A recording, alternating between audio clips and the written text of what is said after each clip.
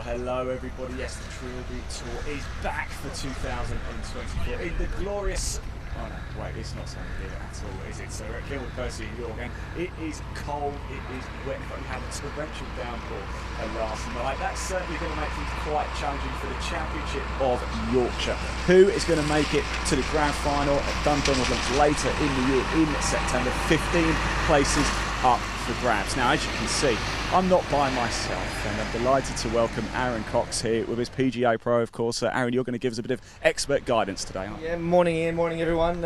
Kilnwick, Percy, what a lovely view straight off the bat. Yes, after Ian had mentioned the downfall last night, it'll be interesting to see how the players combat the conditions today with the soft greens. We're not expecting this in June, no, are we, Aaron? But then again, it is Yorkshire. Well, it is Yorkshire and it is England, so normally it'd be about 25 degrees exactly where I'm sitting right now. But no, it's going to be a nice day. It looks like a nice golf course, very playable for all levels. I think all handicap levels will be quite playable for them as well, so I think good scores will still be on offer today. Yeah, a couple of changes to last year if you did tune in and watch Trilby Tour, even if you played in it as well. Slight difference this year, we had divisional splits last time. This year, none of that. It's a straight leaderboard. They're playing obviously to their handicap. We have a list of those which is going to be quite useful as well. We've got new fancy graphics as well for this year. There are 15 spaces up for grabs as well, so the top 15 will qualify for the grand final at Dundonald Links in September. You'll be able to watch that on live as well. It's Stableford scoring as well, so kind of you're always in the game, aren't you, with Stableford? Yeah, absolutely. I mean, look, if you look at the course we're playing today, 6,224 yard, past 70 for the court guys today. But the conditions are going to be quite interesting. It's going to be gusting breeze. It's going to be in and out sunshine. There is a little bit of rain around, but in Stableford, players can always, if they have a bad hole, they can always get it back the next hole. Definitely make a nice birdie, 3-4 pointer. So Stableford's definitely an easier way to keep your head in the game for a lot longer. Right, there's a few prizes up for grabs as well. We're going to be live throughout the course of the day. At the third, there's a nearest to pin competition. You can win yourself a motor caddy brolly.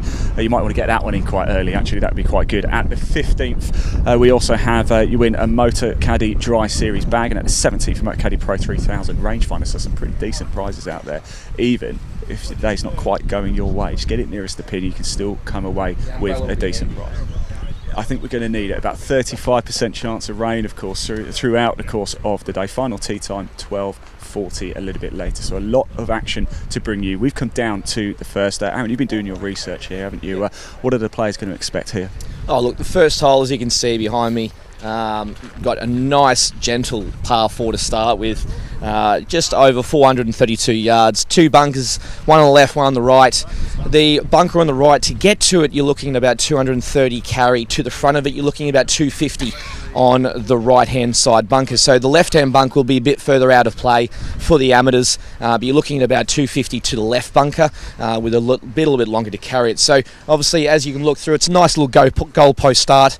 But a bit of water in front of the green, so it'll make sure for the guys, if they hit the fairways, they can have good crack at the green. If they don't hit the fairway, it's going risk and reward on the first hole.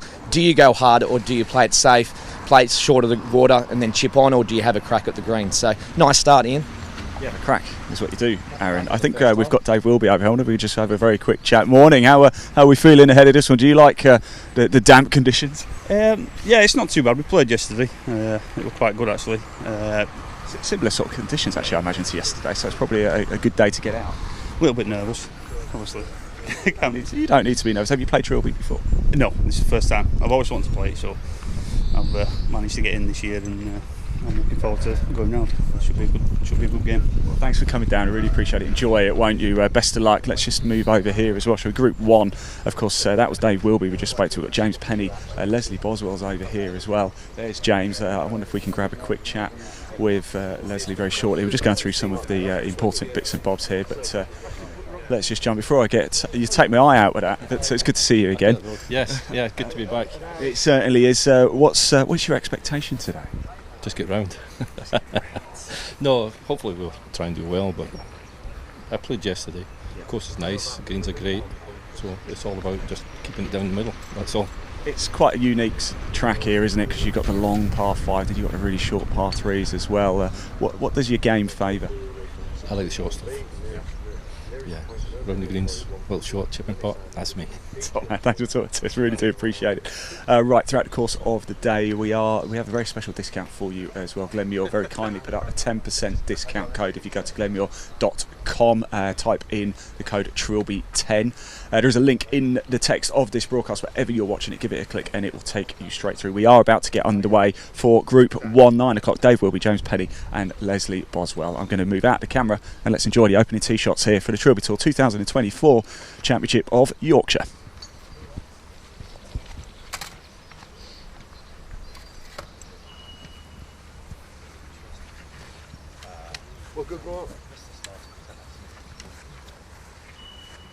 Good morning and welcome to the 2024 Trilby Tour Championship of Yorkshire, held here at Kilnwick, Percy. This is a 9 a.m. starting time, and on the tee from the Manor Golf Club, Dave Wilby. So on the tee, Dave Wilby.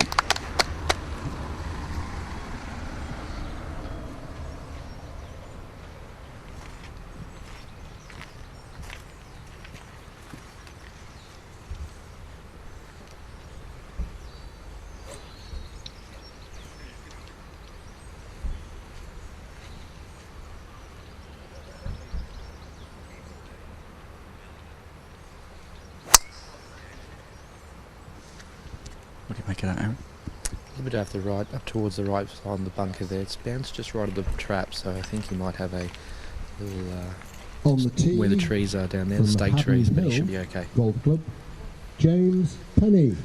And here comes James Penny. He's played numerous events on the Trilby Tour. Caught up with him last year. We'll have a chat with him at some point today as well.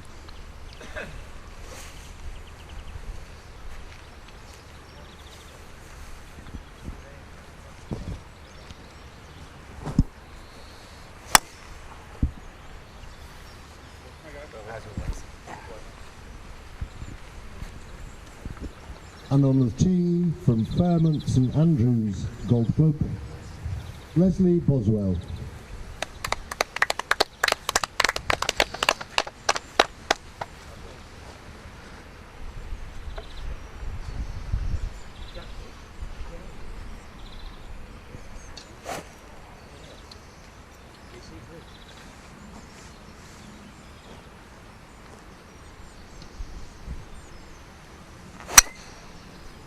It's a lovely little tee shot, the right hand side, aiming to that right bunker. Might grab the edge of it, might just fly into it the right there. The players, what the players have got this morning off the first tee here is the breeze will just be gusting a little bit behind them. They're helping.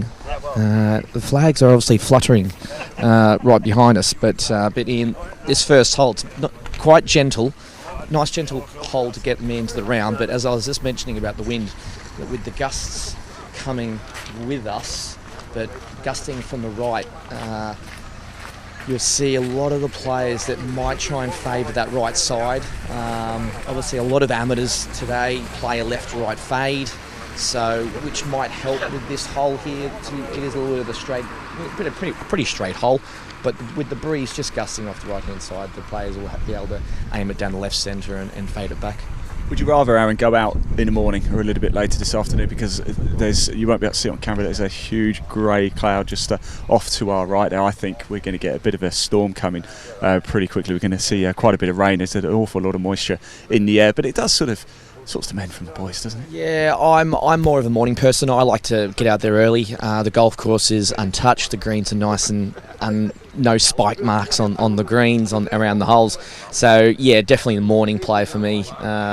You get out there, you can set a score, and then wait for everyone to look at the scoreboard and go, oh, we better hurry up and get some 3-pointers going. Well, do you remember last year, 2023? Slight different change this year. Don't forget, of course, it's just a straight leaderboard. Top 15 qualify for the grand final. Last year we did have divisional splits. So your winner in Division 2 for the men was Paul Yates. What do you think he shot? What do you think his Stableford score was? I'm going to probably say about 42 points. 35. 35. Ryan Wardle was your Division 1 men's champion and overall winner. What do you think he shot?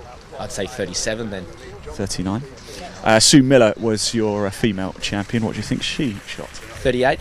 37, so nil points to Aaron there. Don't forget, this is an interactive show as well. We do want to hear from you. We're live, of course, across the Golf by Diamond Sketch YouTube channel and Live Sport Now and Facebook, Twitter, Twitch, LinkedIn, pretty much everywhere, as we always are.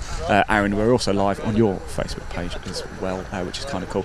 Do get in touch. We can see the comments. We do want to hear from you. So let us know where you're watching from. I was at Silverstone at the weekend on Saturday, and I always like to ask the question of where are people watching. So how many countries across the world can we get? So if you're in the UK, tell us where you are in the UK. If you're in Scotland, Wales, or whereabouts you are in England, let us know. If you're overseas, definitely let us know as well. Also as well, if you've actually played this course before as well, and let us know what holes you found were quite easy, but then also the hard ones. So then we might be able to get a bit of an idea of which holes to look out for. Absolutely right. We're going to wait for the next set of players to come on. They're just off down to our right. As soon as they come up, we will have a quick chat with them. But really, we've got to say a big thank you. The Trilby Tour, of course, is an amateur event, and we've got some incredible partners such as Glenmuir. As I mentioned, there is a 10% off exclusive offer today. If you go to the website, there's a link in the body of this broadcast. Give it a click, take you straight through there. Input the code Trilby10. You can get 10% off Glenmuir. So why don't we take a quick look at the autumn-winter range for Glenmuir right now? Roll VT.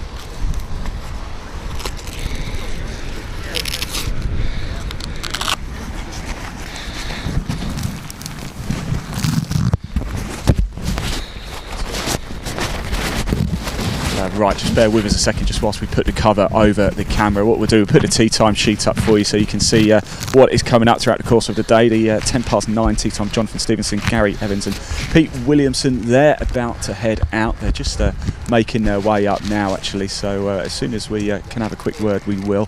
The rain is coming down, and hence the reason we've got the brolly up. I don't know if you can see it on the camera. Sean's doing a great job of putting the rain cover on the camera, because I tell you it's an expensive bit of kit, but this is the beauty of being on a golf course. You just never know. You've got to prepare for everything, haven't you, Aaron? No, yeah, I think this is literally, we're going to get the umbrella out for about 5 minutes and then it will come down again. But looking at that massive cloud behind the camera, I think we're in for a bit more, I think. Now, one thing I always find exciting but nerve-wracking for the players as well, first tee. Now, they're amateurs. They still get it, despite having some of them have some single-figure handicaps. They still get pretty nervous out there. Do you still get nervous out there? Oh, yeah, absolutely. Oh, I'm very nervous on the first tee because you want to try and make sure you get the first one down the fairway. But for the amateurs, I think it's even more so for them, because it's not just a club competition. It's like the next level. It's like their kind of professional event for amateurs. So the expectations they've got of themselves, but then it's like, I want to try and hit a good shot here. I want to get myself away, get that confidence flowing, get the juices flowing quickly, and then you can gel into your round quite early on. Fantastic stuff. Let's move on. I just wonder if we can have a quick chat with some of the guys over here. Looking ready. You've probably picked the worst possible time to tee off, haven't you guys? Just said exactly the same thing now. I was like, I can't believe this, but same for everyone, isn't it, really? It certainly is. I see, look, everybody, Aaron, is going for the big stick. That's the way to go at the first, isn't it? Well, I hope so. I'll tell you in about 5 minutes' time. We'll see you in about 5 minutes' time as well.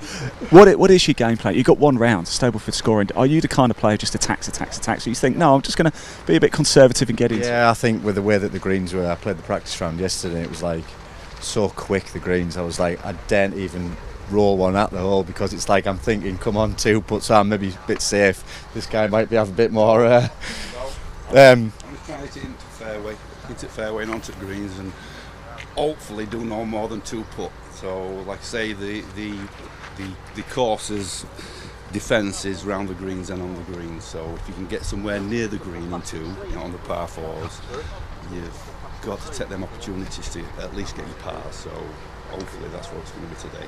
Happy with pars. Happy with pars. Thank you, guys. Best of luck as well. Thanks for talking to us. Do appreciate it. Happy with pars. Is that the way to go? Pars are always your friend. Even as a professional myself, pars are always your friends. Birdies are great, but pars are go-tos. I think the big thing for the guys today, as the gentleman just said, is that yesterday I had the practice rounds. Now it would have been a lot drier. The course would have been a lot drier, a lot firmer underfoot. Now, after the massive rainfall overnight, the greens will be a lot softer, a bit more receptive. So the lower handicap guys, or you're close to your single-figure players, might get a bit more action on the greens, a bit more stick on the greens when their shots into the greens. So where these flags are situated, they're going to have to control spin, control where the landing spot is, because you might not get a big bounce on at the front of the green anymore after the overnight rain. So conditions are very different to practice round to today. So it'll be interesting to see how they adapt and play to the new course while at the same time staying dry. Yeah, it's about game management, isn't it? Something I'm not very good at, Aaron. I can stay concentrated for course manager. I can stay concentrated for the first 12 holes, and then it sort of goes to pot from there. Right, I think we need to get out of the way because we're about to get underway. Sorry about that. Group 2, the second group of the day, 9-10 tee time. Jonathan Stevens, Gary Evans and Pete Williamson about to tee off. And welcome to the 2024 Trilby Tour Championship of Yorkshire, held here at Kilnwick, Percy. Wind has just picked up, hasn't it, Aaron? 9:10 starting time. Certainly has. And on the tee from Middlesbrough Golf Club, Jonathan Stevenson. So from Middlesbrough, Jonathan Stevenson on the tee. The hard thing for the players is to really keep calm, but at the same time be mindful of the conditions. Wind behind, it's raining, first tee nerves.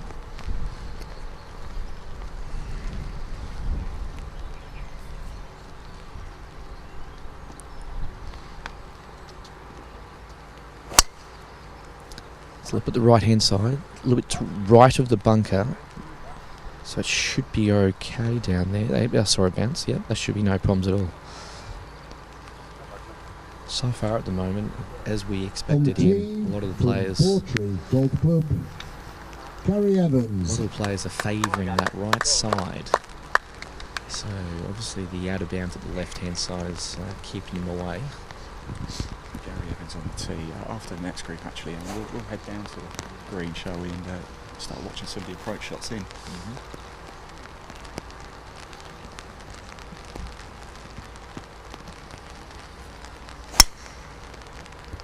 That's our first tee shot that we've seen left.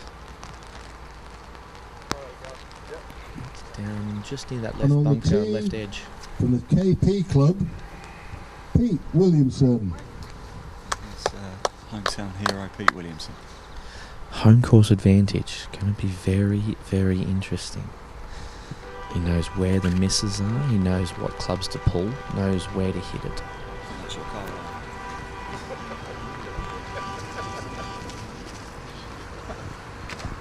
A little embarrassing.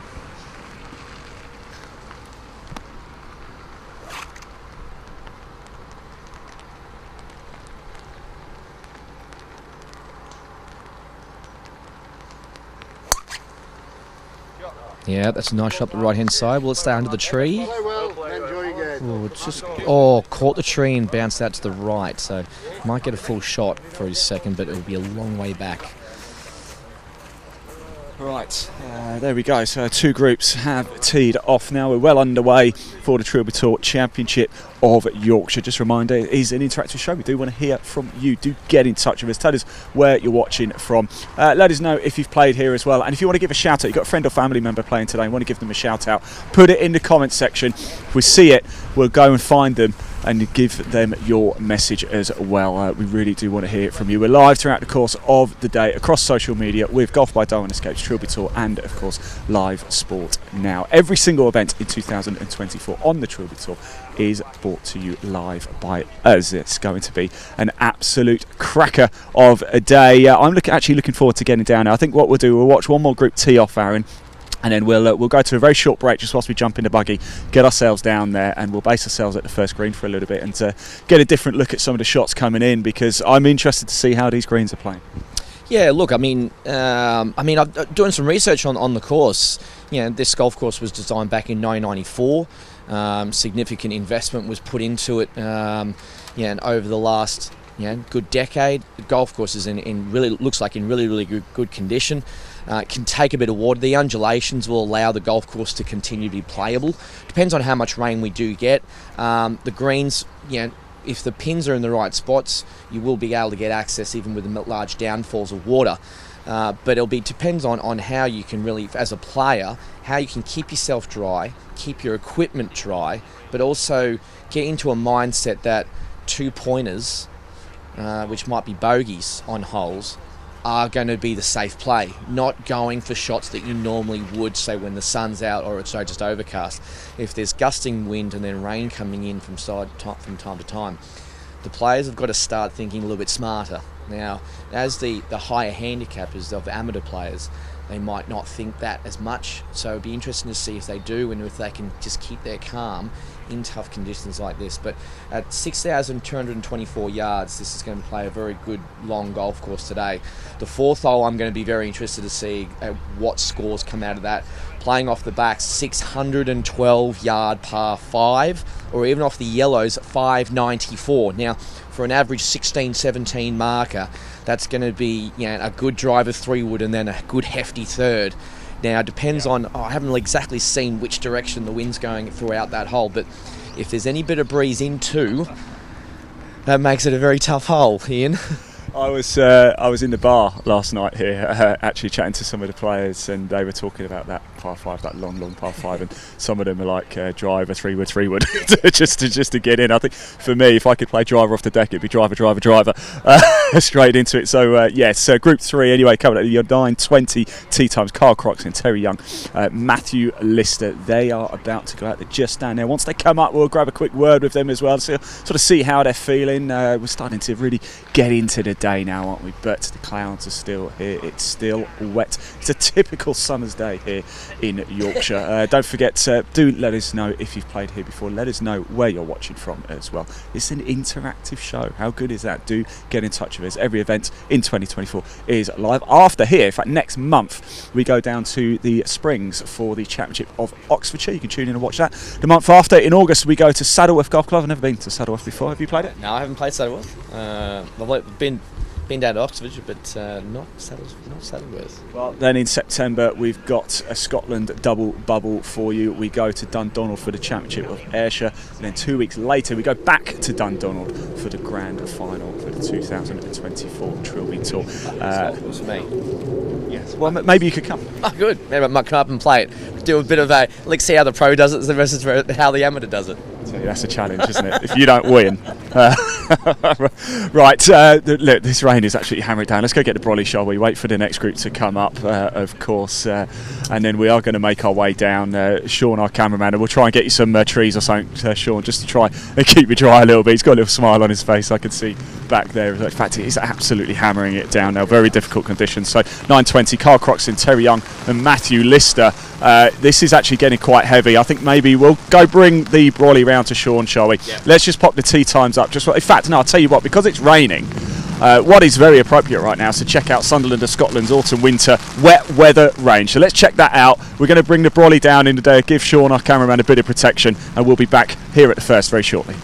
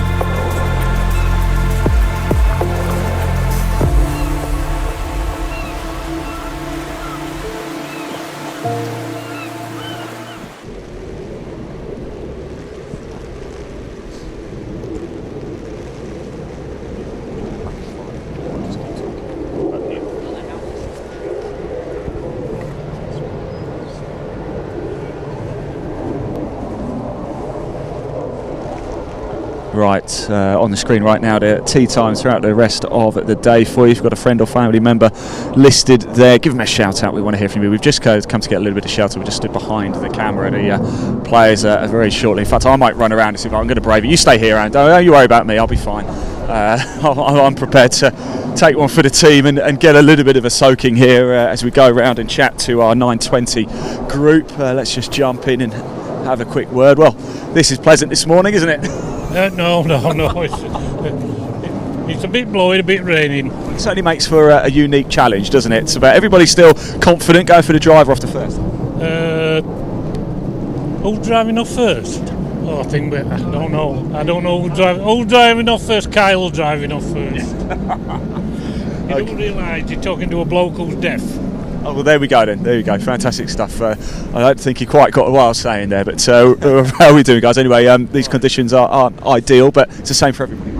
It is level playing field. Just got to get off this first one, okay, and then we'll go from there. We'll see how it is. Did you play practice round yesterday? Played a practice round yesterday. The greens were very fiery, to say the least. Hopefully the rain overnight's going to soften them up a little bit. So hopefully it'll be a bit more scoreable today. Thanks. Best of luck, guys. We're going to watch your tee shots, of course. We'll follow you down to the first as well. I'm just going to move back around again, so we'll just keep the camera on the players as they're about to tee off. That's one of the beauties, Aaron, of being live there, isn't it? Blessed gentleman. I don't think you quite got what I was saying. I was saying driver off the tee, and he's like, I don't know who's going first off the tee. So, that is the beauty of being live, isn't it? But we're about to get underway for your third tee group of the day, 9:20. Then after this, we're going to head down to the green. Trilby Tour Championship of Yorkshire, held here at Kilnwick, Percy. This is the 9:20 starting time, and on the tee from Brailsford Golf Club, Kyle Croxton. It's Kyle Croxton up first from Brailsford.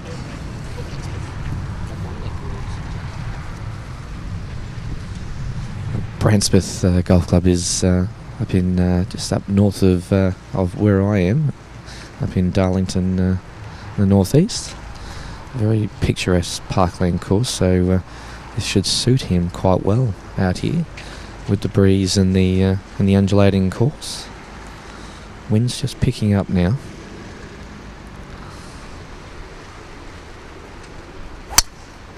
It's way out to the right, so it looks like it's going to clear out to the 18th. It's a new way of playing the hole, Ian. Just head down the 18th. Straight down the fairway. It's a stat for you. Fairway and reg. No one needs pictures, do they?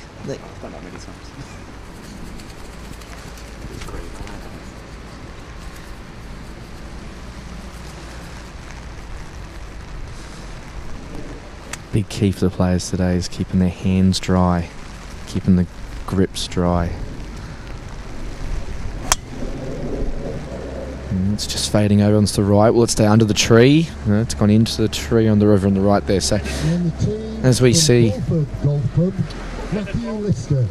as we see a lot of players hit the left or right ball flight.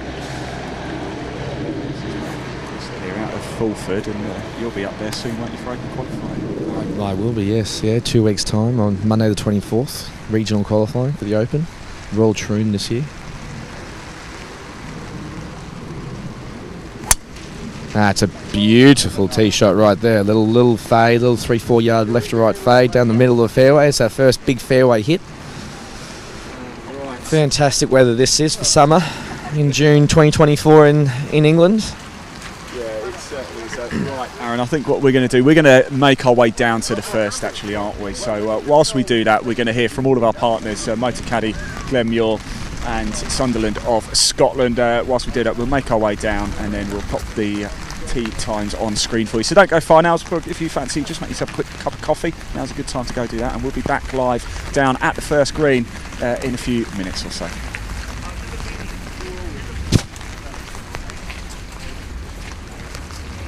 I'm here with the new Motocaddy M1 and M1 DHC electric trolleys.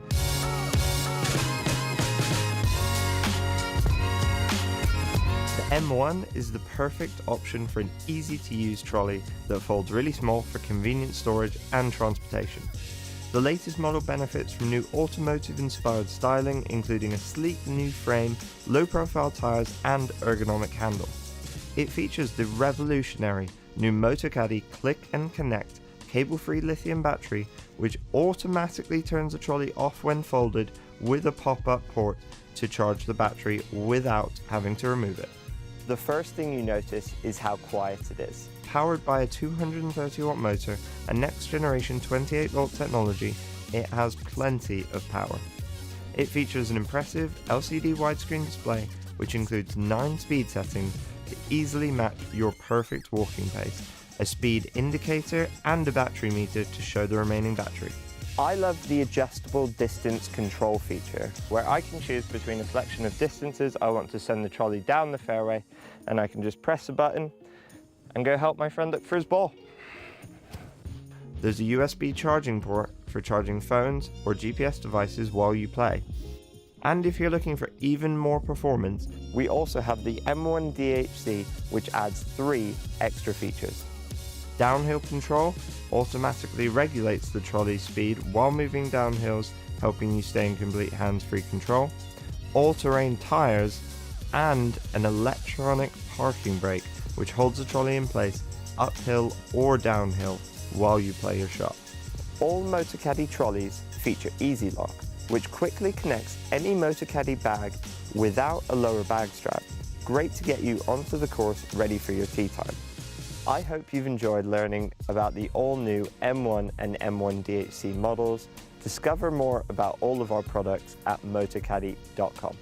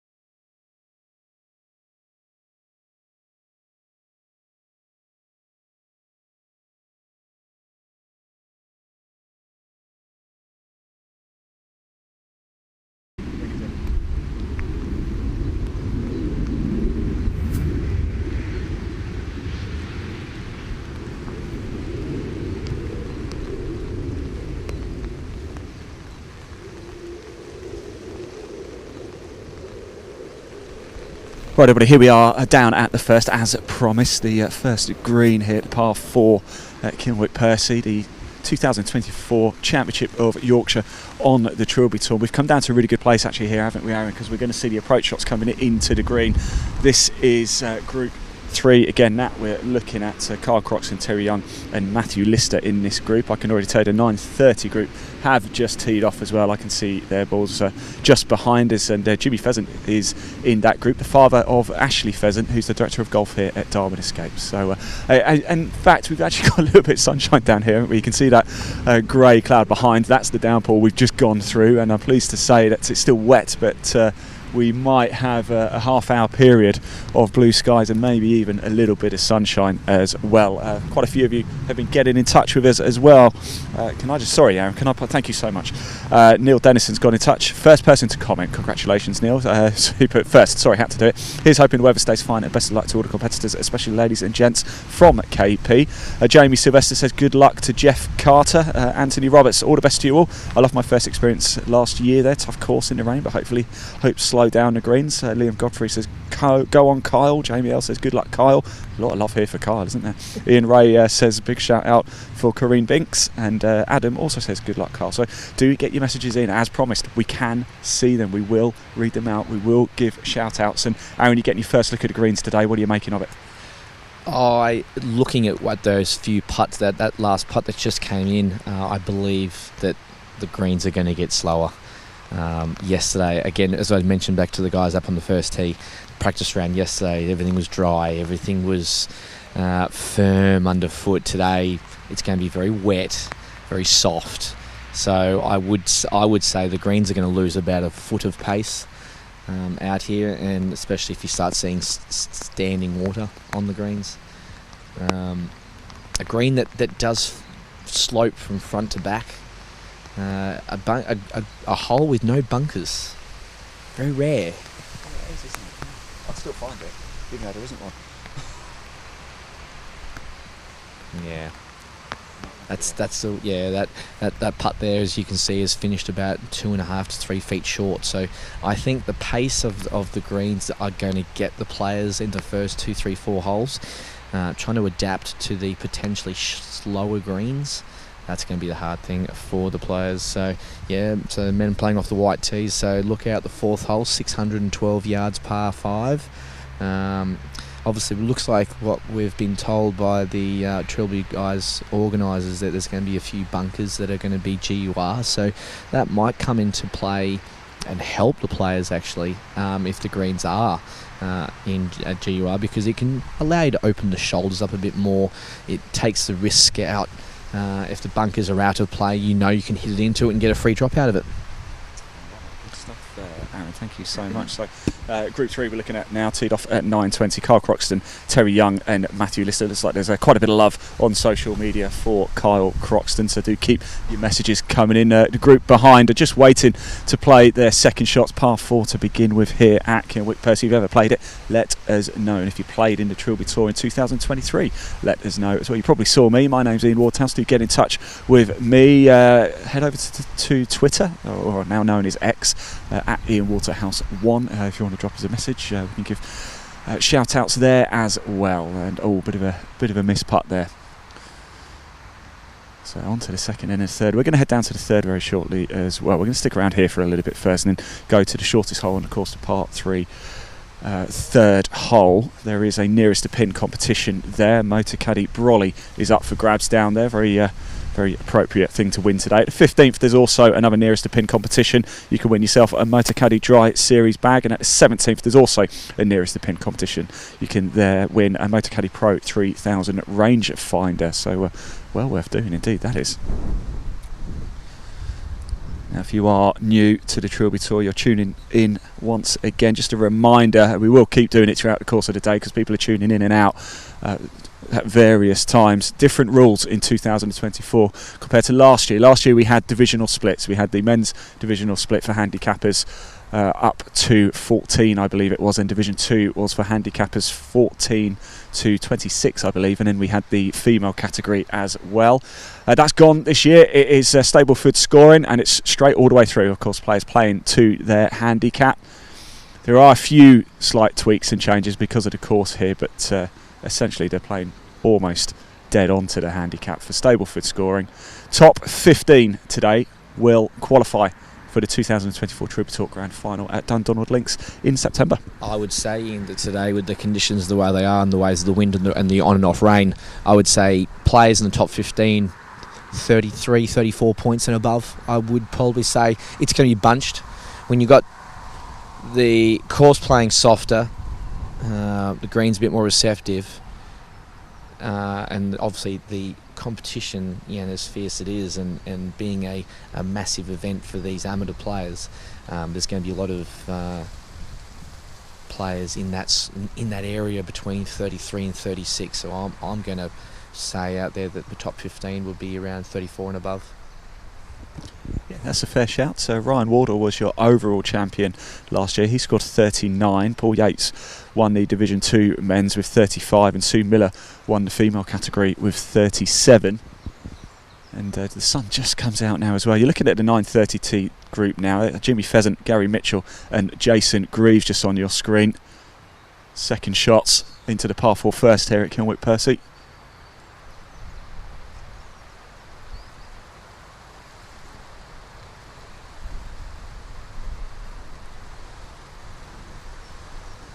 Big thank you to all of the partners with Trilby Tour as well. Don't forget there is an exclusive 10% offer with Glenmuir today. Just type in the code Trilby10 at glenmuir.com to make life even easier. There's a link in the text of this broadcast. Give it a click, it'll take you straight through to Glenmuir's website. Put Trilby10 in and you get 10% off. That was just falling short of the green there, Aaron. Yeah, surprising it's pull up short, seeing it's all downhill. In front of the green, there's about 20 yards of fairway in front of the green, all downhill to a green that slopes from front to back, with the pin being a little bit on the middle left, frontish. You could say frontish, middleish, on the left hand side. Breeze helping off the left. It's going to be interesting for the guys to see how they bring their approaches in. Do they land the ball short, or do they land it on the green? With the greens obviously with bit softer and a bit wet underfoot, you might be able to hold the greens a little bit easier than yesterday on their practice rounds. But with the breeze helping, it's going to add at least a good club downhill, down breeze, with the green that slopes from front to back. So judging where to land it, I would say that the easiest, also the best place to land it is going to be trying to land it in the first third of the green. To get the maximum result, to keep it near the flag. But some players will try and bring it in a bit lower, let the contours of the fairway down to the green, bring that golf ball. There's another shot just in the air, so he's landing at about 20 yards short. Will it run down the hill? It's trying to. Just that little bit of dew and a little bit of rain. Okay, so it's just got to that front edge. So that's interesting to see that, Ian. Landing it about 20 yards short, just getting onto the front, whereas I would say the guys would have played it yesterday and that ball would have bounced all the way probably to the back of the green almost. I was going to say, what a stark contrast just a couple of days can make to a golf course. Garnet, yeah, you're absolutely spot on, Aaron. And the one you can see actually well short, that would have rolled onto the green. In fact, that might have even gone in if that had been in dry conditions. So great to see here. Just interestingly as well at KP, you can see the power lines running at the back as well. They do go over a couple of the holes here, and there is a specific rule for hitting the power lines as well. I'll see if I can find it. Sorry. Yeah, if you hit a power line that's on the course, you get a free re-hit. It's like a mulligan. You get a free hit from the spot you hit it. Whether it's most of the time it's teed off the tees, but if the ball does hit a power line, you do get to re-hit it with another ball, and that first ball is out of play. You ever done that?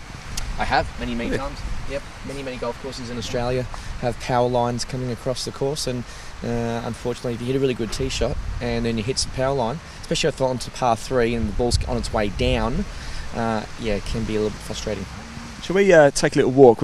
Sean, you stay here. We're going to take a little walk round to the back of the green. Hopefully, I'm sure the mic, it's got pretty good length, I think, on it, so we should be able to pick us up without too many issues. In fact, I used this mic on Saturday up at Silverstone, and I was halfway down the pit lane and the camera's the other half, and the Silverstone pit lane's considerably longer than the short gap we've got going on here. So very much looking forward to this. This is my third time actually here at KP. Aaron, first time was with Chris Hansen and Adam Walker on the 2020 Pro Tour, you may remember. Pro Tour, yes. Yeah, the 2020 Pro Tour have actually held an event here, and from what I heard, Ian, the responses from the professionals were very, very positive. They quite liked the golf course. It's a nice parkland course in Yorkshire here. As I mentioned before, designed back in 1994, with a lot of investment going in over the last decade or so. So here we go. Here's how that little chip will go about 10 meters short of the green. Where will we land the ball? Is he going to go high, throw up in the air? Or is he going to bounce it? He's going to go throw it high, land on the green, massive first bounce. So landing that on the green, he landed it straight. First massive bounce went way forward. And now he's got about 25 to 30 feet to putt back up the hill.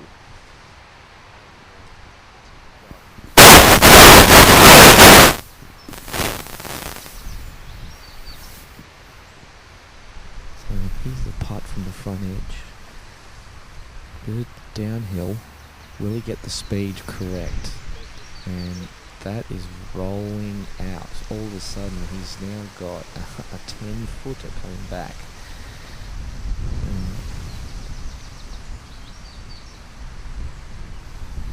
So it looks like cutting it downhill, the greens are still very, very well paced. Now into uphill, looks like with the wet conditions and the rain that we've had, it's a little bit slower. A lot of players when they're playing, especially amateur players, don't take into consideration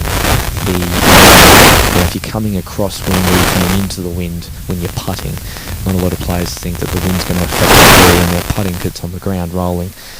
But it does, it definitely does. So we've got a putt here from at least 30 feet. It's uphill. I would say from this point of view, I'm just going to say it's a pretty straight, we're just dying right putt. So you're just going to start it just on the left and just feed it to the flag, but he's going to have to give it a good little hit up this hill and into the wind.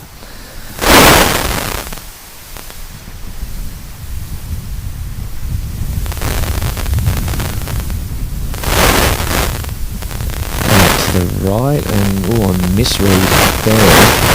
So I wouldn't say that held that one. So the wind's definitely affecting putts out here at the moment.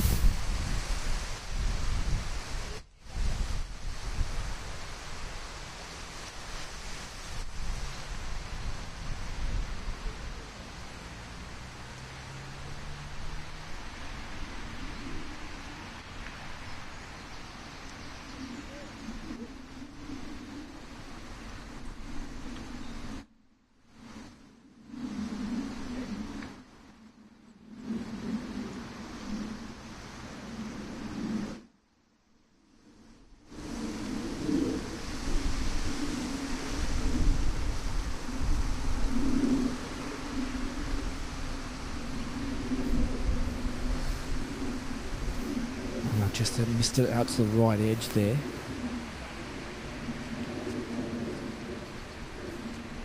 Players getting a little bit nervous watching their playing partners hit putts and then leaving it 5-6 feet short. So the immediate reaction is to then try and hit it a little bit harder. When you hit a little bit harder, then the technique and the control of the putter face just goes down a little bit. So it's important for the guys to try and keep a steady hand when they're hitting their putts. Keep a stable base. In the wind, I'm not a very big guy myself, but in the wind it's really important I stabilise my lower body when I'm putting. So I just get down a little bit lower, set the feet, set the legs, and stay very, very still. Try and minimise the wind affecting my stroke. So these are the big things I think the guys are going to really, really, really have to concentrate on today is their putting. They'll tee to green. Will be not much problems, but on the greens they're going to have to really concentrate on stabilising and having a nice rhythm in their putting stroke to get the right distance control and start the ball on line. In it goes. Apologies everybody there. We tried to move actually down right round to the green, but the signal strength wasn't quite as good as I thought it was going to be, so we've had to come back. So apologies, there's a little bit of an audio break up there. We are just waiting for the next group to come down, your 9:40 tee time, and in this group, interestingly, Aaron, is Ryan Wardle, your champion last year, so keep your eyes on him. A score of 39 points was the winning overall total as well. He won the Division 1 men's title. Tom Cosgrove and Nigel Dent in the group as well. Big thank you to everybody for tuning in this morning. A chilly morning here in Yorkshire, just outside of York at Kilnwick, Percy. One of the venues, the Darwin Escapes. Very nice indeed. Lovely accommodation. Stayed here last night. And that shot has just whipped onto the green. In fact, it's not going to hold up. It's going to roll off the back. In fact, there's a couple of people walking at the back of the green who might feel a little ball nip against their feet there. I think it's gone through safely though. So second shots here at the Palm for first championship of Yorkshire 2024 on the Trilby Tour. Look at that one as well. That's going to hold though. That's going to stay. That got lucky. They got lucky. Well, it just caught the rough, the semi-rough on the right-hand side of the green there, and just held up a little bit. It's still gone through though. First bounce is incredibly firm. Amateurs are bringing them. These players are bringing them in very, very low. It's going to whip through. And bringing your shots in that low is and the way this green's situated and the bounce that you're getting, there is absolutely no way that they're going to hold this green. Yeah, it's great to hear the voice of Aaron Cox with us, PGA professional, of course. Played numerous professional tours. Going to be heading to Fulford soon for Open qualifying. Give him a bit of support. So the players coming down. I'm just going to sit. I'm going to wonder if I can have a quick word. I can't go too far from the camera, but hopefully this will pick up. Let's see if I can. Hopefully we're going to be okay here. We can grab a quick chat with Ryan, who's got very happy memories of this place. Don't disappear just yet, Ryan. Just stay for a second if that's okay. These guys have got to catch up for you. Of course, took the title last year. I did. Played well. Hopefully do it again. Defend it. What have you made of the course so far? Of course, did you play yesterday? Did you get a practice round? Practice round yesterday. Very quick greens, but the rain's hopefully slowed them down a bit. So. You got scored 39 last year, didn't you? What do you think will do it today? Thinking 2 under will be a good score today. Yeah. I better let you go. Caddy's run away, so go on. Thanks for talking to us, Ryan. Really do appreciate that. Ryan Wardle there, last year's champion, of course, the Championship of Yorkshire outright winner, Division 1 men's winner, and outright winner as well. He thinks 2 under is going to get the job done today. And tell you what, for amateurs, it's a pretty good going. Well, that's 38 points, 2 under. He was off 5. He's off 5 on playing today. So for him to shoot 39 points, he's got to shoot around about 2 over par himself. So obviously the lower handicap guys will be able to control the ball a little bit more in the air, control the spin. The middle to higher handicaps will have to use contours of the course to play to their advantage, with the greens still pretty firm downhill. So they're going to have to really control where they land the ball to get them onto the green without them. What we've just seen, but all these guys have gone through the green after a massive bounce. So back into the wind now on the upslope of the chip. So that's actually not a bad effort there. That gets to about 8-10 feet. Big thing with when you've got chipping, so Ryan's here as well, as all 3 of them are. Major thing that to think about when you are chipping, and to all the players and people that are watching, uphill lie into the breeze, you've got to make sure that you continue and follow through, don't stop. Plus also a great way also to improve your chipping when you're chipping uphill into the wind is take less loft. Instead of getting the wedge out, the sand wedge out, get the gap wedge or even the pitching wedge out. Brings the ball in a little bit lower, but what you do is you take out the wind, and then it's just an uphill chip then. So with an uphill lie, the ball's going to fly into the air a lot quicker, so you want to get the ball on the ground a lot quicker with lower left lofted club. So this is coming across the green. He's having a putt be across the green, wind from the left, uphill. He's given that a mighty whack. And that's a lovely try right there. But you could see the wind up in that he put on that putt just to get to the hole from 35, 40 feet. Yeah, great stuff though, isn't it? That's what we like to see. We like seeing long putts. We like to see long drives. We don't mind seeing the odd duff shot either as well. It is entertainment at the end of the day. Thank you everybody for tuning in this morning. We're live throughout the course of the day with the Trilby Tour. It's the Championship of Yorkshire. If you do want to find out more about the Trilby Tour, you can. There's a link in the text of this broadcast. Takes you straight through to the website. Don't forget our exclusive offer as well with Glenmuir, one of our partners. 10% off today if you shop at glenmuir.com and put in the code Trilby10. Again, the text tells you all about it, accompanying this on YouTube at Golf by Darwin Escapes and Live Sport Now on YouTube. Hit subscribe as well if you're watching on YouTube. It helps us bring you lovely stuff there. For par? Yeah, that was lovely up and down for par right there. That was a lovely putt. Left-hand side. That's what we like to see. Now this is Ryan Wardle, of course. Big things expected from him. He was a little bit coy when talking to me, very, very one-word answery, but I think he's in the zone, is he? I don't think he really wanted to talk to me, to be honest. I don't know why, because... lovely putt, two lovely up and downs there, and a third one that was a great birdie try there. So good start from that group there, three pars there on that hole. Fantastic. Who have we got coming down next, actually? Aaron, we've got, I can tell you if you like, we've just had Ryan Wardle go through. So we've got 9:50 tee time, Tommy Chaplin, Saul Eustace and Richard Hornby. They have teed off. They're going to make their way down. So we've got a few minutes just for them to come down. Whilst we do that, again, I've just mentioned about Glenmuir, 10% off. They do some really nice stuff, don't they? We're not just paid to say that, by the way. They actually generally do some nice stuff. But with the weather the way it is, why don't we take a quick look at the Glenmuir Autumn-Winter range for 2024.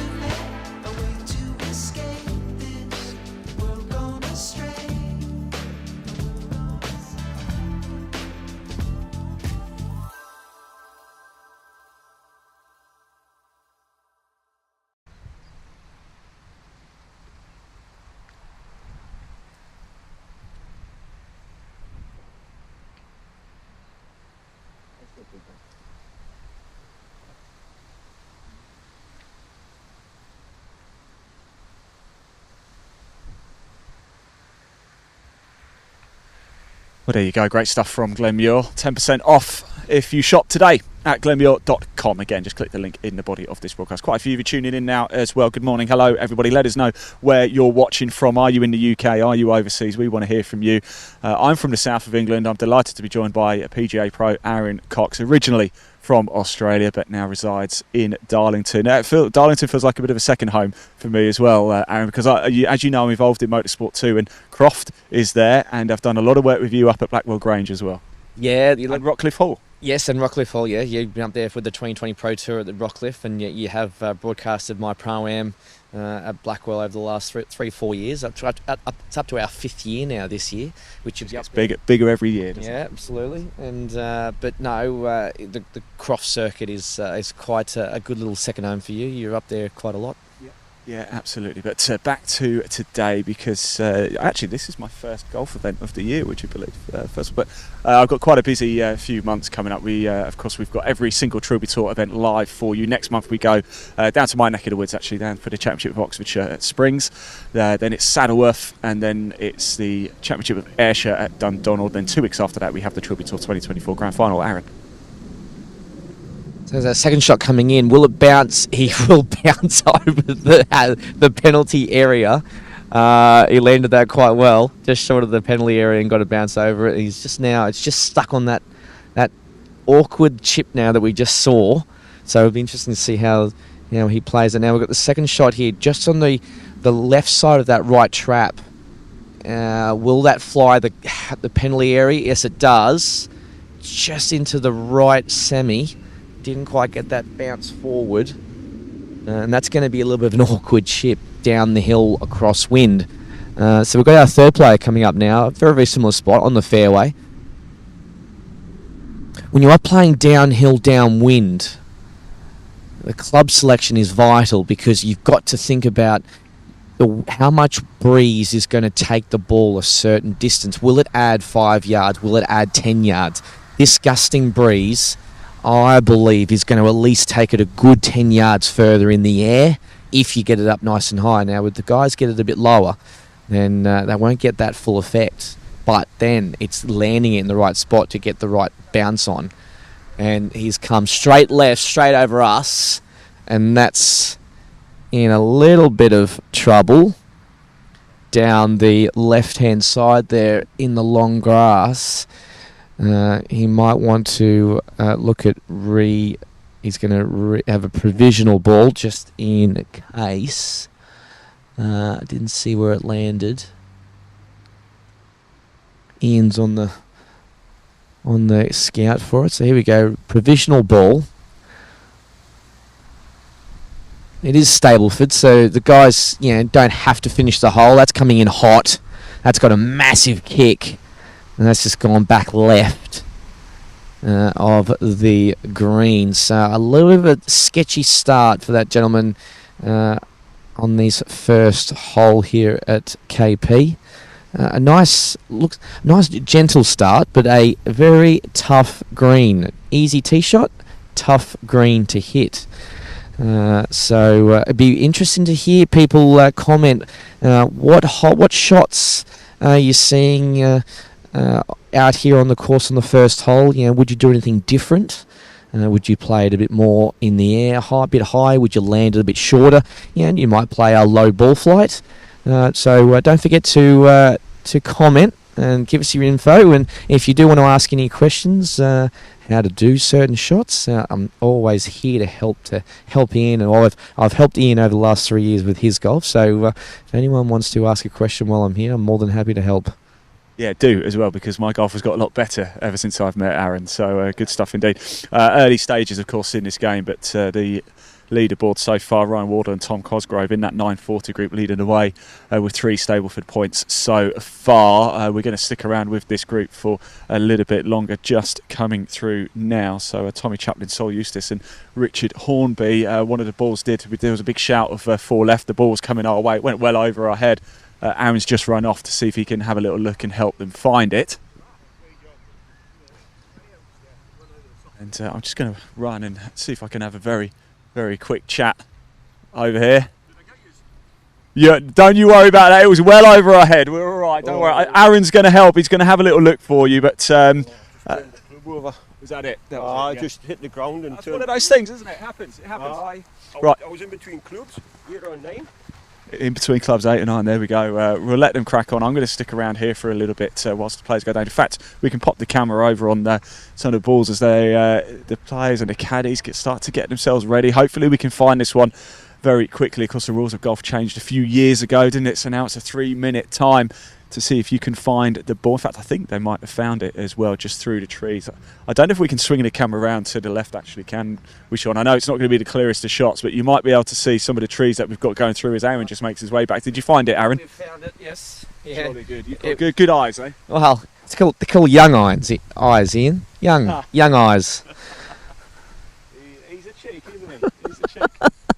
Right, so the ball's actually it's not sitting too badly, but will he have much of he's got a full swing, but he's going to have to really either try and just find a gap through those trees, or just try and find an avenue just to chip out sideways or advance the ball towards the green.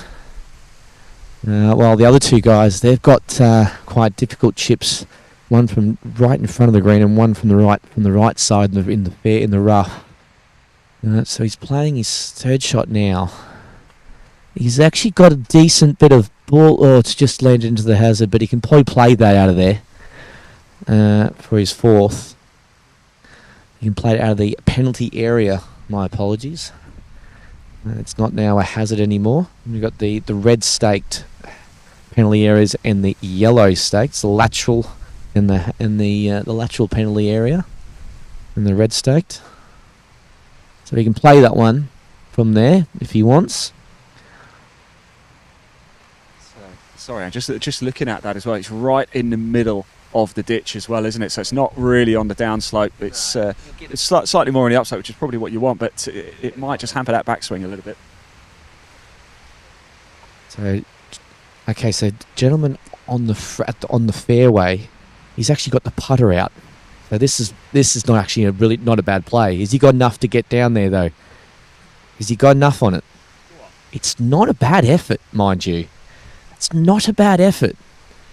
So we've got one putter, and then over in the semi-rough, he's got the wedge out. So he's going to depend on where he's going to land it. I would say he's going to have to land this short of the green, almost, I would say, in the semi-rough. About 4 or 5 yards short of the green to get that bounce forward. If he lands it on the fairway, this chip will go 15 feet past. He landed it on the fairway. So he landed on the fairway, and he's done exactly what I called. It's almost as if you know what you're talking about. I've got some idea. Right, now I'm looking forward to seeing this little shot here over on the left, of course, just playing it out. It's a nice shot, as he has, hasn't he? That's well done. I think he'll be quite chuffed with that. There's not too much more you can do from there, bearing in mind that they're not professional players. The Trilby Tour is a leading amateur tour in the UK, of course. It had a bit of a breakaway, but it's been back since 2022 under the guidance of Darwin Escapes, and what a great job they have done with it so far as well. An extra event this year as well up at Saddleworth. Very much looking forward to heading up to that one. Every single event on the Trilby Tour in 2024 is live for your viewing pleasure.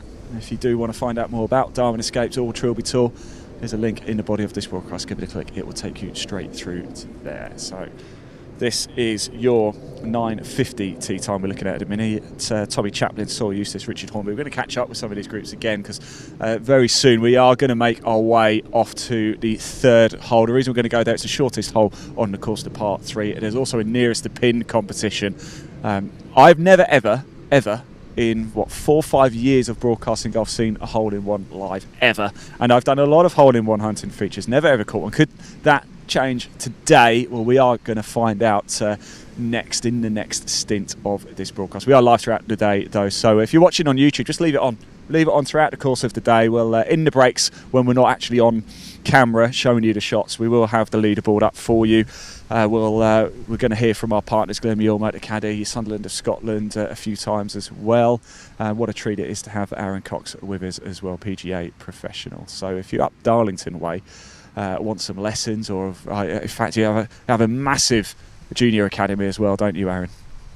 Yeah, Ian. It's been a bit of a nice hard work over the last 4 or 5 years. Had about 3 or 4 kids, six kids in classes, and 3 and 4 junior members. Now I've got an academy of about 80 juniors per week that I teach, and we've got over about nearly 110 juniors members of the golf club now. So it is a lot of fun working with the kids and seeing them get better. So here we go. Here's our par putt. Now this is technically the second putt because he putted from 20 yards short, but can he make par from about 12 foot, a little left to right, downhill? It's just peeled off to the right, so he just didn't quite get the ball high enough on his line. Didn't quite get the apex. So this is now for bogey. About a good 4 footer, a little left to right, straight across the hill with wind coming straight over his back. So it's important for him to continue the putter and release the putter through the ball. And he's put it in dead center. It looks like he wasn't going to make that. He did the, oh no, I've missed the putt. Oh no, it's gone in. Sorry, Aaron, a few more comments coming in as well. We'll just watch the hole out here. If it goes in. Oh, he's just missed it. It's just pulled it left, just gone left. It's not been a great start for him. I did have a very brief chat with him. Said he was between clubs actually when he put it into the long stuff over there between 8 and 9. I think he was a little bit hesitant, wasn't too sure what to do, and just caught it a little bit too hot. We've had Barbara Simpson get in touch with us as well, saying, well done Ashley Pheasant again. The Trilby is getting better every single year, supporting Michael Simpson. Alex says the audio was a bit crackly. Yeah, we tried to be clever. Well, we didn't. I tried to be clever. And seeing how far I could push the microphone. So apologies, that was my fault, everybody. My fault. But you got to try, haven't you? You got to drive yourself forward, right? It looks like they're making their way off. In fact, I'm not even sure the group behind. They're just teeing off now, I think. So we're going to have a little break in play. We're going to get ourselves off to the third, the shortest hole on the course. It's the nearest to pin competition as well. There's a motor caddy brolly up for grabs today. We're going to do a little bit of hole-in-one hunting. We're going to talk to more of the players. We're going to base ourselves at the back of the green. So we're going to be looking down the barrel from the tee. It's a shot that I absolutely love.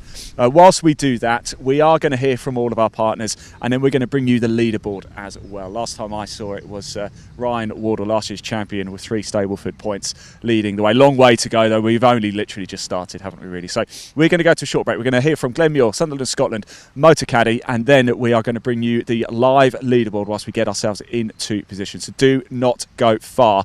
We'll be back at the third, I'd say, in less than 10 minutes. Don't go far.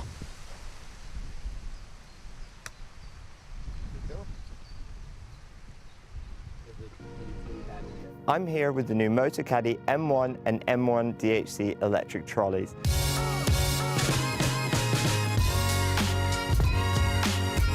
The M1 is the perfect option for an easy-to-use trolley that folds really small for convenient storage and transportation.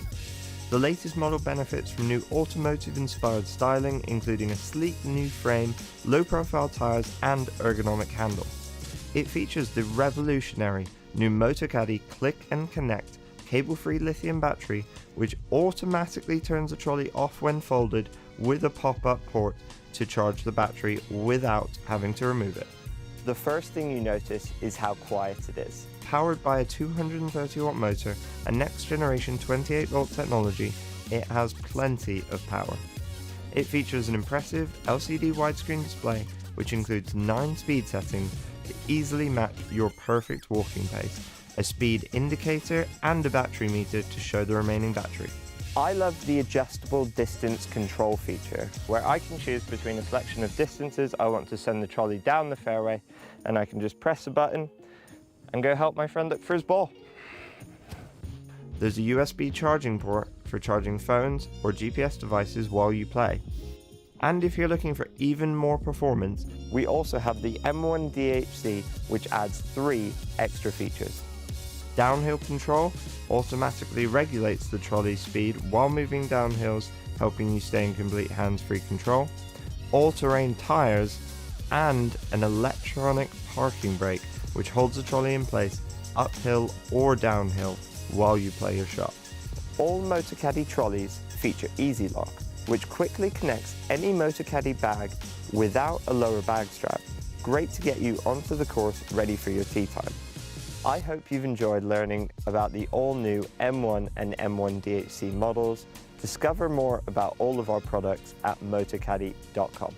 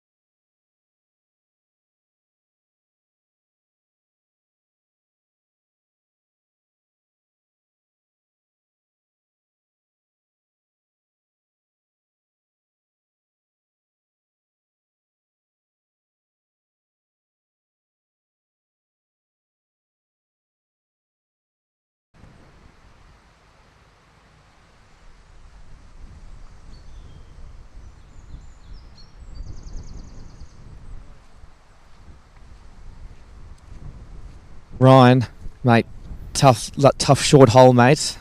That wind, did the wind get you? Yeah, we were all short. It wasn't brilliant, but it's only one hole in it. One hole. We'll get that back. That is a great way of thinking about it, mate. Well, good luck. Play well. 15 holes to go. That's correct. Got to come over and say, mate, that was a beautiful flop shot from that front foot. Did you just miscalculate the wind? Yeah. On your tee shot Yeah. there, so the wind just got you. Yeah, just watching the other twos, and I went to another club more, and it still wasn't enough. What was the thought process there on your second shot? Because that Just chip play it shot like was, a sand shot.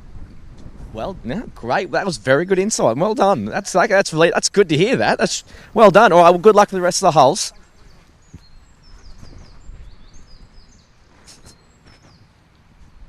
Right, so there's some good little info like that. While we've got a couple of seconds here, guys, before the next group comes up, I thought I'd just come and stand here on the green for you to give you a bit of an idea of what's going on. Now, over here at the back of the green, the wind is really gusting in too hard, so I don't see many players getting up the back here. There is a bit of surface water after the hard rain we've had. But if you look down the front here, the front is very, very level. There's not much undulation here in the front, but this is a devilish flag. We're talking, I'm going to pace it out for you. So I'm going to pace out 1, 2, 3. We've got about 4 paces from the front of the green. You're gusting about a club and a half breeze. Now, as we saw with Ryan's group and the guys there, they all came up short. Now, if you land the ball short, that ball is racing and running back down to that fairway. That gives you a very, very tough up and down, especially when, again, your second shot's coming into the breeze. So the guys are going to be looking, and they're going to have to calculate potentially 1.5 clubs more for a very short par 3. It's going to get to their heads. So we're going to be sitting here for a few groups, and I would say over 70% of the players will come short on this hole for a very, very short. We're talking, 105-yard par 3. Let me just double check the scorecard, but if that's correct, 123 off the whites or 94 off the yellows. So for such a small hole, that's a tough pin. That's a tough pin in. So, unlikely for a hole-in-one today. You never know, though. You just saw the leaderboard there, of course. So just to let everybody know, that's Stableford points to par, by the way.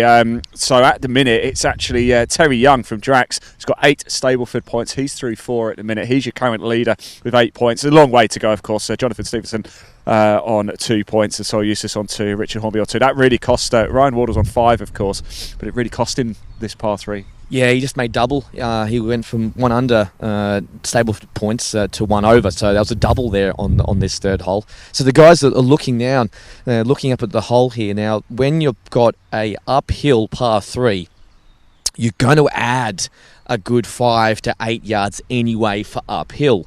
Then you throw in gusting breezes of about at least a good 15 mile an hour gusts, 20 mile an hour gusts. That's going to add another club, another potentially 10, 12 yards to this shot. So for a 123-yard shot, we could be playing this upwards of nearly 150. Now, you wouldn't look at it, whereas we've got the camera on the guys, and it looks like literally you could throw a ball to them, and you probably could. But they're going to be, some of them are going to be hitting 7 and 8 irons into this. So let's have a look at what this guy does, this gentleman does on the tee now. He brings it in high. There it hits the wall, but that's going to just come up short. So as the ball gets to its apex of the height, it's rising just above. As Sean can pan out to the trees just on the left side of the green before the guys hit, is that once the ball gets above those trees, the ball's going to hit a wall, and that's that wind. So flighting the ball a little bit lower. Now, for mid to lower handicappers, they might be able to do that and might be able to achieve that. But for the higher handicappers, they're going to have to add at least 2 clubs to their shot. So I think that gentleman might have just hit one straight into the hazard long grass in front of him. You look down from the tee, and all you can see is the white flag. You can't see anything else. And you're trying to pick where the wind's coming from. Is it coming straight into, or is it coming into off the right? So here's another shot. Now this is actually going to get there. There's the wall. This is a lovely shot. Now that was there, I think so far. I think it's going to be probably, he's actually got a half decent birdie try there. Yeah, Aaron, we are back. We just saw at the start of this segment, of course, here at the par 3 third, it was Ryan Wardle, Tom Cosgrove, Nigel Dent. You caught up with him, didn't you? But now it's the 950 group.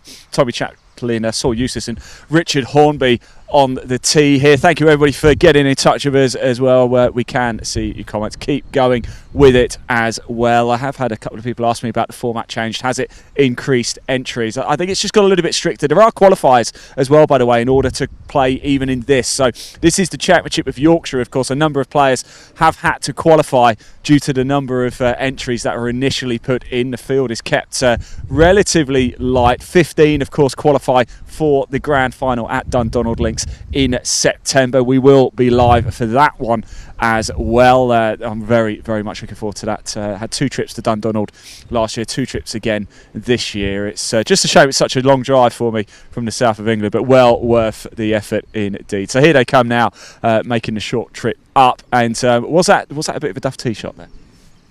Yes, the gentleman had a few hits in the long grass there. Didn't quite get his tee shot off up in the air nicely. So unfortunately, he's picked up and he's actually put it in the pocket. And that's the other benefit right now of Stableford. And I think it's a hats off to the Trilby Tour for playing Stableford, because speed of play is definitely a very contentious topic these days in golf, and how we make the game more enjoyable and quicker. And cricket have done 2020. And golf has they did do pre-COVID. Ian, the DP World Tour played golf sixes in pairs, and they played men and women over 6 holes. Bit of match play. So I reckon the DP World Tour need to get back that format back. Seeing as the kids are now doing it in clubs these days, golf sixes, it's a very big thing. So we've got one gentleman here who's just come up just short of the green. Uphill lie. Flag about 4 paces on, as I mentioned. It's important to keep the weight. He's going to have to keep his weight towards the back foot. He's hit the shot, lofted up beautifully. Okay, so really nice contact there. Just got a little bit too much on the shot. So now we've got a birdie putt here on the 3rd hole. And we're going to look at this putt. We're going to have a bit of a look from behind. It's going to be coming straight downhill. Will the wind affect this putt? With the trees over on the left there, kind of guarding over that side, but the breeze is going to come. Will he give it enough of a right to left break on this birdie try on the 3rd hole?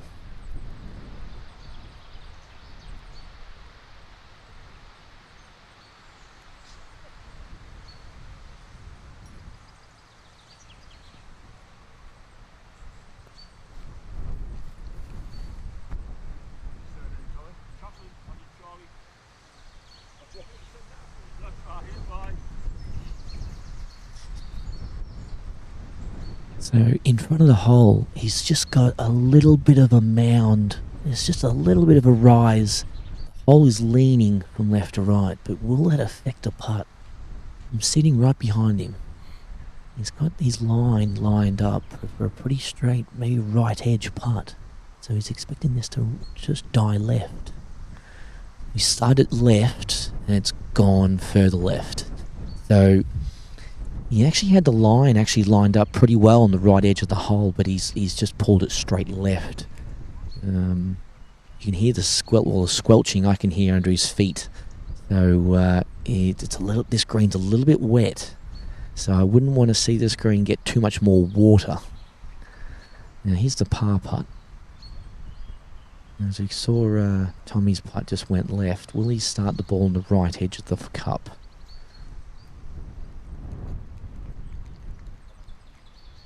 He had it in the jaws, and that was in the jaws. So he's just made bogey there, and Tommy's got a par putt. Although it's the shortest hole on the golf course, par is going to be your friend on this hole.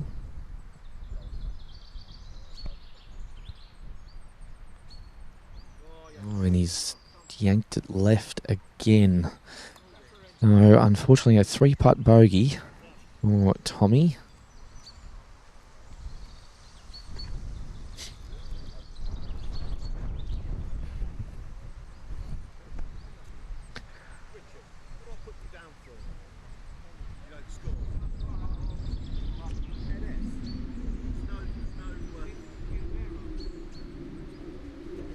So Tommy Chaplin's now set the nearest to pin. So I might just come over there, just looking at the scores. I might just come over and just see the guys. Morning, how are we? Bit of a disaster. After a decent start, but never mind. I was going to say it was a bit of a break, just like a 15-minute break for you. Yeah, no, there's a bar nearby. How's it been the first couple of holes? Not too bad? Yeah, well, it's tough conditions, isn't it? Yeah, I mean, it's no excuse for that tee shot. It was dreadful, but yeah, it's tough. The wind's That's making the worst it. shot I've ever seen him hit, by the way. The worst shot, and I've known him for 35 years. So that's some great confidence there from the caddy, but play well. Have a nice day, guys. All right, so as you can see, so if we come down to where Tommy's marker is for his nearest to pin, so you're looking at about a 12-15 footer. So from here, I'm going to get Ian to stand there. Actually, he's going to imagine he's lining himself up for the putt. So what we had there with Tommy, he had his ball on his black line on his ball was lined up beautifully, actually just on the right edge of the cup there. Now, what you find is with a lot of amateur strokes and how they stroke the putts, is that if they get a little bit quick or a little bit what they call heavy-handed, the left hand is going to take over and yank that putter across the line. Now, we saw that he yanked it left on the first putt and just hit it, actually started the ball on the right edge, but the ball actually started about nearly a foot to the left. And when he got to here on his second putt, playing into the wind, he just grabbed it a little bit too firm with that left hand and just yanked that putter straight across his body, and he just hit that putt straight left. So, this is probably going to be the easiest side for birdie putts if anyone can hit the green into this breeze. But this side's going to be the side that you want to try and hit on the right, but with the wind into off the right. Yeah, thank you. Great stuff, Aaron. Of course, you've got to be careful, haven't you, as well? The pin is cut quite close to the front edge of the green, so I don't think we're going to be catching a hole in one here at all. Right, that was your 950 group. Tommy Chaplin, Saul Eustace, Richard Hornby. We are waiting for your 10-10 group. They're just making their way down to second now. It will be Gary Sharp, Daniel Thompson and Chris BLB. Don't forget to get your comments in. We are live at the Golf by Diamond Escapes YouTube channel and live sport now as well. I know a lot of you have been getting in touch, so please do, if you've got a friend or family member playing today, we want to hear from you. Give them a shout out and tell us where you're watching from as well. We're live on Facebook as well at Trilby Tour, Live Golf Now, and across our distribution network as well. So huge thank you to all of our partners here for the 2024 Trilby Tour. Hit that subscribe button as well. All of the action we're bringing you today is completely free for you to tune in and watch. We're going to be bringing you the Springsley Championship of Oxfordshire next month, and then we head up to Saddleworth in August, and then of course that double header up in Scotland for the Championship of Ayrshire, and then 2 weeks after that it is the Trilby Tour 2024 Grand Final. Every single event is live. Also, don't forget another little special one for you all watching as well. 10% off Glenmuir today if you head over to www.glenmuir.com. There's a link in the body of this broadcast too. All you have to do when you get to the checkout is put in the code Trilby10. That's Trilby10. That's the number 10, 10, not TEN. So bear that in mind. Right, we're just going to wait for the next group to come through. Whilst we do that here actually, because it's thanks to MotorCaddy, nearest to pin competition. There's one here at the third, there's one at 15, one at 17. If you, if that is the winner, they will win themselves a MotorCaddy umbrella. Very appropriate for today. But let's take a look at some of the MotorCaddy range, shall we? Certainly their trolley range. Then we'll go to the leaderboard and we'll be back with your 10-10 group. Gary Sharp, Daniel Thompson and Chris BLB very, very shortly. Don't go far.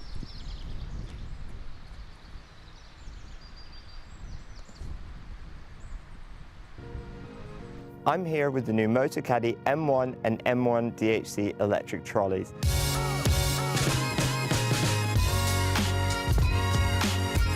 The M1 is the perfect option for an easy-to-use trolley that folds really small for convenient storage and transportation. The latest model benefits from new automotive-inspired styling, including a sleek new frame, low-profile tyres and ergonomic handle. It features the revolutionary new MotoCaddy Click and Connect cable-free lithium battery, which automatically turns the trolley off when folded with a pop-up port to charge the battery without having to remove it. The first thing you notice is how quiet it is. Powered by a 230-watt motor and next-generation 28-volt technology, it has plenty of power. It features an impressive LCD widescreen display, which includes 9 speed settings to easily match your perfect walking pace, a speed indicator and a battery meter to show the remaining battery. I love the adjustable distance control feature, where I can choose between a selection of distances I want to send the trolley down the fairway, and I can just press a button and go help my friend look for his ball. There's a USB charging port for charging phones or GPS devices while you play. And if you're looking for even more performance, we also have the M1 DHC, which adds 3 extra features. Downhill control automatically regulates the trolley's speed while moving down hills, helping you stay in complete hands-free control, all-terrain tyres, and an electronic parking brake, which holds the trolley in place uphill or downhill while you play your shot. All MotoCaddy trolleys feature Easy Lock, which quickly connects any MotoCaddy bag without a lower bag strap. Great to get you onto the course ready for your tee time. I hope you've enjoyed learning about the all-new M1 and M1 DHC models.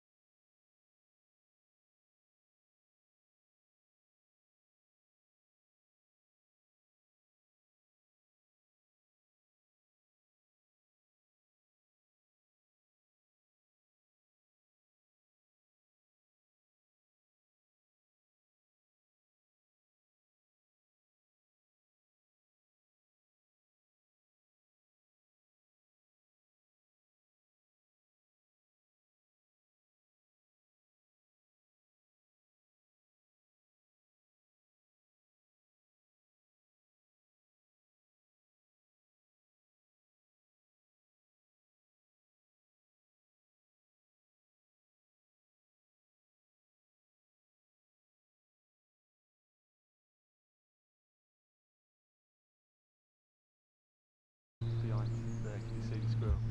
Jack, come back to us, we've got a nice shot of a squirrel running fairway.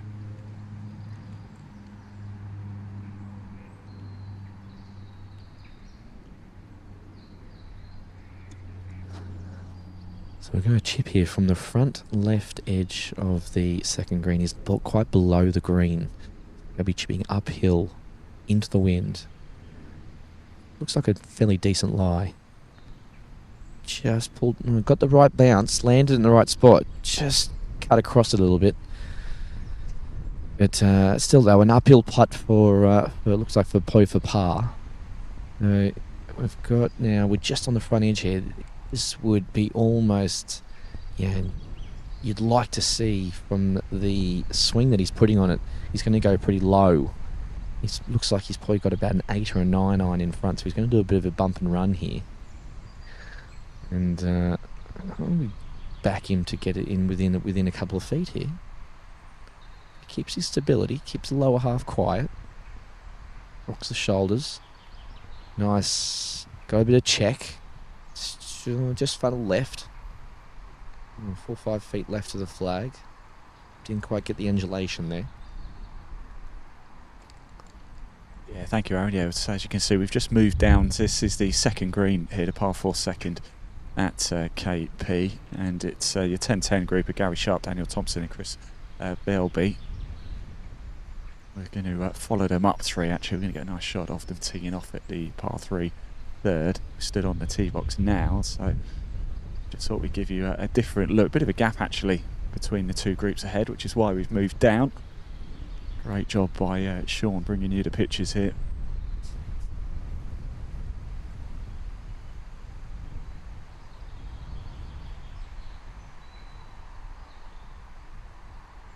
Oh, a lot of pace on it. Round the cup and back out.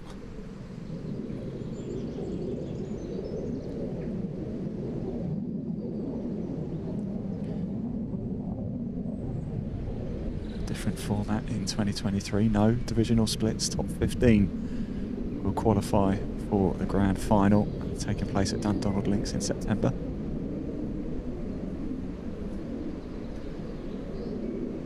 This is the first championship event of 2024. It's the Championship of Yorkshire here.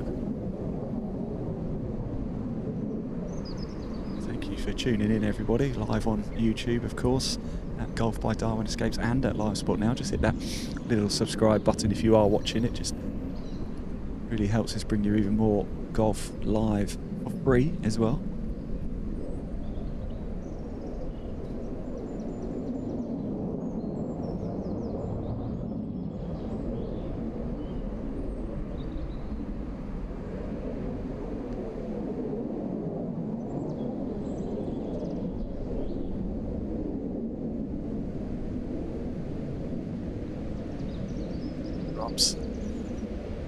This trio, final group actually go out today at 12:40. That would be Mark Fretwell, Adam Falkingham and Leslie Savage. We know Leslie very well from last year's exploits on the 2023 Trilby Tour. Coming at you bigger and better than ever in 2024.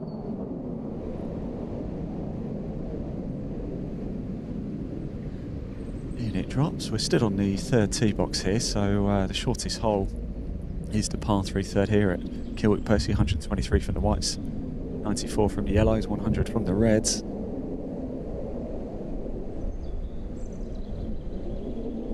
Stableford scoring. Now our leaderboard shows Stableford to par scores, so when you see that, bear that in mind. The players going to make their way up now, up the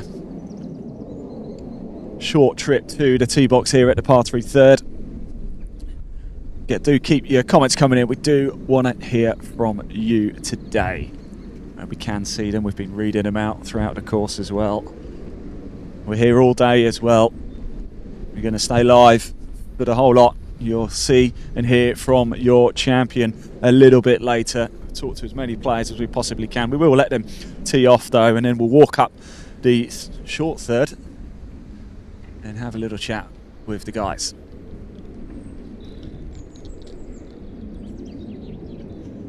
Poor old Sean stood on a right angle here. Our cameraman doing a great job. Of course, the players just about to tee off there. Be careful there, Sean, won't you? It's quite a steep drop, and there's a ditch behind as well. So we'll know, because if the picture suddenly starts tumbling around, we'll know we've lost Sean.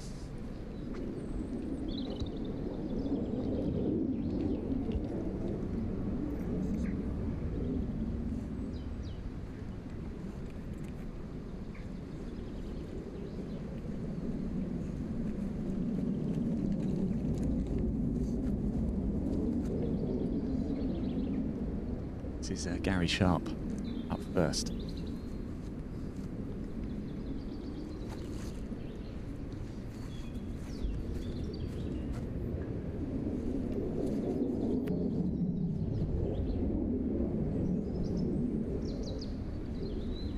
It's just died down a little bit.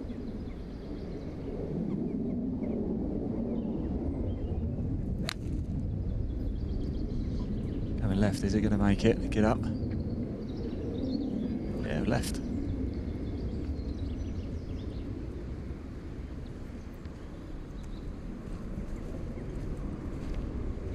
Right, Gary. Right, yeah. What'd you play there? What club? Nice little lake. Wind. You can't get, once you get up there, above the green, the wind's howling at you. Yeah, it's a bit difficult today, eh?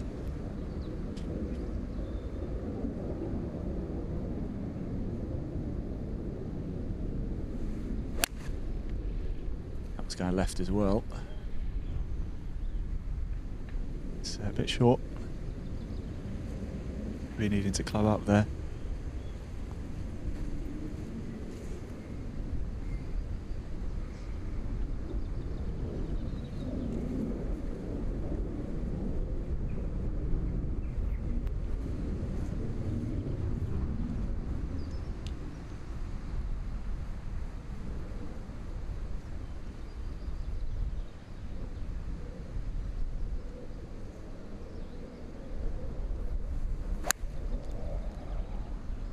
shot. Lovely.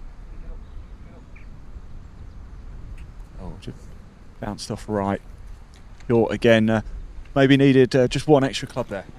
Maybe, yeah. I think it was just a bad strike, to be honest with you. I just didn't feel like I struck it very well. What did you have in your hand? I had a 9. Tried it in a smooth 9, but obviously didn't commit to the shot. Come up short. So, but it's thereabouts, you know, a nice little up and down, right? Yeah. It's just that front edge. It's got a bit of a slope up front going up. We'll get on it. What's it like playing on the Trilby Tour? It's the first time, to be honest with you. A bit nervous, but it doesn't help having a camera chucked in your face. Yeah, follow me around, yeah, but yeah, it's nervous. But that's good. No, I'll let you crack on. Thank you for talking to us. Really do appreciate it. We've got the other lads back a little bit as well. We just had a very quick chat with Gary Sharp as well, didn't we? So let's grab them as they start to walk towards us. Got Chris up here as well. Thank you. Let's jump in here with Chris. I thought that was looking good. Yeah, I did as well. I clubbed up and couldn't have hit any better, but just got stuck up in the wind in it. But it's not a bad miss. Big green to work with. It's not, and sort of on the upslope as well, actually. So where the pin is cut, you've got a lot of green in front of you. So we expected a bit of magic here. Well, on the green 2 putt at worst. I don't get a shot here, but just keep the points ticking along. I've dropped 1 on the first, but not too bad. Keep going. What's it like playing on Trilby Tour? All right, second year. I'm a member up here anyway. But the course is always class when we come for Trilby. It's really good. Greens are absolutely rapid. I didn't get to play over the weekend, so first putt I absolutely flew past and second on there, but we'll be right. Top man, thanks for talking to us. Best of luck. That was Chris Bale. Be there, and didn't play yesterday. Perhaps getting a little bit caught out by the greens. Has played on the Trilby Tour before. Very professional feel, isn't it? All the sponsor boards out the front.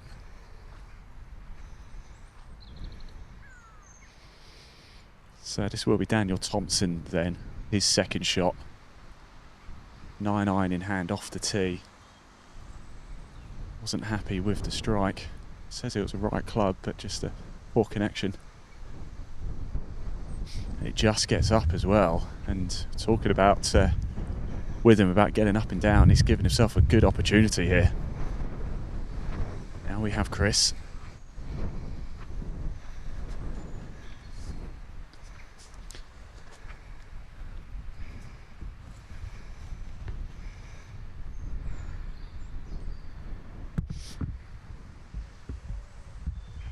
Aaron, I was talking to Daniel down there, and he said he had a 9-iron in his hand. Gary played an 8, but he said it was a right club for him. Just a bit of a poor connection off the tee. Yeah, the 123 yards and hitting 8 and 9 irons into this. It shows you that the breeze is gusting. That wasn't a bad try there from the front right edge. That's probably the easiest chip from the short of the green. But gentleman over here on the left hand side, he's actually got a bit of a putt. He's breeze helping off the left behind him, but can he get the speed right? It was a nice shot by Daniel, actually give himself a chance of getting up and down. This is Gary Sharp now.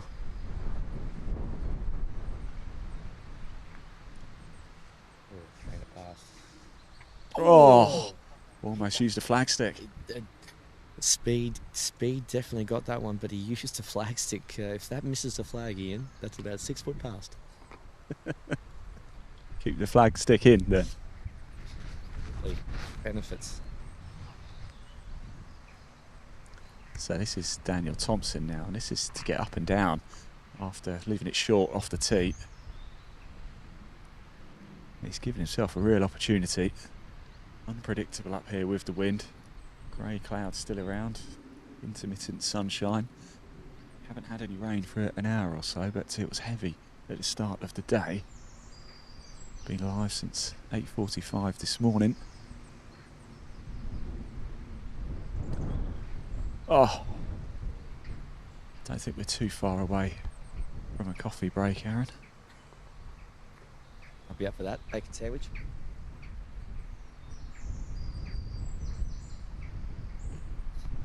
Here is Gary Sharp, surely bread and butter for Gary. Probably got to be one of the only pars we've seen. Well, only couple pars we've had on this hole. Yeah. Of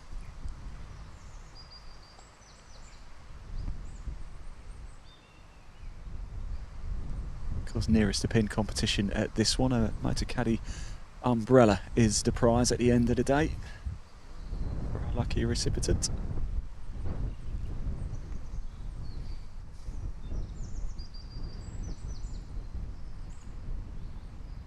Oh.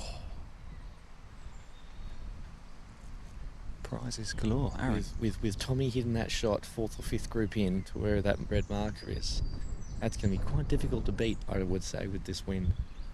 I reckon that's going to be very, very close to holding all day.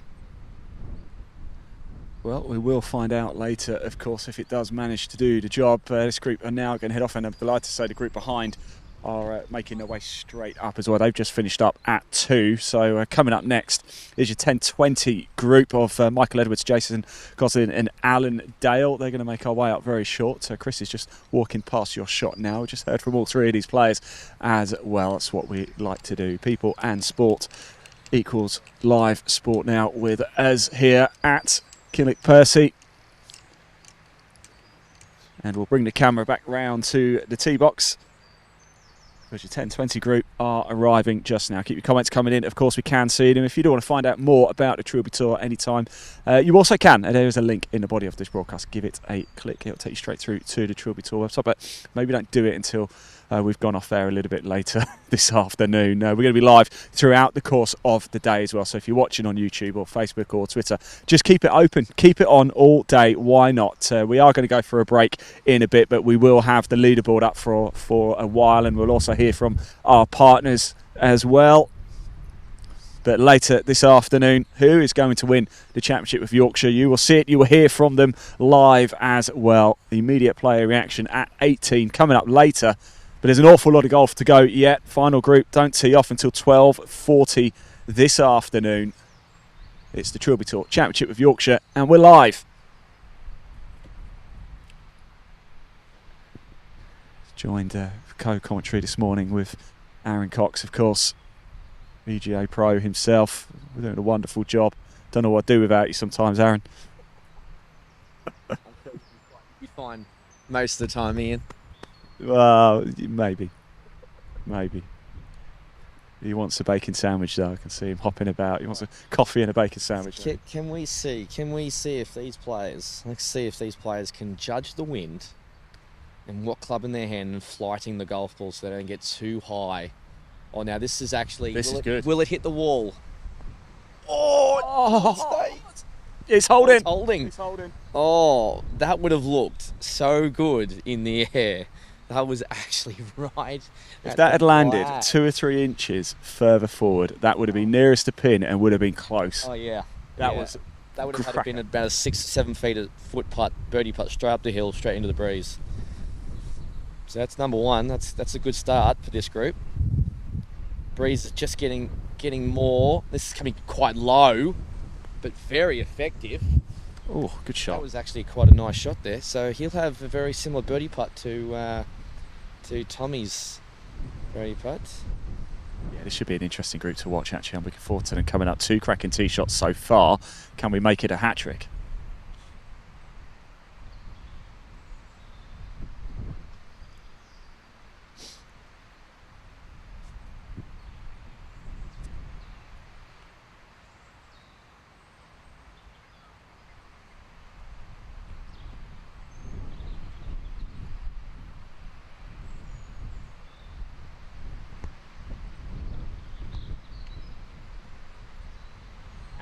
Wall, there it is. Bang. Yeah, quite a bit short, that one, isn't it? This group, though, Michael Edwards, Jason Goslin, Alan Dale. Michael plays out at Bradley Park. His handicap is 7. Jason plays off 15 out of North Warwickshire, and Alan plays off 8 from Bawtry. And they make their way up now, and it's pretty obvious who you want to be out of this trio. Oh yeah, absolutely. You've got a birdie putt from 20 foot, or you're just off the front of the green with a pretty straightforward little chip straight into the breeze uphill.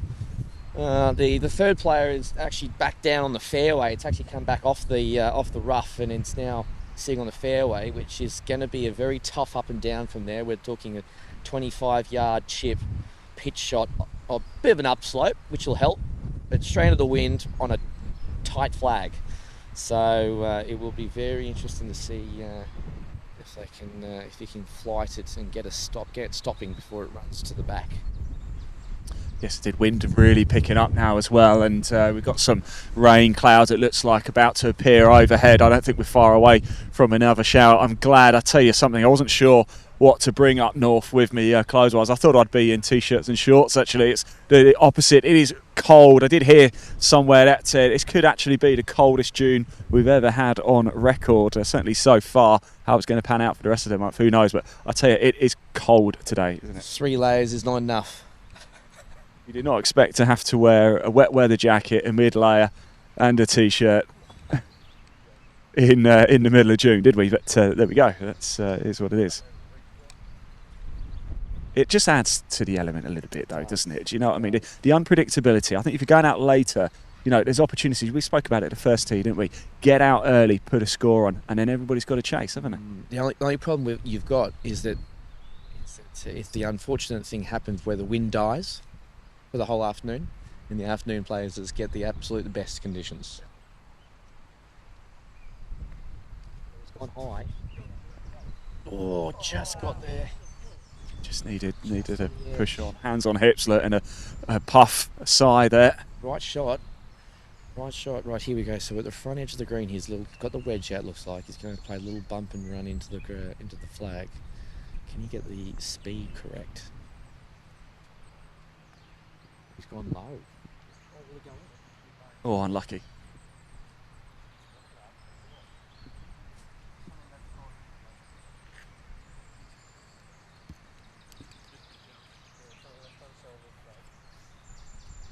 So we've got the birdie putt here on the right hand side. Sean, our cameraman, is right down. This hasn't been scripted. This has just happened for us, so we are very lucky. We are going to get such a great view of this putt. So right to left, wind off the right. The gentleman at the front of the green's having a putt first. It's not too bad of an effort. Right, so player and caddy are just conferring where to start the ball. So here we go. This putt, obviously, as we've seen in previous putts, goes from right to left. A little bit of an upslope near the hole. Will he start the ball on the correct line?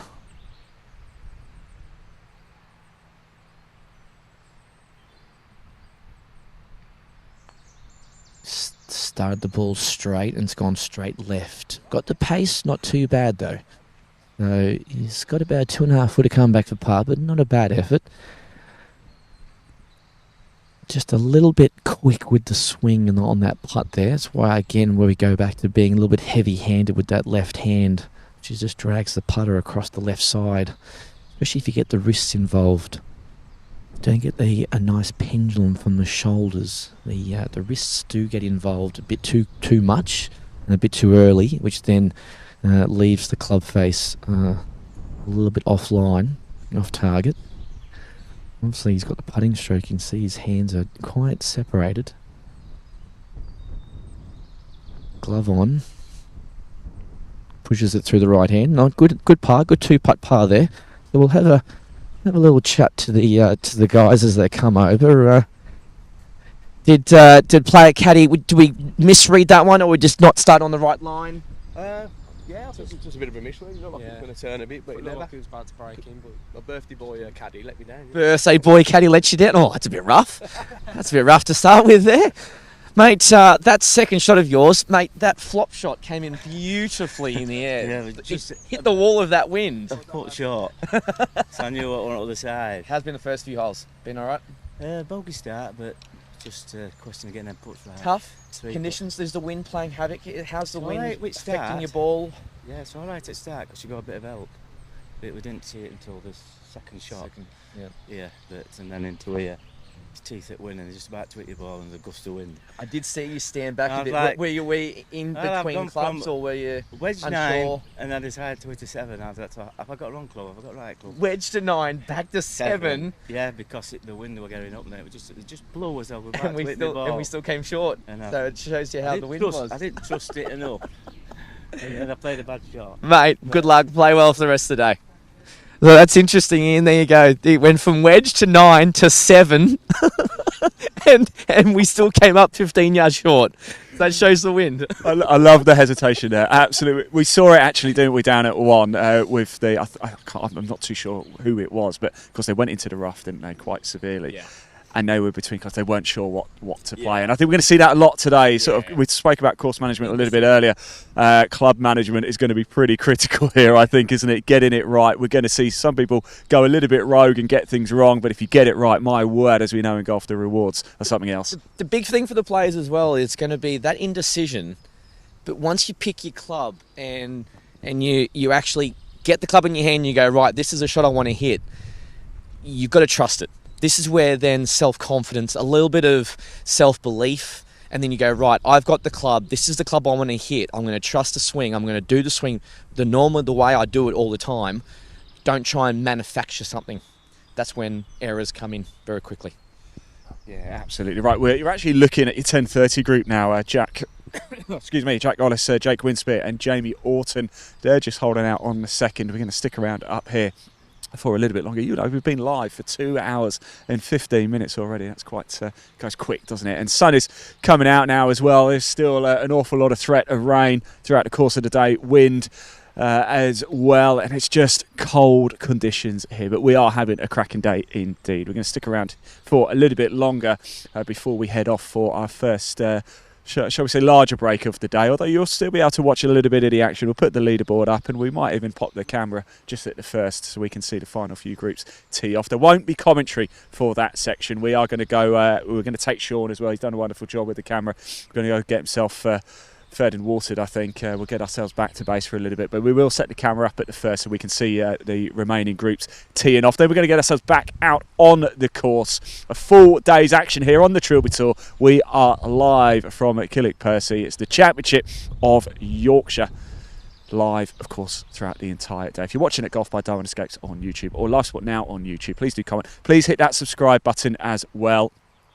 All of the action we're bringing you is completely free for you to tune in. You don't have to pay any subscription to watch the Trilby Tour in 2024. It's completely live and free. Just to make sure you don't miss any of it, though, hit that subscribe button, especially at Live Sport Now as well. We've got a lot of golf coming up for you throughout the course of 2024. It's a slightly slower start for us than usual, our golf season. This is the first event that we've covered, but we've got an awful lot. I think overall, calculating my head, I've got about another 12 days of live golf coming up across the channel in this year, so make sure you do hit that subscribe button. Blame Mother Nature for that. 7 to 8 months of winter and rain. I think a lot of golfers. I think this is your first day of golf, but for some of these golfers, we've only been back to playing really in the last 5 weeks, since late May, where we had those couple of weeks of really bad weather in May, but since then these guys have only been playing golf 4 weeks, so you're going to find a little bit of rust, bit of unknown about what their swing's doing. If they've been working over the winter with their coaches or their swings, then they're going to be a little bit, oh my god, okay, I've actually got to trust it now and I've actually got to do what I've got to do. So that's that also. Then you put in today's conditions, the indecision. Say good luck. Right, yeah, absolutely.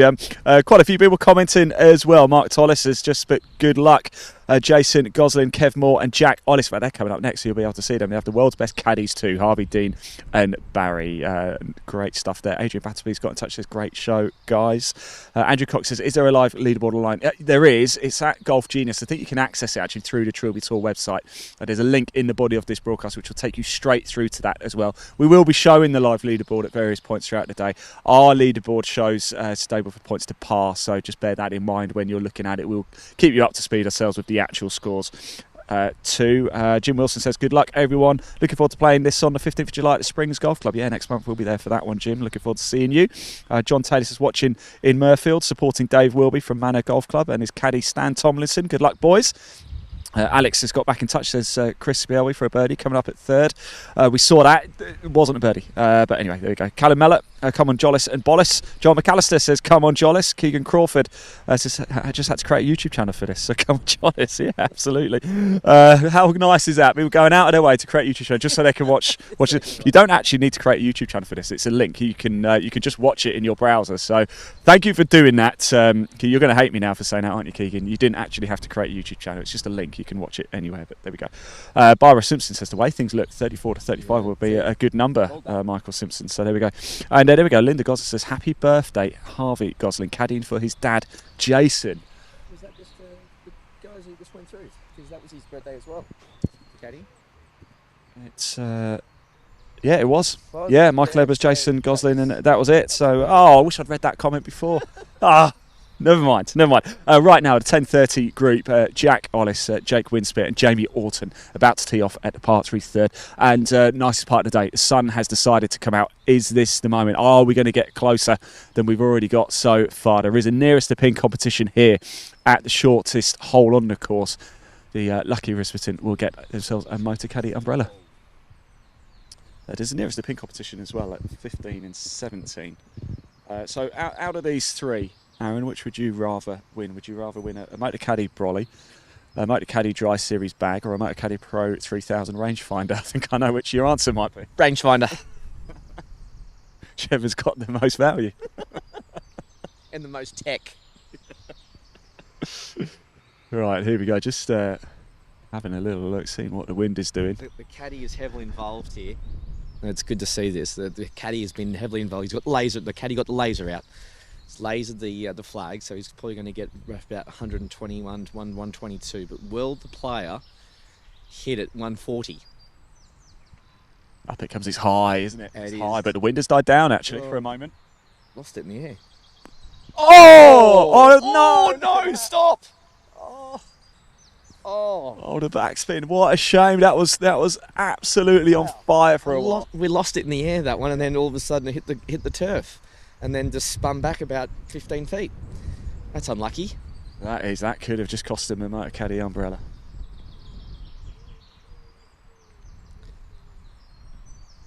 So as you just mentioned, Ian, that the wind has died a little bit now. The flag is hardly moving. The trees on the left of the hole are not moving as much. So this group could get very lucky with these conditions, being able to hit their normal shots a bit more and trust the distance. Oh, here, this one's coming up. This one's going left. Yeah, a bit better distance, but that's gone left on the wind. It's nice to see amateur golf having proper caddies and bibs, isn't it? Makes it nice and professional. Just lifts the tournament of amateur golf. I think it's really cool. I think it's very impressive. It is next level, isn't it? I've asked a question to a number of players. How does it feel to be playing on the Trilby Tour? And a lot of them say it feels like a professional event, but that adds to the nerves for them. But that's kind of what you play the game for, isn't it? Exactly right. If you're not nervous, you're not human. So this is coming up. Oh, this has got a good line. Will it hit the wall of wind? Go on, get up. Did. It spun as well.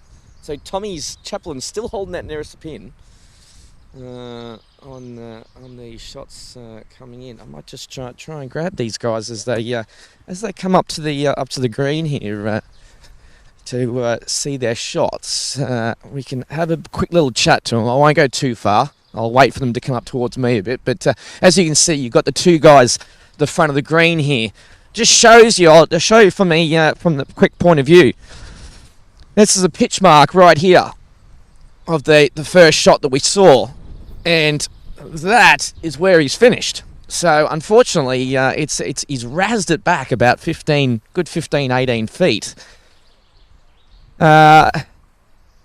Mate, you had the caddy was absolutely on song with the club selection. Landed it absolutely pin high, and you razzed it back about 15 feet off the green. How's the first few holes been? Yeah, good. Playing well. Playing well? Playing well. It's good. How's the conditions? Are you faring with the wind? Are you adjusting and adapting to the breeze and the wind? Yeah, pretty used to it. It's quite windy where we come from, so... Okay, where do you play? Bedford. Oh, Bedford, right, Bedford okay. County, so up in the hills, so a similar sort of course like this. Yep. It's open. So it's You played here a few times before, have you? First time here. First time. What do you think? Initial first? Oh, few? lovely. Lovely. Perfect conditions. Very Bit good. wet underfoot on a couple of holes, but that's down to the rain. Did you have a practice round beforehand? We did yesterday, yes. Yesterday. Any difference from today with the rain? A little bit softer. A bit softer? Yeah, a bit more check coming on it. But yeah, it's good. Right, I'll let you go. Thank you. Play well. Great stuff, Aaron. Great work as ever.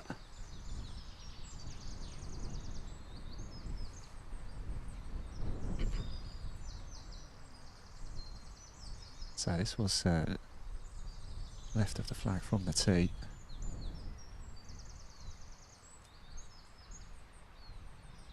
The 10:30 group: Jack Hollis, Jake Winspear and Jamie Alton, 3 J's.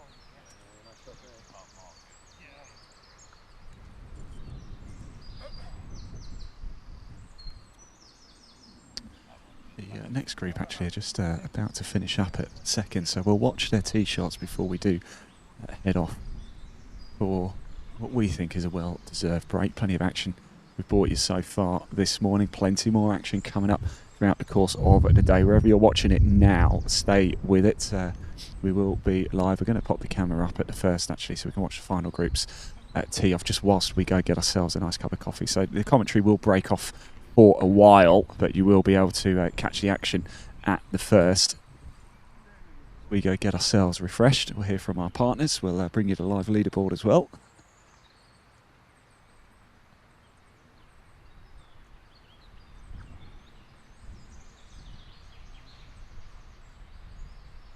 Cracking day here despite the tricky conditions, the cold, wet weather as well. Kilnwick Percy is looking absolutely resplendent. My 3rd visit here. We were here last year for the Trilby Tour. I was here the year before for the 2020 Pro Tour.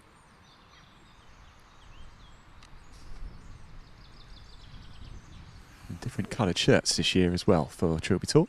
I actually have the underneath my many layers. I have the 2023 Trilby shirt on the navy blue. This colour's getting a lot of love on social media. They've done a good job, haven't they? Yeah, Glenmuir and Trilby Tour.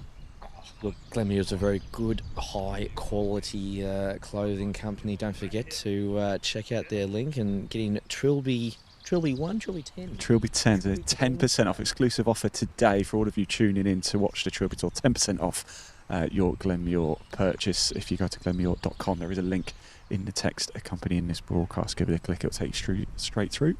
When you get to the checkout, put in the code Trilby10 and you get 10% off. Well, why not do it, eh? Why not? Why not? Exactly right. Might go do one myself and get myself something. Yeah, you only get 10% though, Aaron. Yeah. You got a hat. I'll call a few people. Not what you know, it's who you know. How come you never get me anything then? I give you plenty.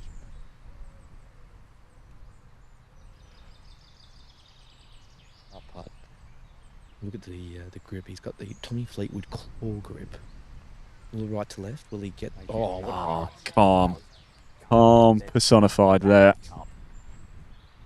A bit of a fist bump as well.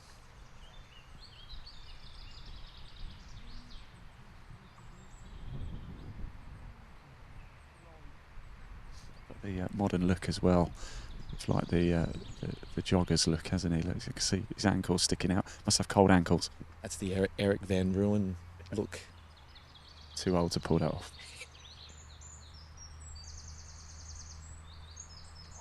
Oh. First putt was a little bit heavy. Gave himself a 5-footer for par. So an unfortunate bogey on a short par 3. Par's going to be a very good score on this hole. You wouldn't believe it with a 120-yard par 3. You wouldn't call that, would you? Par being a good score.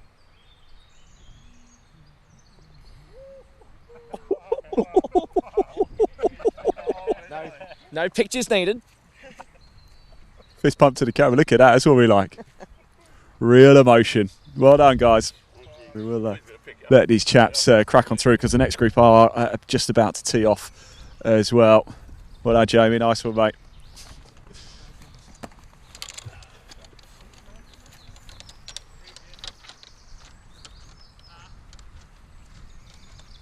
par there. Look, that means a lot, doesn't it? That really does. Next group coming through. We're just going to watch the tee shots, Aaron, before we do make our way off. In fact, I believe this is the group. I was in the bar with this group last night. So they're going to be in red hot form, Ian. Yeah. Is our cameraman safe? I wouldn't like to confirm that. No, they're a top bunch of lads. They really were. Yeah. Just get a fly look from our cameraman. Sorry, Sean. Sorry, Sean. How quick can you run?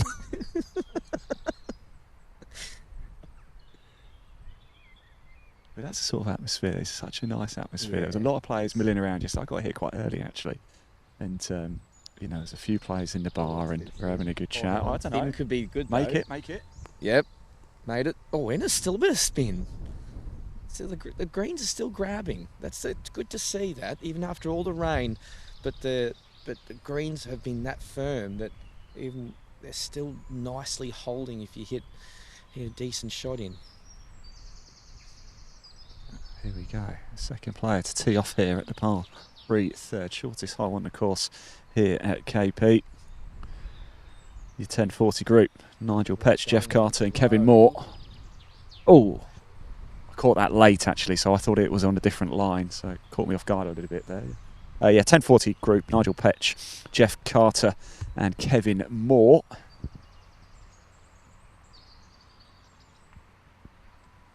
Fresh after 1 or 2 pints of Madry last night. Wouldn't take much to twist your arm, Ian, for a beer, would it? Oh, I don't have any willpower at all. Oh, this is going a bit long, actually. This is actually our first. Whoa! That's a fun-looking ball. That's one of the tour response balls, but that's actually got to be probably one of the first shots that we've seen actually go long up the back of the green. So it's going to be an interesting putt downwind. It is. Whilst we wait for them to walk up, we will watch them hold out actually, because there's a big gap for the group behind. So this is the final group we're going to watch in this particular segment. But we're doing a little bit of wildlife watching today. So I've seen a squirrel, didn't we, actually, down at the second. But if we just bring the camera around to the left, Sean, you could just swivel it around just the other side of the bench there. If you keep going, you can see ducks. Got some ducks over there as well. So that's what, isn't that nice? Nice little family there. No crocodiles here, though, in Yorkshire. So we'll be okay. Oh, and a squirrel running across the fairway as well, right behind the ducks. So Sean might get that in the background. He's running across the fairway. Yeah. So they're all out now. The sun's coming out. The families are coming out for a bit of play now. So not only do you get a discount on Glenmuir Clothing, not only do you get to watch live golf, we also bring you wildlife watch as well. You really get it all on the Trilby Tour 2024 Championship of Yorkshire. David Attenborough better watch out then. Absolutely. I don't really know too much about animals, if I'm totally honest. I'm not even so sure they're actually ducks. I don't know what they are. Are they? I'm used to seeing kangaroos on the golf course, mate, so I couldn't tell you either. Let's go on over and sort of see what we're thinking here. Look at having a little look at the line. Hello, mate. How are we feeling this morning? All right? So sober anyway. That's what I like to hear. I tell you what, that came spinning in. It looked a wonderful shot. We thought it was going to be a little bit long, but then it just pinned back a bit. Okay. Well, you might have seen it. No, just to be fair, I thought it was a bit flat, so I thought it might come down here, but happy it's on the green. I'll let you crack on anyway, because you've always got a lot of work to do there. He's a happy man and sober.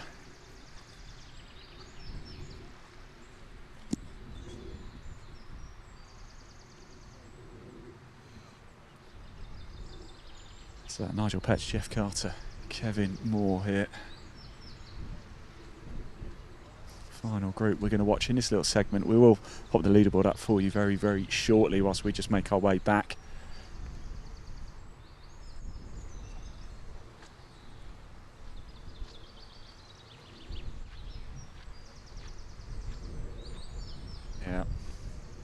Yeah. Did take the shot, but nothing on it. First of all, golf. That's the biggest key with chipping, especially as I said, mentioned this before on the uphill shots. You've got to follow through. You can't stop. You can't just jag the club into the ground. If you start jagging the club into the ground, you're just going to hit the ground early, and that golf ball just does exactly what it does. And he just flummed it and put it right in front of him. So now he's hitting his third, and now he'll overhit it. Yep, and that's the reaction to flumming it. Then you get the golf ball first. So now we've got the putt from the back of the green. He's going to be coming straight downwind.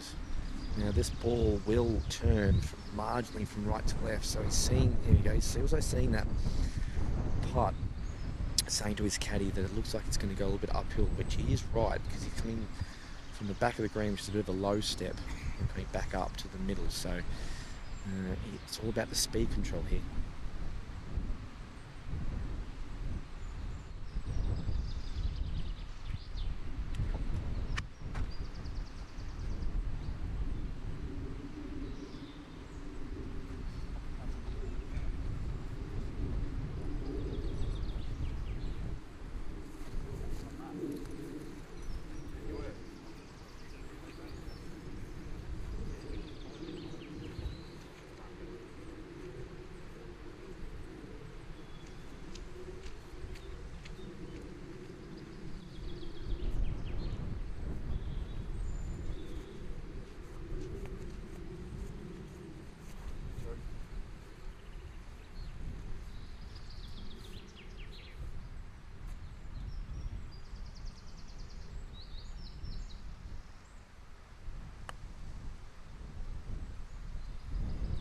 Slow down.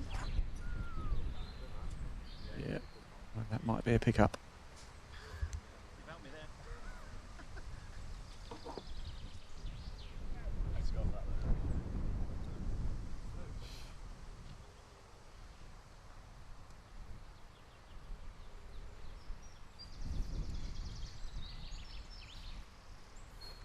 In the bar with him as well yesterday. His son was.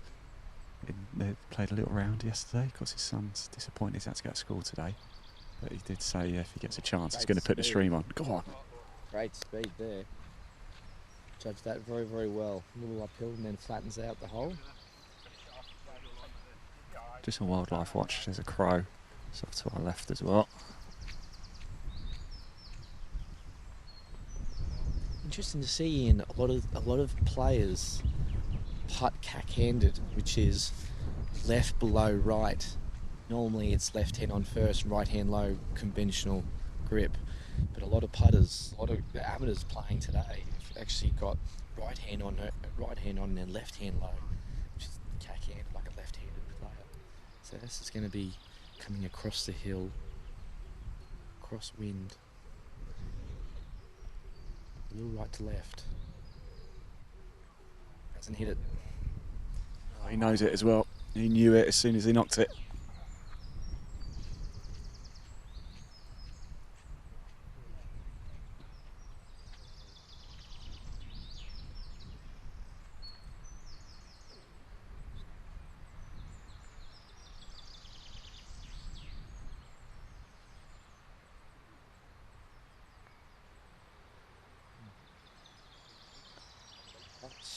Frustration.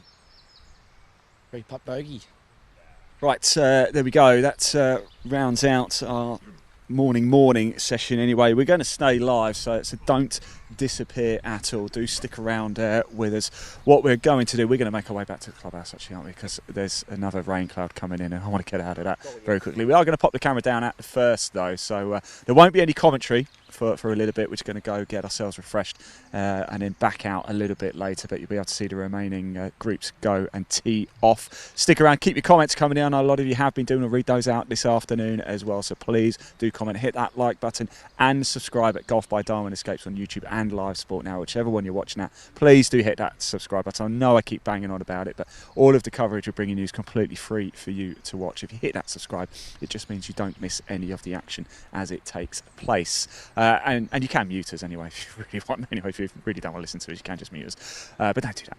Right, don't forget you can also get 10% off Glenmuir as well today. Trilby 10 is the code you need. There's a link in the text of this broadcast. It will take you straight through to the Glenmuir website. When you get to the checkout, type in that code Trilby 10 and you get 10% off. Can't say fairer than that. If you do want to find out more about the Trilby Tour as well, just click the link in the body of the broadcast. It will take you straight through to the website. We're going to go for a break. We're going to hear from our partners though right now, Motor Caddy, Glenmuir and Sunderland of Scotland, and then we'll bring you the leaderboard and we'll be back this afternoon. Thanks for watching. Don't go far.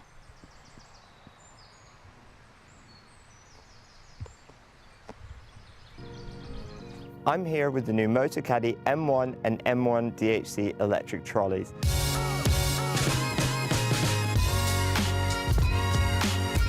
The M1 is the perfect option for an easy-to-use trolley that folds really small for convenient storage and transportation.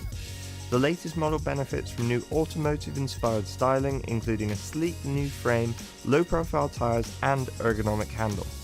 It features the revolutionary new Motor Caddy Click and Connect cable-free lithium battery, which automatically turns the trolley off when folded with a pop-up port to charge the battery without having to remove it. The first thing you notice is how quiet it is. Powered by a 230 watt motor and next generation 28 volt technology, it has plenty of power. It features an impressive LCD widescreen display which includes 9 speed settings to easily match your perfect walking pace, a speed indicator and a battery meter to show the remaining battery. I love the adjustable distance control feature, where I can choose between a selection of distances I want to send the trolley down the fairway, and I can just press a button and go help my friend look for his ball. There's a USB charging port for charging phones or GPS devices while you play. And if you're looking for even more performance, we also have the M1 DHC, which adds 3 extra features. Downhill control automatically regulates the trolley's speed while moving down hills, helping you stay in complete hands-free control, all-terrain tyres, and an electronic parking brake, which holds the trolley in place uphill or downhill while you play your shot. All Motor Caddy trolleys feature Easy Lock, which quickly connects any Motor Caddy bag without a lower bag strap. Great to get you onto the course ready for your tee time. I hope you've enjoyed learning about the all-new M1 and M1 DHC models. Discover more about all of our products at motorcaddy.com.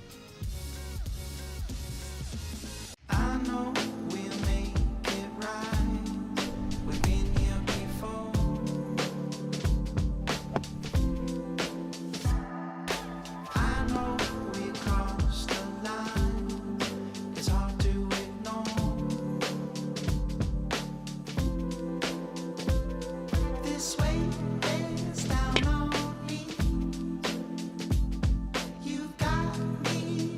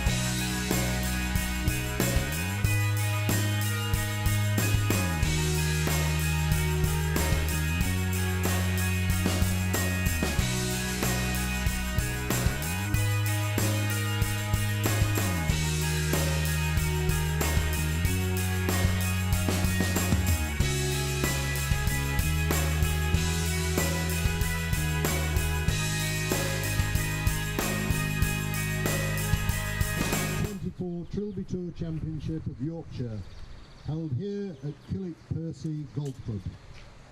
This is the 11:30 starting time, and on the tee from Bawtry Golf Club, Daniel Whipple. Danny boy.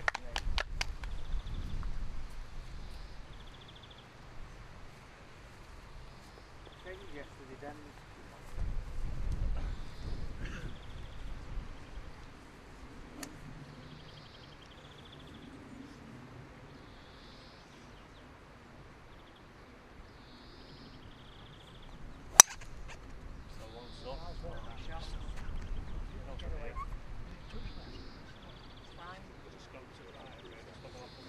Right down to the bottom. I think it might be you next. We've seen. We'll see. On the tee from Wortley Golf Club, Stan Pilkington.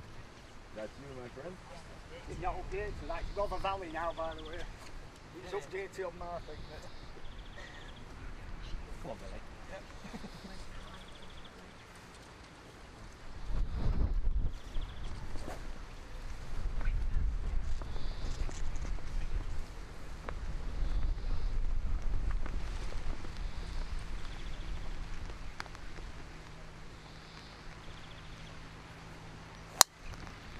Beautiful. Nice. Beautiful. Straight down the middle. Good shot. Get that one out somewhere. On the tee from Ravensworth Golf Club, Owen Fortune.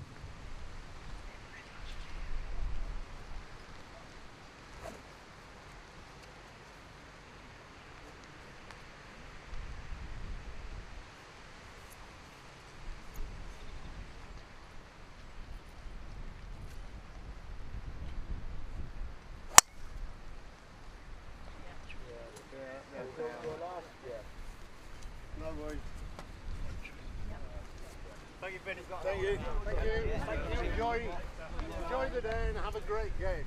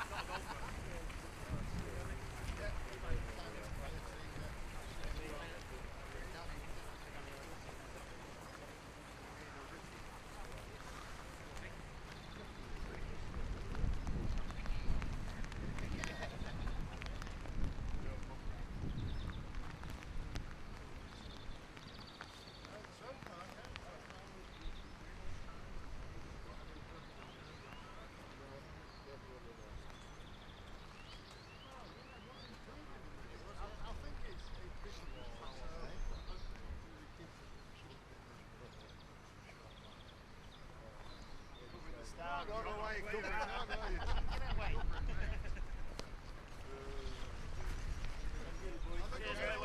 Yeah.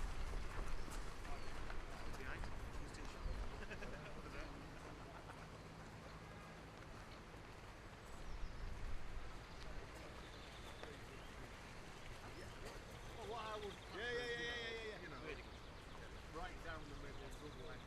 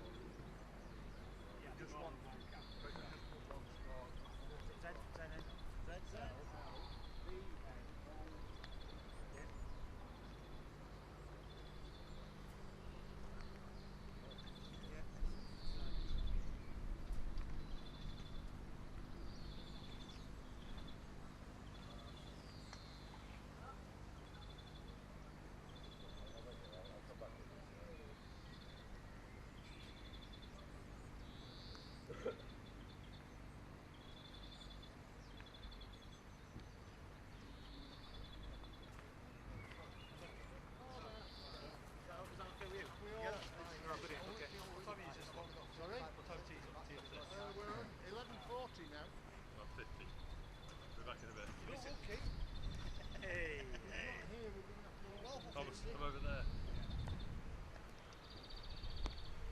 Come to go check. Check.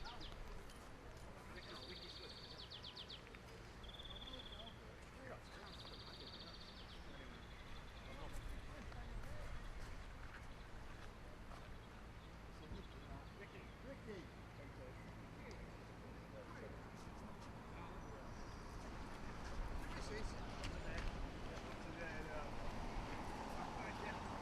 Whatever name you want, pal. Either, please. I'm not them. Anybody called Ricky Swift? Oh, he's coming now. Oh, so did give you the option to roll? Yeah, must have been a week.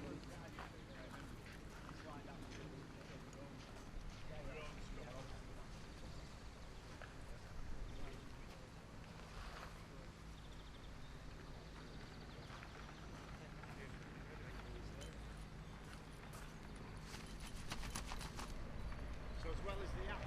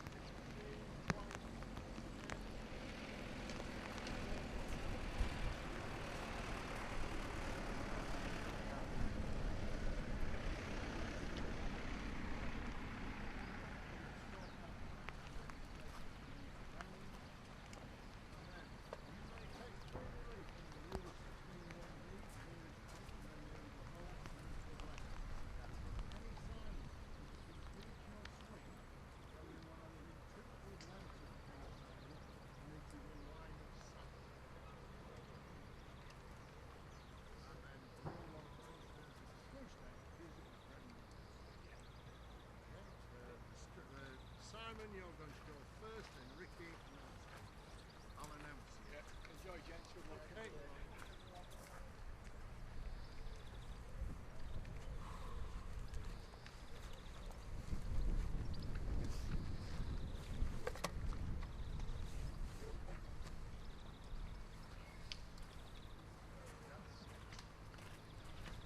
Good morning and welcome to the 2024 Trilby Tour Championship of Yorkshire, held here at Kilnwick, Percy.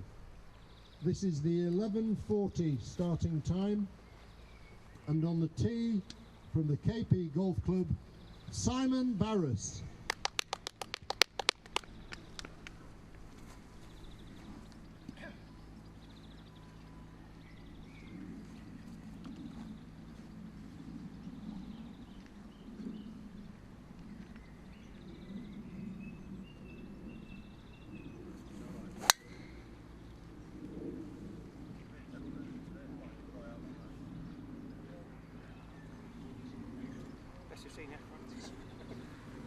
On the tee from Bawtry Golf Club, Ricky Swift.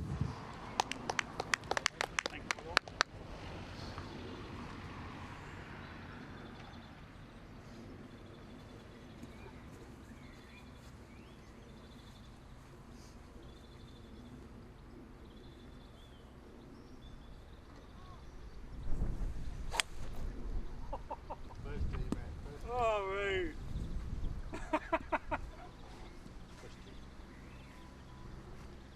On the tee from Barnsley Golf Club, Steve Hawcroft.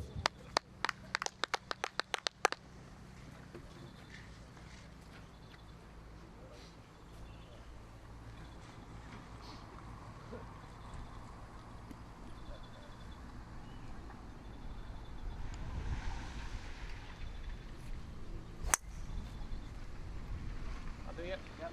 Go. Barnsley. Barnsley, lad. Yeah.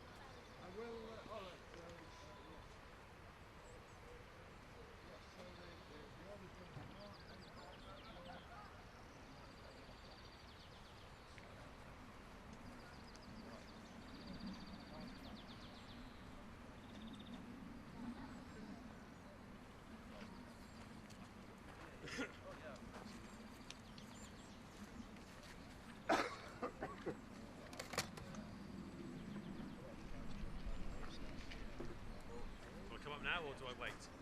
No.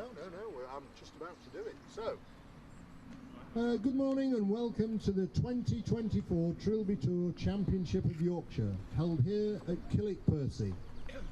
This is the 11:50 starting time, and on the tee from iGolf is Mark Taylor. Very kind.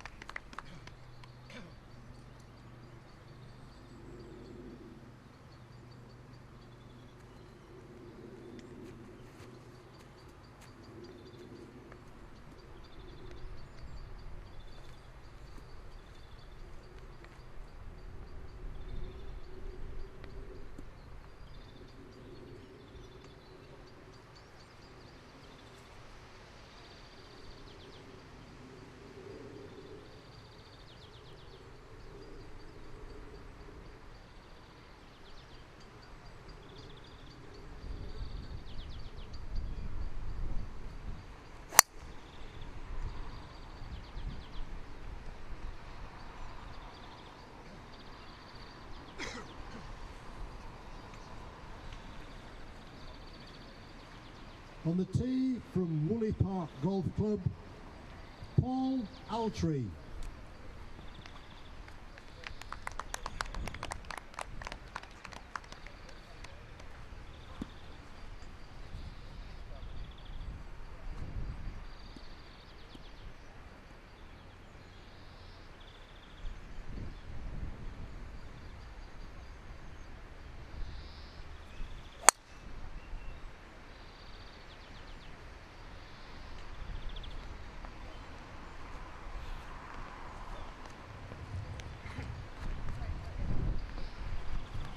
On the tee from Kilnwick Percy Golf Club, Sean Roberts.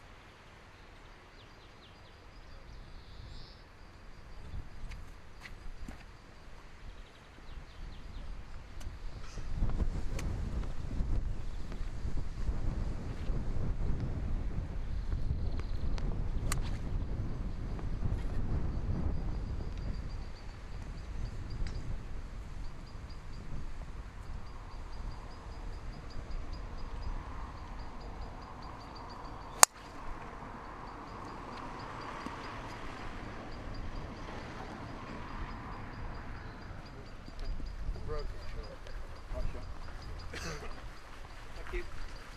Thank you. Enjoy your game and have a good day.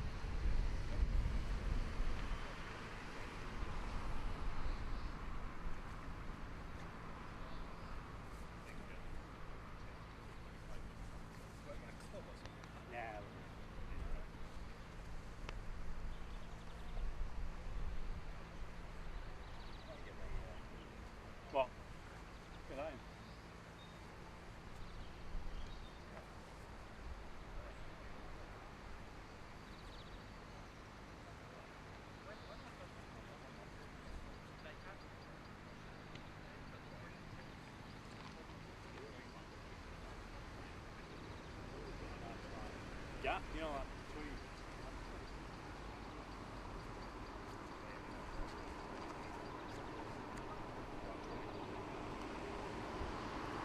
Set up in the middle.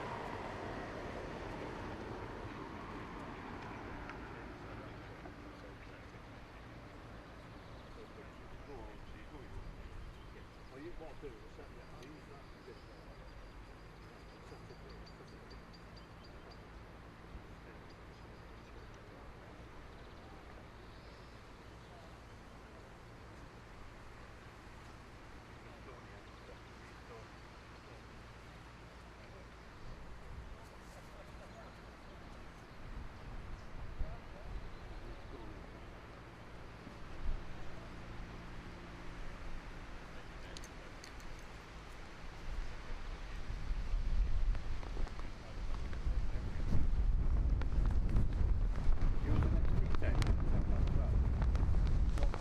Yours the next tea time is 10 past 12. Yes.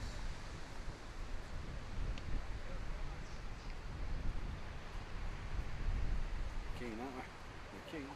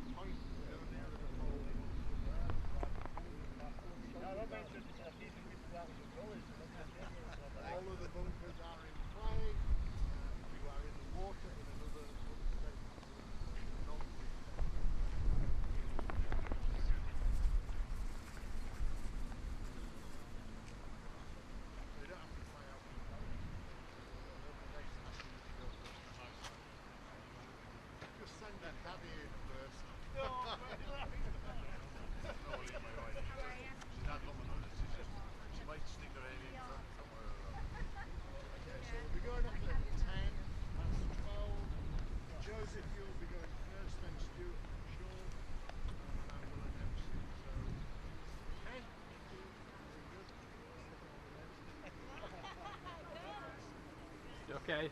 Yeah, doing well. Good. Not long to go now, is there really? We're on to the last 1, 2, 3, 4. Four. Yeah, So, brilliant. Everyone's turned up with all of the sandwiches. So good, yeah. make I sure was a little worried about Ricky.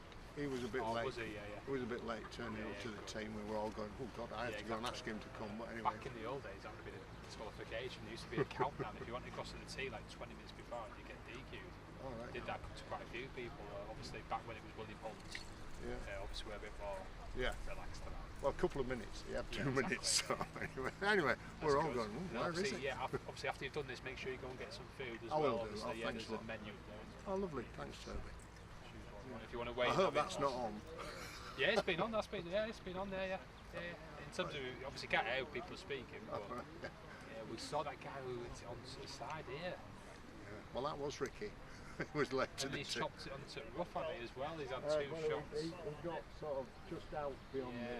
Yeah. So that was a couple of shots. That must have been a shock. I saw you replace this some stopping time. Yeah, I thought, oh dear, we'll do that for it anyway.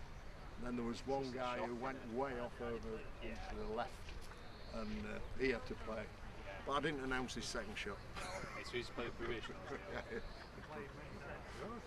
So it's gone well actually. Yeah, it hasn't it? Yeah, it's gone really well. I mean, everybody's a bit sort of, what's the weather going to be like? Yeah, exactly. Yeah. And I just say changeable.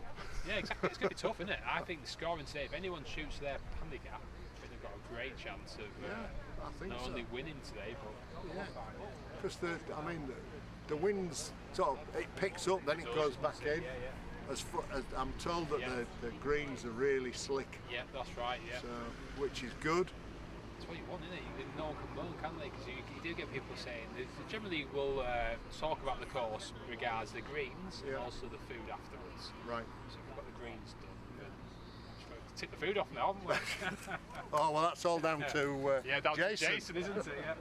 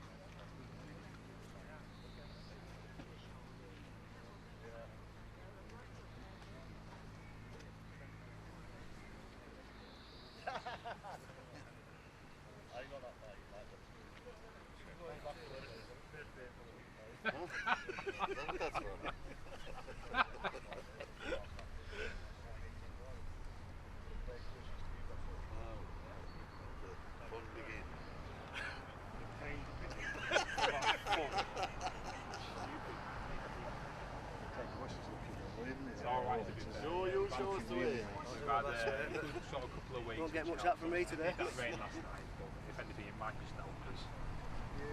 I mean, the bleak greens. Make sure you get some pictures. Did you manage to get a game then yesterday? Yeah, we did. We got 18 yesterday, but there were a time where this is crazy. I said, I'm committing the cardinal sin of saying, what a great day. I'm going to take some weight out of my bag, rolling balls.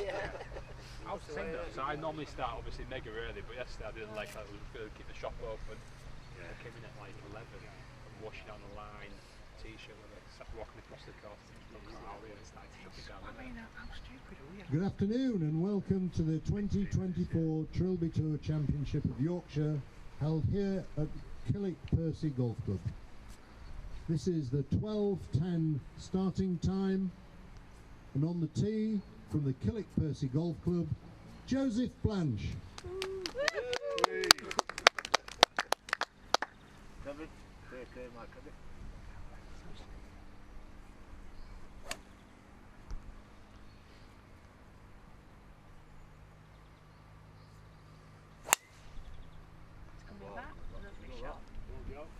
Nice ball, Joe. Yeah, went right, came back. Good ball. Good shot. On the tee from Stanage Golf Club, Stuart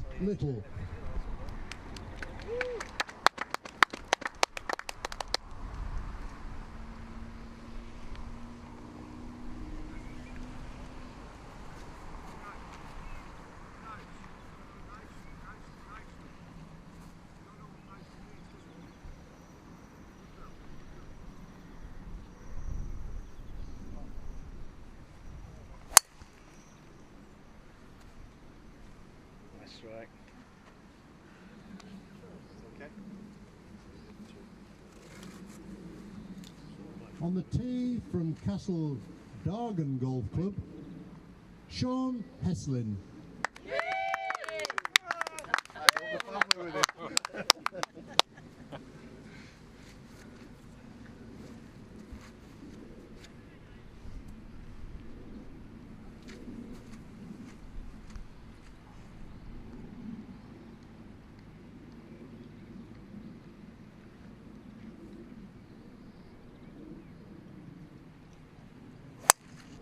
Well done. Great shot. Have a great round of applause. Have a good one.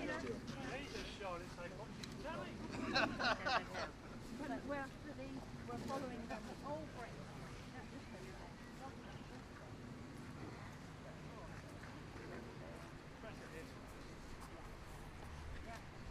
We'll do nicely.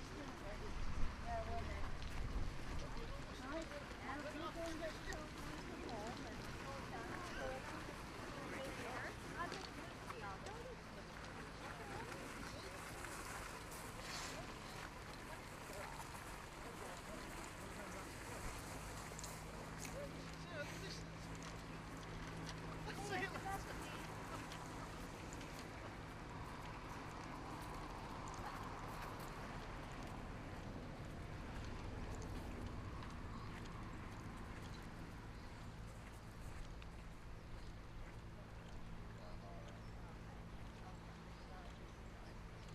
because it was a big dark.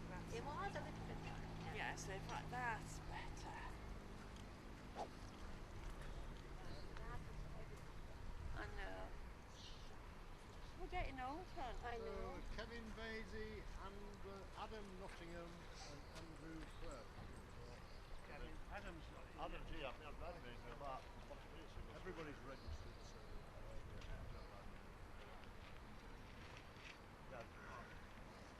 Morning. Hiya. How are you? Adam. Kevin. Kevin. Yeah, nice to meet you. Sue, nice to meet you. Yeah, you alright? So, is one of you okay with Golf Genius? I've just you've got it on, so are you happy to do it? Yeah. Oh, well done, Dan. I'm not quite sure it'll be right now, but about 80%.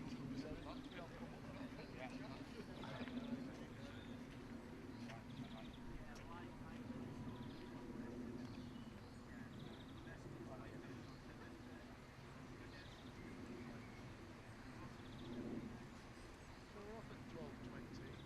Today's competition is an 18-hole stable tees. Please swap your scorecards.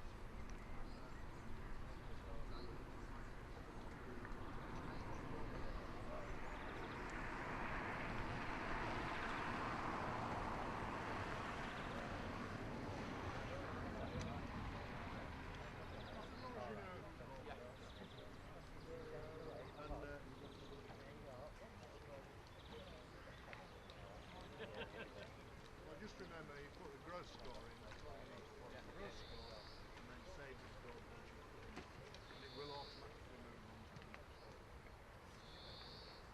Please do remember to hand your scorecards back to registration at the end of the round. So, you may take free relief under Rule 16.1b, which is the nearest point no nearer the hole, 1 foot length, from any signage that feeds your swing, or you are within 2 club lengths of any signage and it is in line of sight. If it is in the line of sight,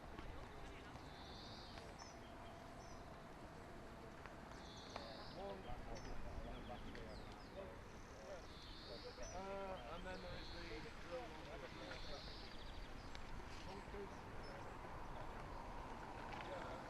Ground cover.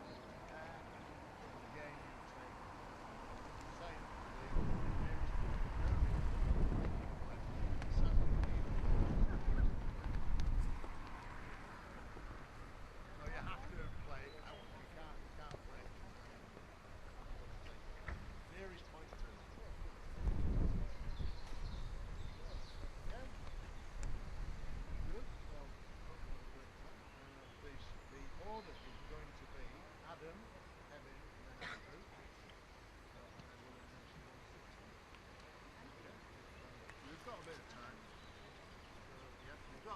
4 minutes.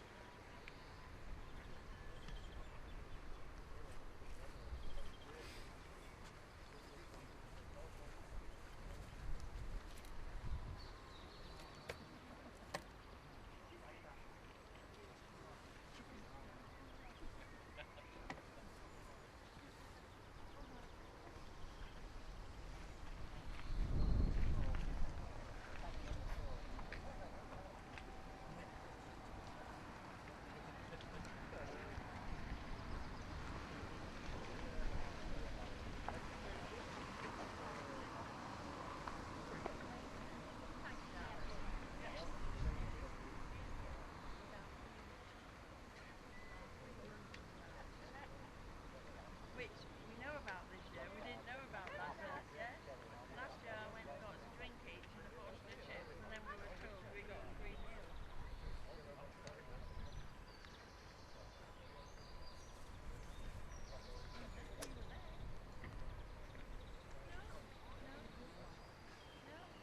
We were near the end again, weren't we? Can't remember.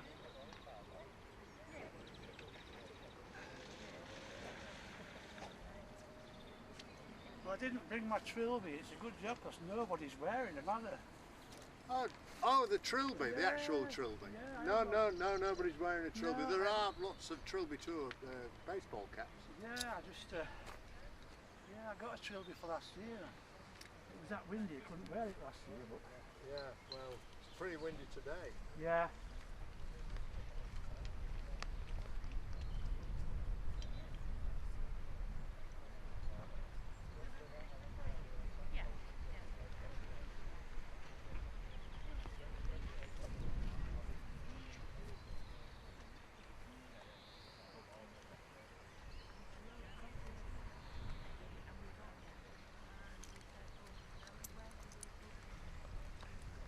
According to the weather forecast, it's not predicted to rain much before 6 o'clock.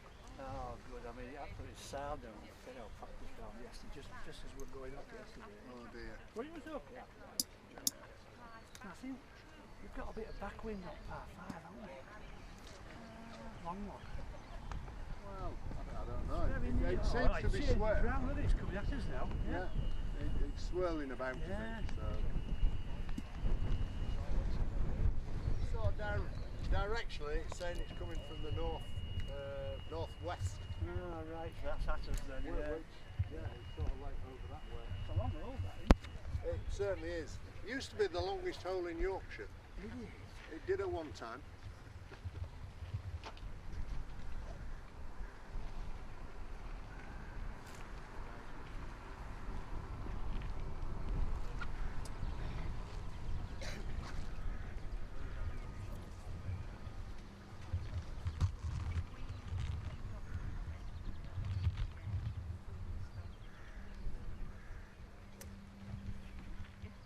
Good afternoon and welcome to the 2024 Trilby Tour Championship of Yorkshire, held here at Kilnwick Percy Golf Club. This is the 12:20 starting time, and on the tee from iGolf, Adam Nottingham.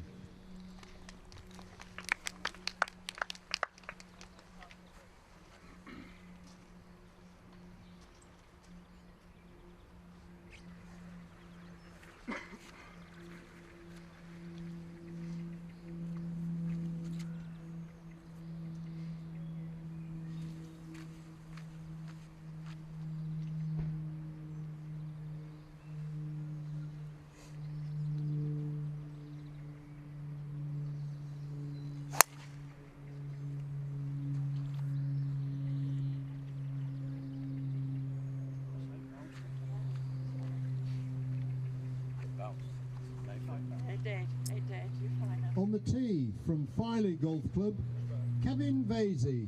Yay, Kevin.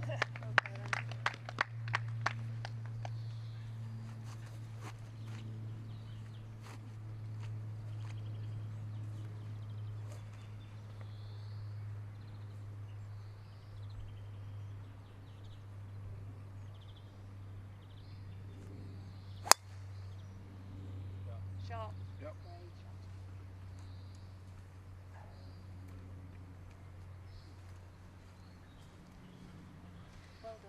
On the tee from Wath Golf Club, Andrew Crow. Come on, Crow.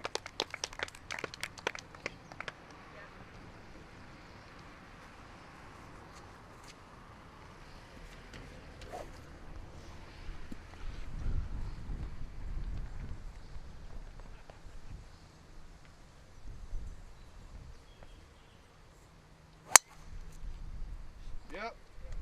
Yeah.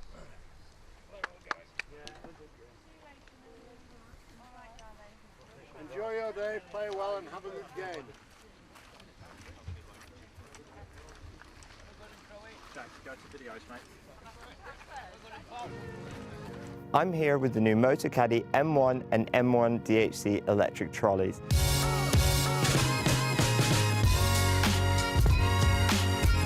The M1 is the perfect option for an easy-to-use trolley that folds really small for convenient storage and transportation. The latest model benefits from new automotive-inspired styling, including a sleek new frame, low-profile tyres and ergonomic handle. It features the revolutionary new Motocaddy Click and Connect cable-free lithium battery, which automatically turns the trolley off when folded with a pop-up port to charge the battery without having to remove it. The first thing you notice is how quiet it is. Powered by a 230 watt motor and next generation 28 volt technology, it has plenty of power. It features an impressive LCD widescreen display which includes 9 speed settings to easily match your perfect walking pace, a speed indicator and a battery meter to show the remaining battery. I love the adjustable distance control feature, where I can choose between a selection of distances I want to send the trolley down the fairway, and I can just press a button and go help my friend look for his ball. There's a USB charging port for charging phones or GPS devices while you play. And if you're looking for even more performance, we also have the M1 DHC, which adds 3 extra features. Downhill control automatically regulates the trolley's speed while moving down hills, helping you stay in complete hands-free control. All-terrain tyres and an electronic parking brake, which holds the trolley in place uphill or downhill while you play your shot.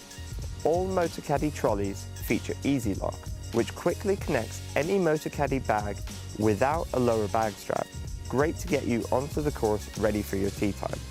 I hope you've enjoyed learning about the all-new M1 and M1 DHC models. Discover more about all of our products at motocaddy.com.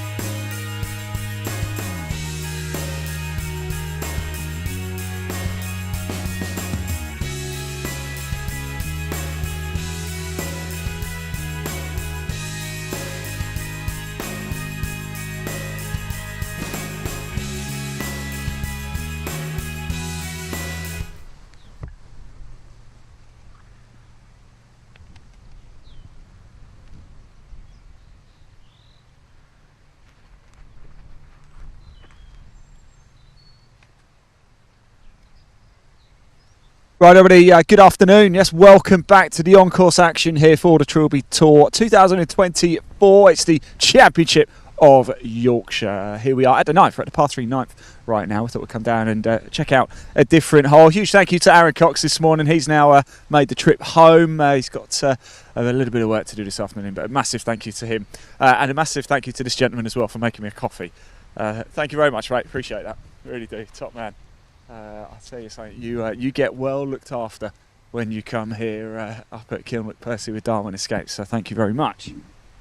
Right, as you can see, next group on the tee, I've reliably informed we have your 10:30 group. This is Jack Ollis, Jake Winspear and Jamie Orton about to tee off. It is a par 3 here, the ninth, not the shortest one. About 170 yards or so from the whites, so a long one. There's no nearest to pin competition here at all, but it does make for a nice shot, doesn't it? Almost looking at the players down the barrel as they come. Leaderboard really starting to take shape as well. I believe the leading group are on about 16 or 17 now, so not too long before the groups start to come home. Final group about to go out as well. They head out at 12:40. We must be nearly, haven't actually looked at my watch for the last few minutes or so, but yeah, the final group are about to tee off as well, so very shortly every single group will be out on. We'll start to get a real understanding and idea of what score might get the job done this afternoon. Remember, different format in 2024 for the Trilby Tour.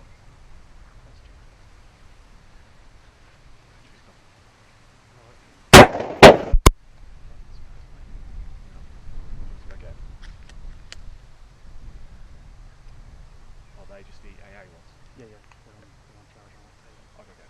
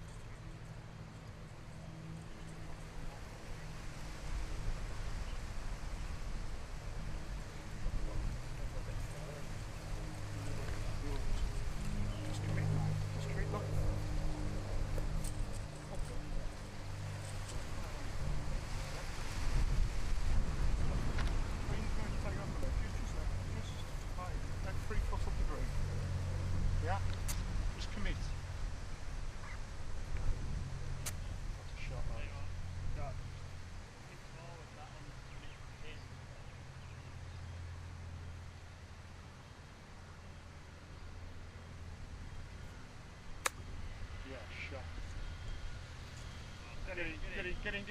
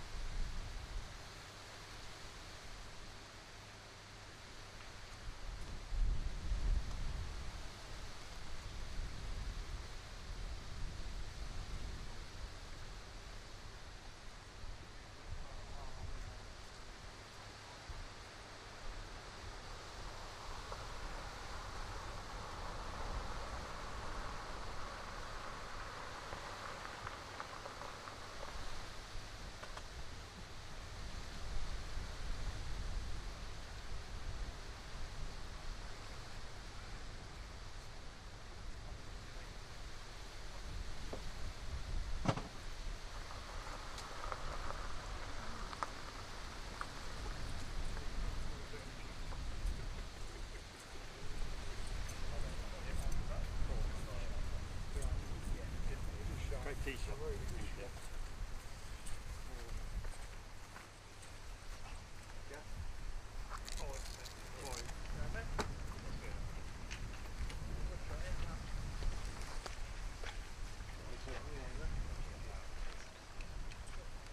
Don't know how many you needed, mate.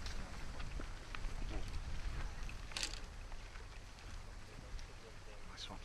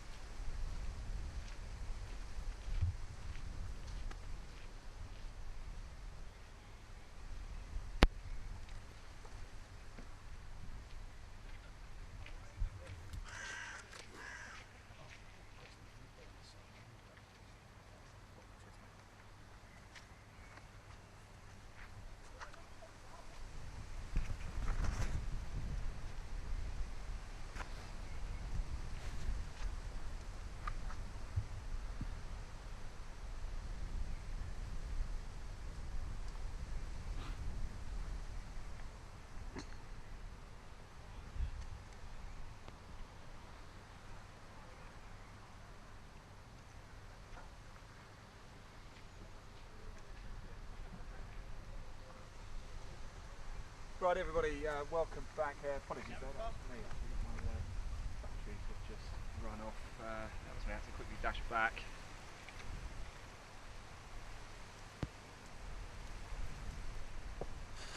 Yes, hello everybody, good afternoon, welcome back. I just had to dash back and change batteries in the microphone, would you believe? But here we are, if you didn't pick up what I said a little bit earlier, we're back on course for the early afternoon session. We will be bringing you action at 18 a little bit later as well. Huge thank you to Aaron Cox. He's now headed off home, had a short trip back up to Darlington. We're down at the 9th green, as you can see. Next group about to come through as well. The reason we've come down here, of course, the halfway stage, and this is your 10:40 group. Nigel Petch, Jeff Carter, Kevin Moore. You may remember actually this is the group we left at the end of the opening stint out on the course. Live coverage throughout the course of the day. Stick with us. Huge thank you to you all for tuning in as well on the Golf by Darwin Escapes YouTube channel and live sport now on YouTube. Just hit that little subscribe button and like this broadcast too, so we can get these golfers and this wonderful sport and this incredible tour shown to as many people as we possibly can. So we are now at the par 3 9th, a reasonably long one as well, 173 yards or so. So we're not expecting a hole in one down here, but we've got the lovely lodges just in the background as well off to our right. A big thank you to Darwin Escapes for putting us up last night. Wonderful hospitality, cracking tour as well. If you are just tuning in for this session, you had a nice lunchtime, welcome back. We've just had a nice bit of grub as well, ready and refreshed for the afternoon stint. We're going to be live on the course now for another hour or so, another hour and 20 minutes or so, before we'll then bring the camera back to 18. And then we're going to be back on the course for the final showdown, the run to the, dare we say it, the golfing checkered flag, where we'll hear from the players as they come off 18 and find out who is going to be your Championship of Yorkshire champion. Will it be Ryan Wardle? He was the champion from last year. What score is going to get the job done? Last year, you may remember, we had 3 divisions. In Division 2, it was Paul Yates with a score of 35. Ryan Wardle was the Division 1 men's champion and overall winner with 39 points. And Sue Miller was the female category winner with 37 points. What's going to get it done today? The weather looks like it's significantly improved. Sun shining at the minute on the tee now. Let's enjoy this tee shot and see where this is going to go.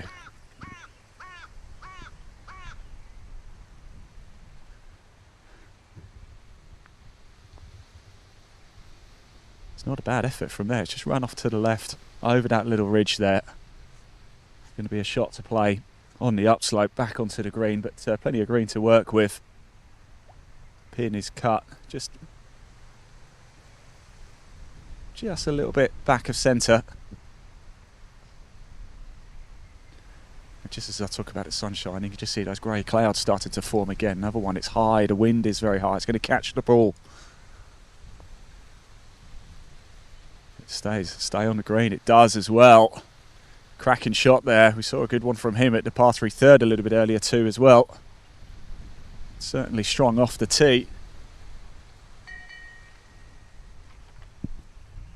This is Nigel Petch, Jeff Carter, Kevin Moore. Teed off at 10:40 this morning. This is the 9th.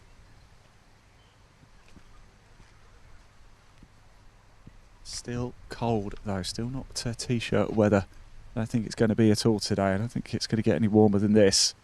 Hope we don't have too much more rain. The ball's up in the air. Hope you've enjoyed the coverage so far as well. Don't forget to keep your comments coming in. And that one's gone left and short of the green. So only one is on the dance floor here at the par 3 9th.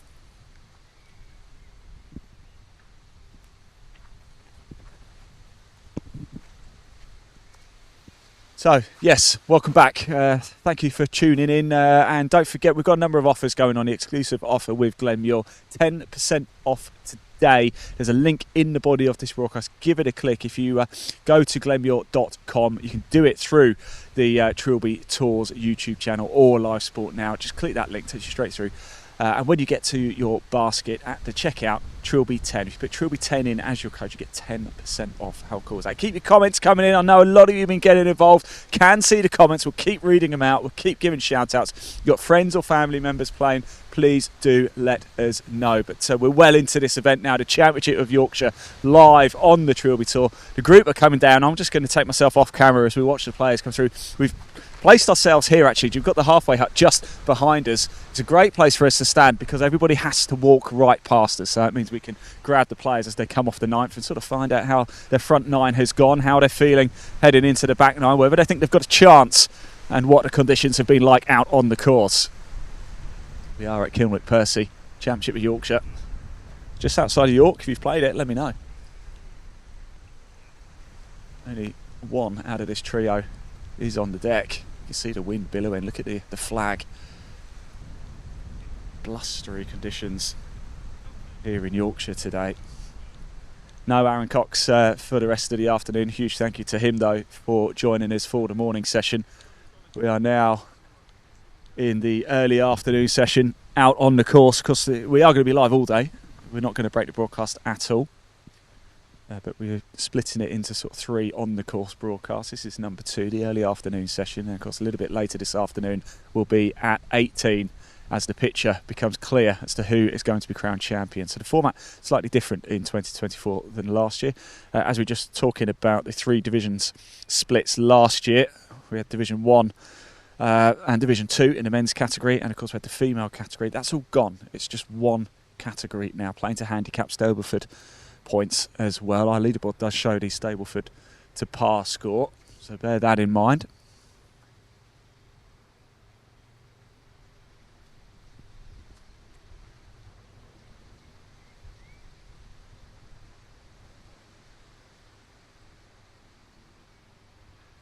Just wondering if we might have heard a little rumble of thunder there, but I think it might have been a truck going past, Sean.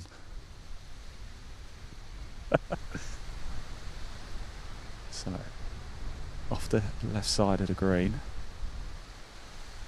He's played a putter there as well, and could be a cracking effort. There is a little dip there. You just saw the ball just drop a little bit, come back into play.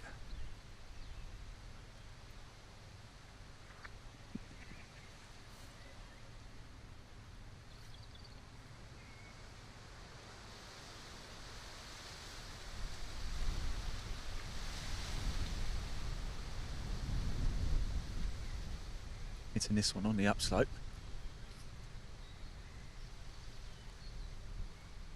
Halfway hut very kindly provided me with a nice cup of coffee, and that's a lovely shot, isn't it?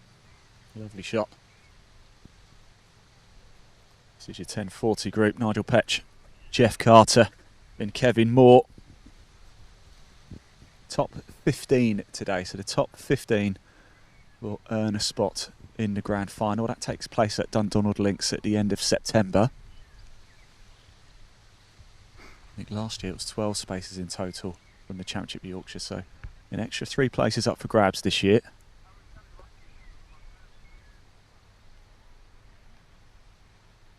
Stableford point scoring.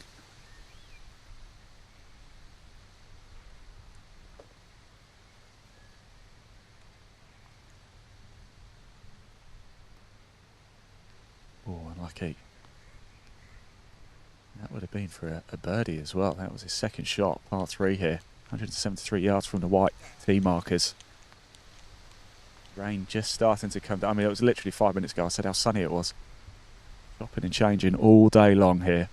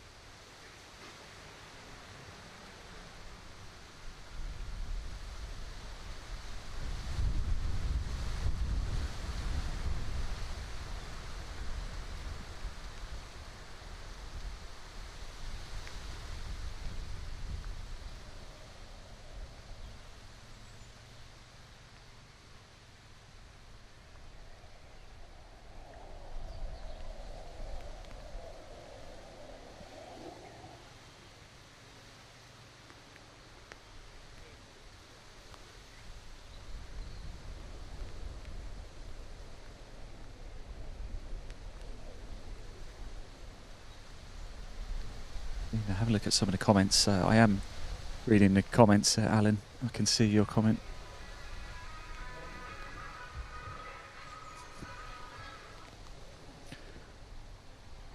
we had to cut away, unfortunately, from the first tee so we could bring the camera down to 9th. But we will catch up with those groups a little bit later today, so you will see them in action.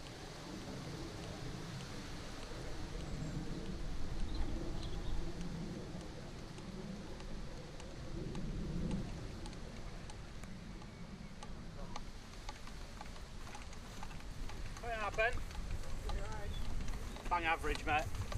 So if you were looking to see those final groups, don't worry, we will bring them for you a little bit later in the day. So don't be too disheartened. We did have to pull the camera away, unfortunately, and bring it down to 9. But we'll catch up with those groups a little bit later. Let's just jump in, see if we can have a quick chat with these guys. We spoke to one of them a little bit earlier, didn't we, Ian? Let's jump in here, shall we? I'm doing good. How's front 9 gone on for you? All right. Not too good, really. No. We did see you at 3. Yeah, that was a nightmare, wasn't it? Yeah. No, a little bit just up and down. Well, I've had 2 pars in a row, haven't I? Hopefully this is the start of things to come. But we'll see. The wind's playing a bit of havoc in it today. Difficult conditions, isn't it? Really difficult. What green's like? Oh, mega fast still, even though there's wet areas around the sides, isn't there? Do you know, around the edges of the course, but the greens are just the same as yesterday. You don't even know it's rain, do you? To be fair. No, the greens are fine. Yeah, they're rolled in, but they're like you said, they're fast. And if you get the right land, like we were saying, most of them, if you get the right land, they'll go where you want them to go. Do you know what I mean? You get the right pace, and they go where you want them to go straight, don't they? Trouble being off the tee for me today, isn't it? Yeah. So I thought that's the story of the day. It's the wind in it. It's all coming across today. I think yesterday was in your face, so you didn't mind a bit of that. Today it's just all across. So it's like the last store you hit that shot, didn't you? There was no wind, and then as soon as we moved, the flag was all over the place. So we better walk and talk, actually. Yeah. So, but thank you anyway, guys. Thank you. Take care. Thanks for talking to us. Appreciate it. 9 to go, lads. Don't worry. Keep going. Right, next group on. No, we just have to move out of the way so they could tee off there. It is the 10:50 group. Now, Scott Clark, David Johnson and Dean Le Croisset on the tee. In fact, one of them has already gone.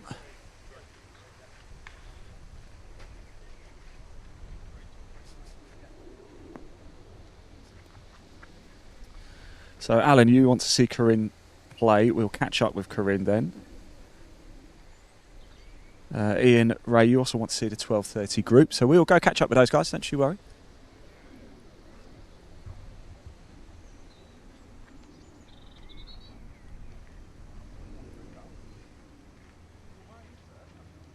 We'll go find out where they are. Watch a couple of groups come through and then we'll head back and catch up with them.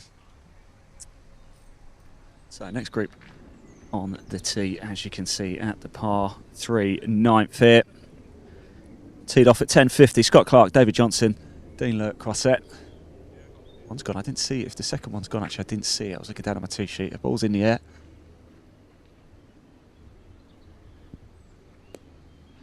And it's just bounced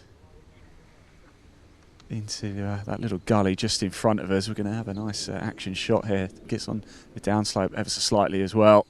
Players are making away. I didn't see where the second ball landed actually, so we'll get a look at that as it comes through. Big thank you to everybody for tuning in as well. We're on the course for the early afternoon session. 10:50 group walking towards us, halfway out just behind us. If you do want to find out more about the Trilby Tour, you can do. There is a link in the body of this broadcast. Give it a click. Every single event on the Trilby Tour this year is going to be broadcast live for your viewing pleasure. Next month we head to the Springs for the Championship of Oxfordshire. Then we're off to Saddleworth in August. And then it's our Scotland double header. We've got the Championship of Ayrshire at Dundonald Links. And 2 weeks after that, it will be the grand final live also at Dundonald Links as well. You can watch it all live right here with us.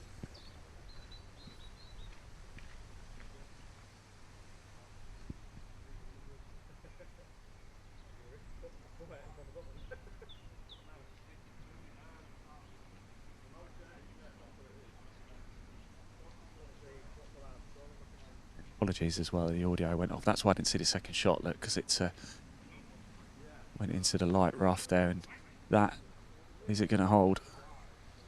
I think it's just held on to the fringe of the green. Second shot there. Scott Clark, David Johnson, Dean Le Croisset on their way.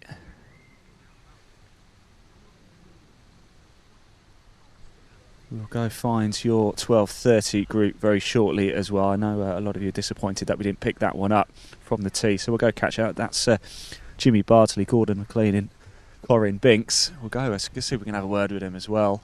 But here we are at the 9th for a little bit further. We'll just watch another group or two come through and then we'll get back in a buggy, get on the road and find out where they are.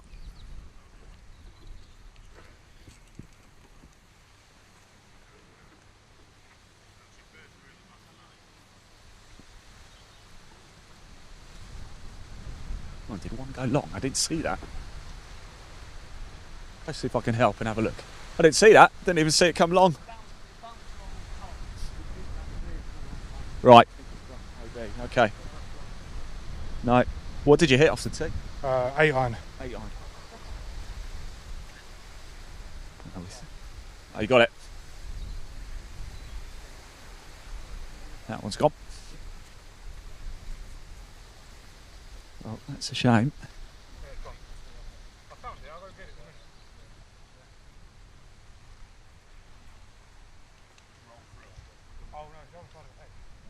So that was the provisional played.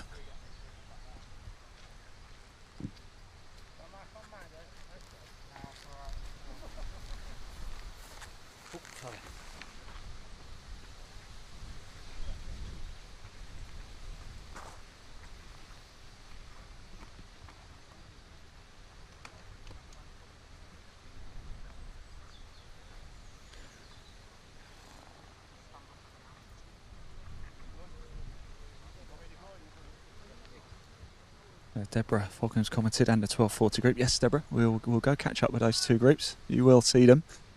I can assure you of that, and we'll grab a word with them as well. I mean, that's better than just seeing them tee off. We didn't have the commentary on for that. We just placed the camera, just put it at the first tee whilst we just went and grabbed a coffee and a sandwich. But we'll get out on the course and catch up with those two groups that we didn't catch with the tee shots. So don't you worry about that. Oh, so close. If you do want to catch the leaderboard at any point as well, we do keep putting it on your screen, of course, but we'll cycle through it for you. But you can visit it, I believe it's on the Trilby Tour website as well. So just head over. Again, there's a link in the body of this broadcast. Look for sort of tournaments, and then you'll scroll down till you find the Championship of Yorkshire, and then you can just access the results from there.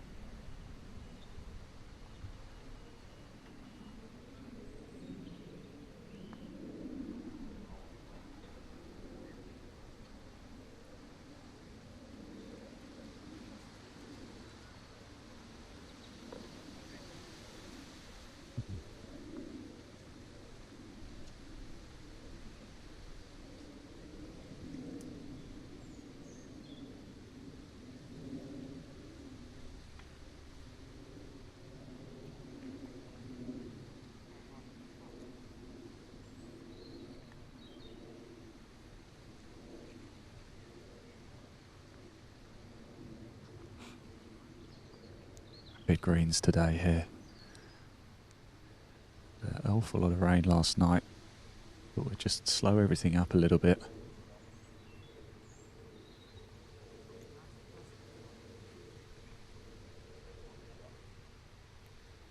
Little shake of the head there, not happy.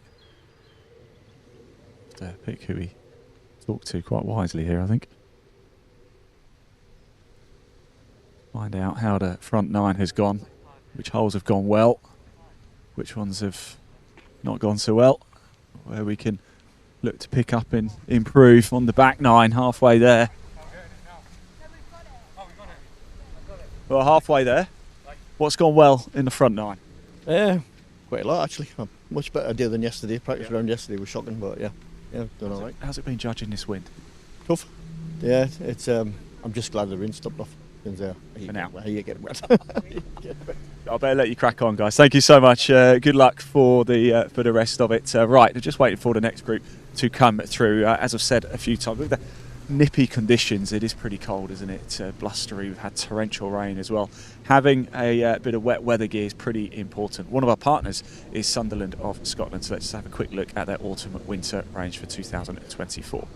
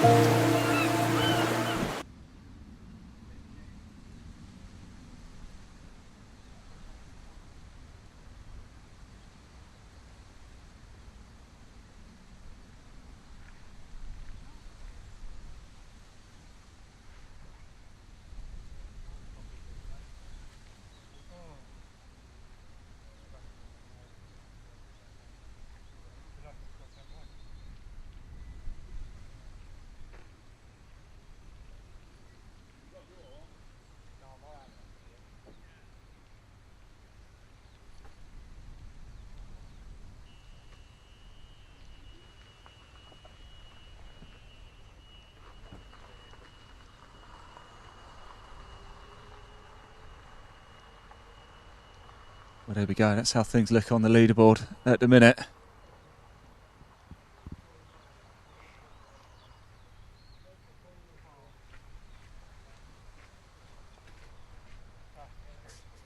Going to be tight, isn't it? It's going to go all the way down to the wire, I think, this afternoon.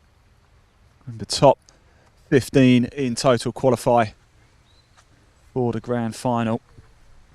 Next group coming up very shortly. A little bit of a gap, actually, between them, isn't it? Your 11-10 group. Simon Battersby, Stephen Monsort and Mark Fryer. Actually, the reason is, in fact, are they coming through now? I think they're actually they're on the hole ahead, aren't they? I think they've lost the ball. So...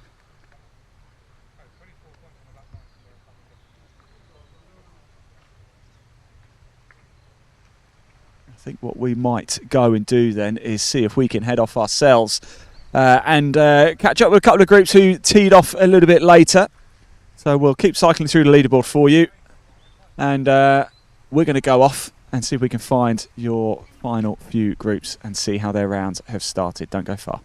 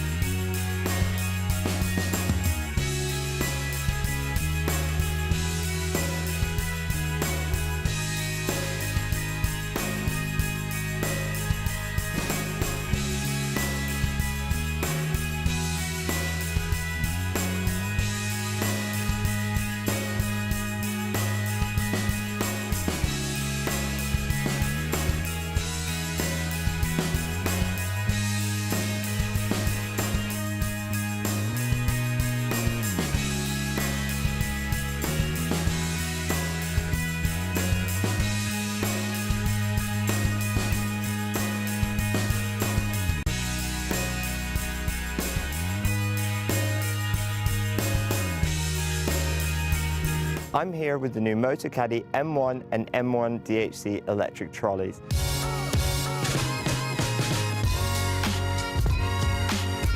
The M1 is the perfect option for an easy-to-use trolley that folds really small for convenient storage and transportation. The latest model benefits from new automotive-inspired styling, including a sleek new frame, low-profile tyres and ergonomic handle. It features the revolutionary new Motocaddy Click and Connect cable-free lithium battery, which automatically turns the trolley off when folded with a pop-up port to charge the battery without having to remove it. The first thing you notice is how quiet it is. Powered by a 230-watt motor and next-generation 28-volt technology, it has plenty of power. It features an impressive LCD widescreen display, which includes 9 speed settings to easily match your perfect walking pace, a speed indicator and a battery meter to show the remaining battery. I love the adjustable distance control feature, where I can choose between a selection of distances I want to send the trolley down the fairway, and I can just press a button and go help my friend look for his ball. There's a USB charging port for charging phones or GPS devices while you play.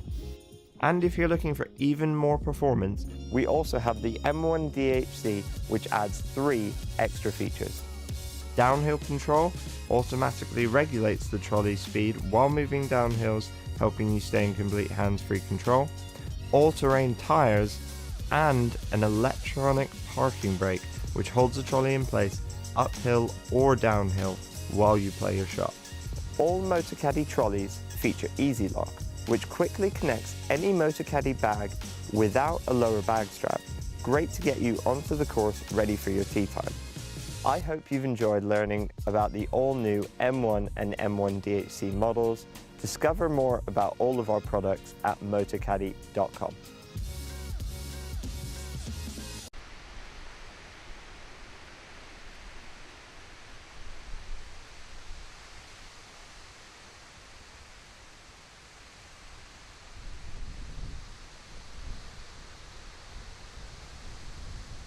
Well, welcome back, everybody. As you can see, we've moved positions. We've actually come down to the par 3 6th here, so we are catching up with the later groups who teed off 195 yards par 3 from the whites, and this right now is your 1150 group with Mark Taylor, Paul Altree and Sean Roberts.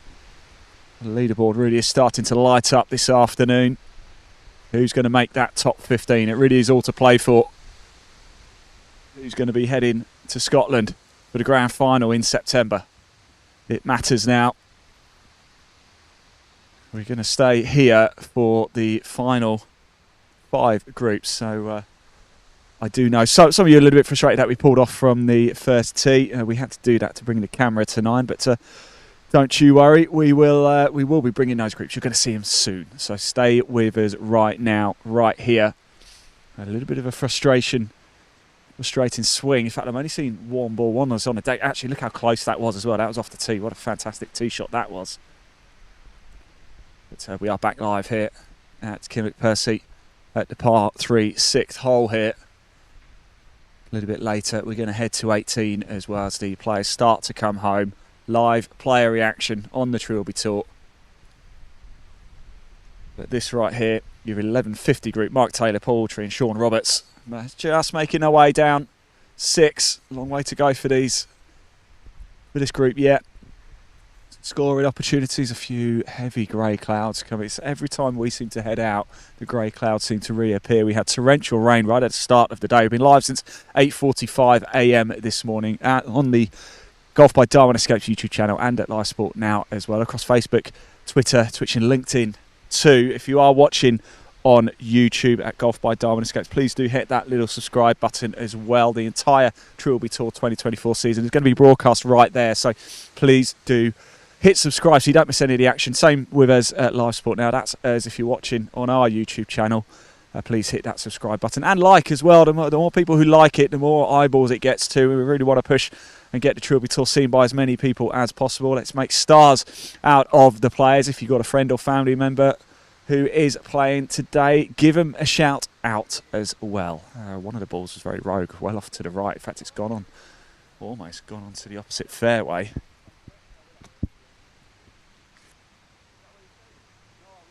That's the 12th over there, running alongside the 6th here.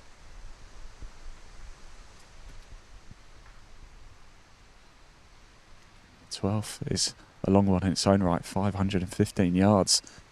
R5 12, just trying to have a look. He's just bending down to see if is there a gap. Not only is there a gap, but can you get through it? I think we're all guilty of that one, aren't we? Thinking we can make these tiny little gaps. Sometimes I miss the fairway completely yet. I think I can get through a yard gap sometimes, but is he going to go over or through?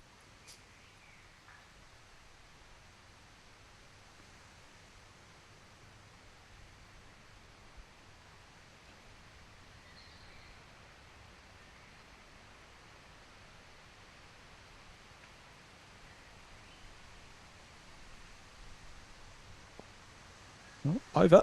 It's not a bad shot from there as well. Just missing the fringe of the green.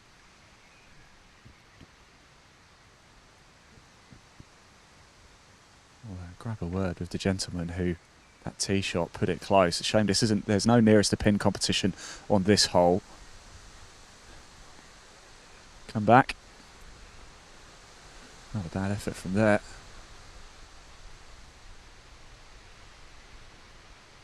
Let's go have a quick word, because it was something special, wasn't it? Did you think it was in for a moment? I think it was close, but don't tell me I'm a right driver. And a par 3. Was it? Driver, yeah. Don't worry about that, doesn't matter. Like, if you could put it that close, who cares what kind it is? Yeah, it was a good shot. Might make my first par of the day. I'm struggling a bit. It's a bit windy. It is. Conditions playing a big part. Yeah, really tough today, and they've pushed tees back as far as we can go. But yeah, see you at birdie. It's playing long. Good luck. Thank you very much. We'll be certainly rooting for you to make that one, definitely. What a tee shot that was. Close. You'll see how close when he lines the ball up very shortly.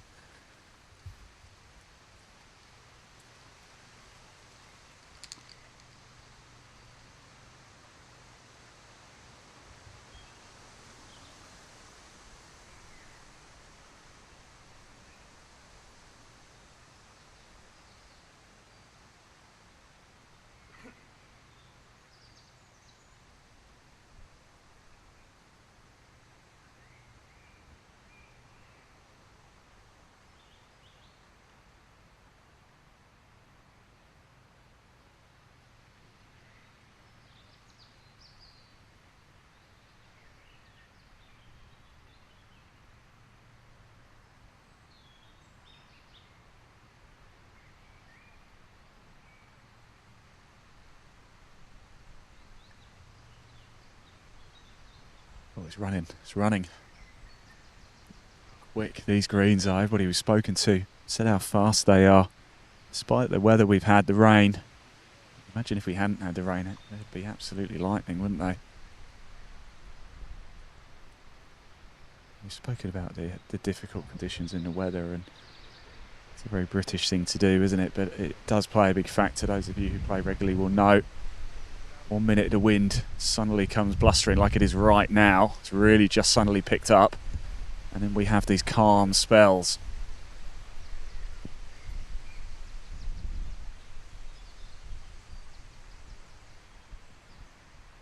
A little bit of blue sky just behind me trying to poke through.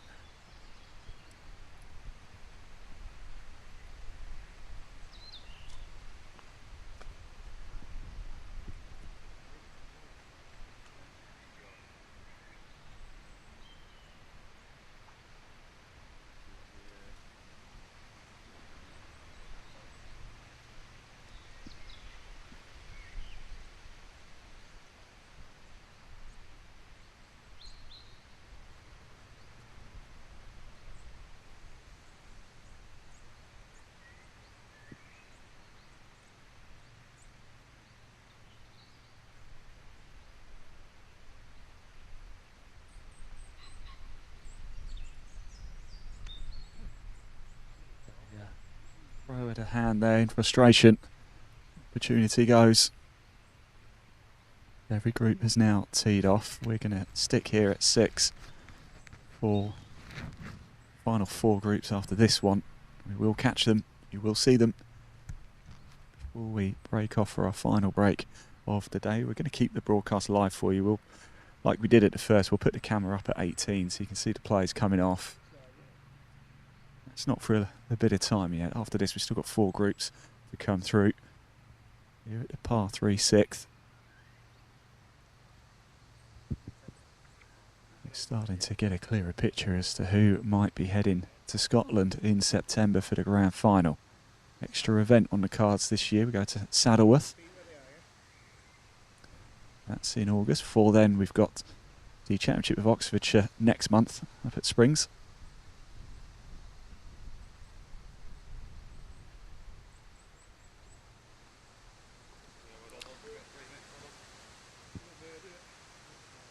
Well in, one more to come.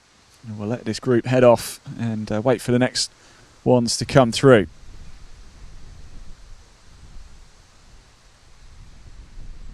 Remember, top 15 make it to the grand final.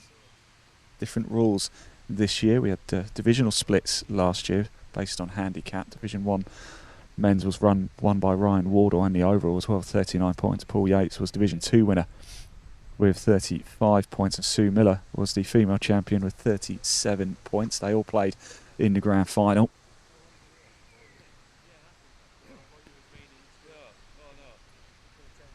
Playing long today, total is 6,224 yards from the whites.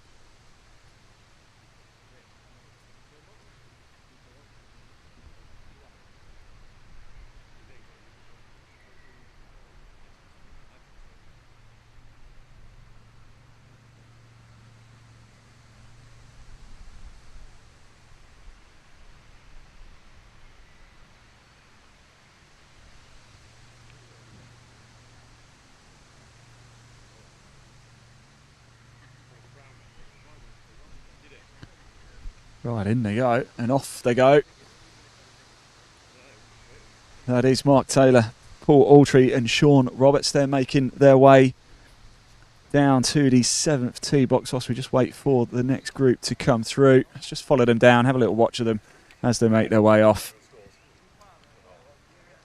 If you do want to find out more about the Trilby Tour, at any point you can, just click the link in the text of this broadcast. It will take you straight through to the website. In fact, we might even be able to, Sean, I don't know if you can do a full 360 with the camera, can you? Because we've got one of the groups just behind us. We've caught up with them a few times already. Nigel Petch, Jeff Carter and Kevin Moore. They're on... That will be 11, I believe.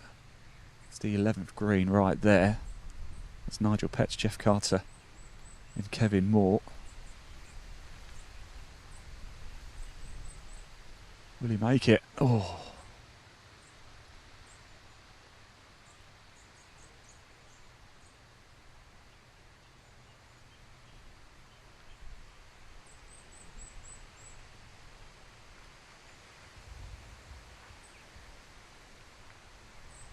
We'll stick with this group just whilst we wait for the next to come through here at 6.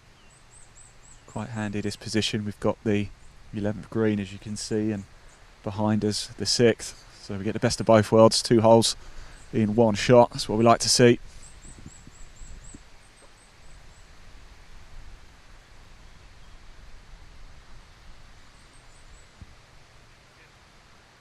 Number of prizes up for grabs as well, 3 holes.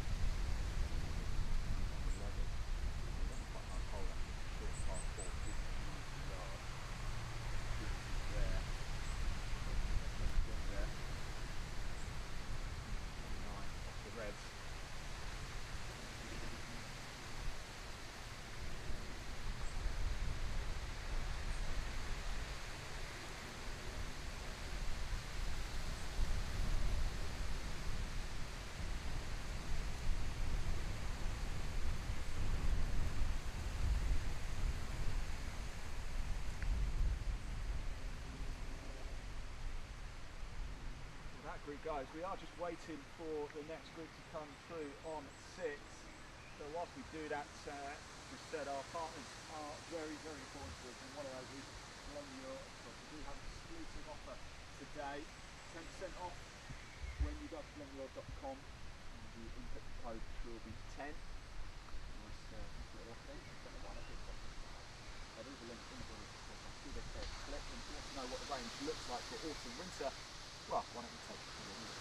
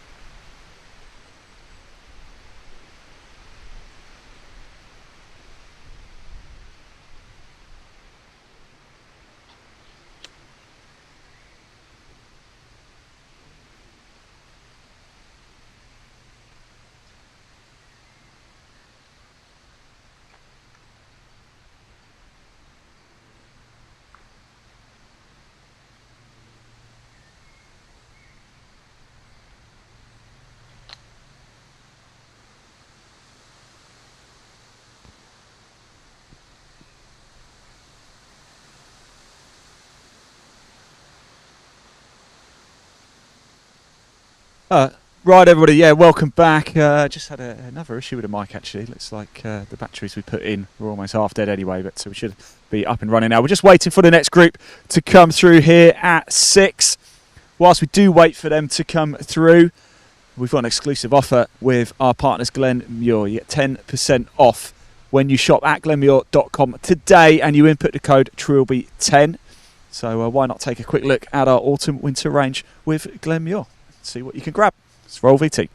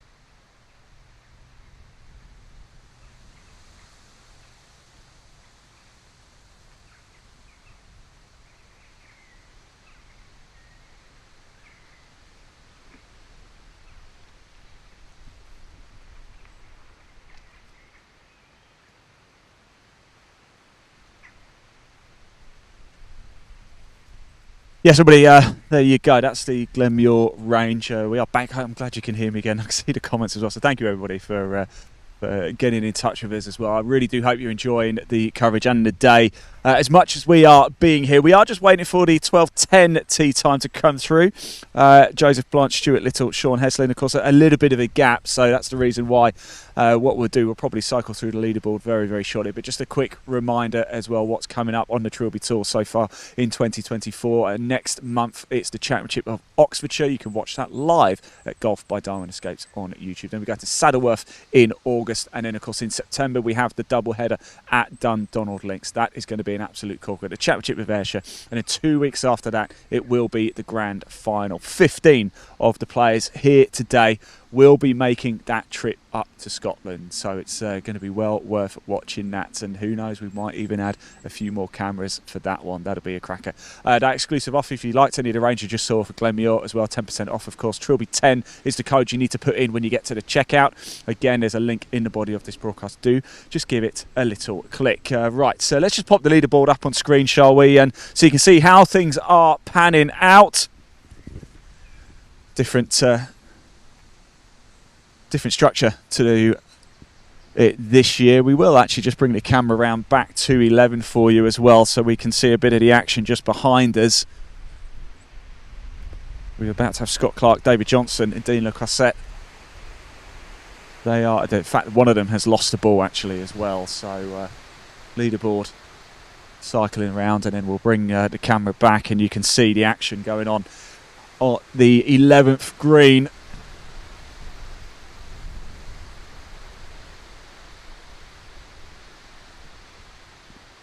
So the ball just run through that.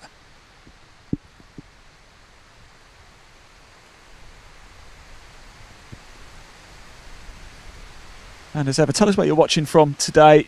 We want to find out where people are tuning in. Are you in England? Are you somewhere else in the UK? Are you overseas? Do let us know. We like to know how many countries are broadcasting in. I did see a comment a little bit earlier. Somebody's watching from Greece. I bet the weather's perhaps a little bit better than it is here today. It's hard to believe it's June, isn't it? The coldest June I believe we're having on record so far. We're here at Kilnwick Percy, just outside of York, for the Championship of Yorkshire. If you've played the course as well, let us know. But look at the wind, look how much it's blustering on the flag there. It's been so tricky, the conditions. We've had torrential rain, then we've had bursts of sunshine. Wind has been up and down. It's been a real test out here. We shouldn't moan about it, we like it. Same for everybody. And it's been pretty consistent, to be fair, throughout the course of the day. But right now, you're looking at the 11th green just behind us. That's your 10:50 tee time. Scott Clark, David Johnson and Dean Le Croisset. I hope I'm saying that name right as well. If I'm not, big apologies. Remember, do give a shout out as well in the live chat section at Golf by Darwin Escapes or at Live Sport Now on YouTube. We can see them both, so please do get in touch with us. Keep me company as well whilst I'm waiting for the next group to come down 6. Bit of a delay. There was a gap between the tee times.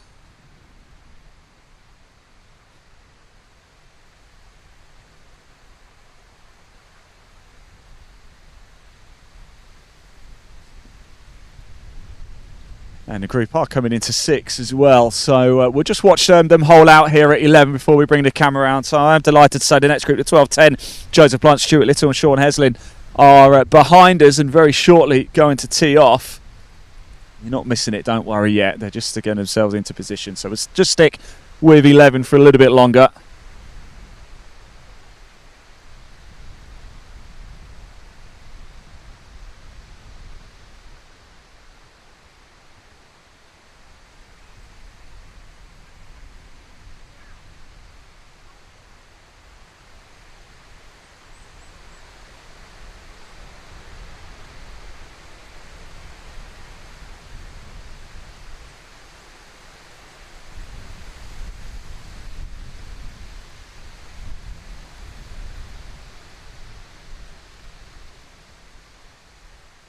Right, I think we'll turn the camera around actually. I'll let you know what's going on at 11, but we'll bring the camera around to 6 now because we haven't caught any of this group. So Joseph Blanche, Stuart Little and Sean Heslin now about to tee off at 6. I'm just keeping an eye on what's going on at 11. A long putt has just been missed. Of course, that's Scott Clark, David Johnson, Dean Le Croisset behind us. In front of us now, you're actually looking at the 12-10 tee group. Joseph Blanche, Stuart Little, Sean Heslin was going to stay here for the final 3 groups after that as well. I know a number of you really wanted to see the 12:30 group and the 12:40 group as well, and you're about to see it. So stay right here, right now.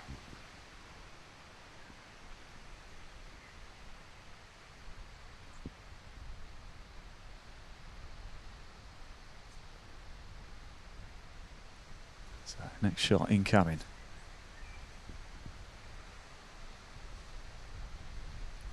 Par 3 6th here at KP.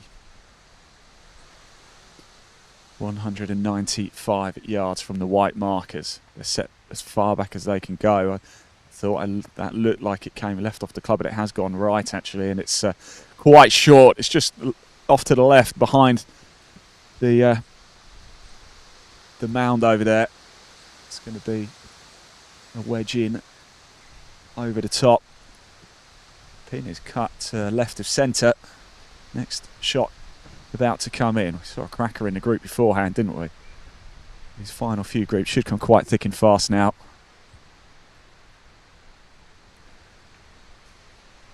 The 1050 group are leaving the 11th green and don't look too pleased, I've got to be honest. So they're making their way to the 12th tee and hope things improve at the long par 5 12 for them.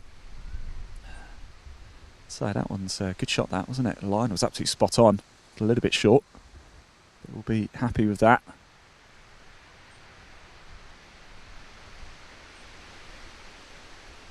I think that one has gone right.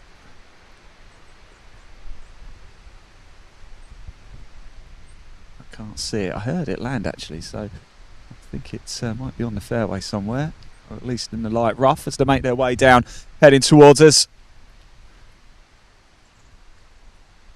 Your 12-10 group, Joseph Blanche, Stuart Little, Sean Heslin making their way down now.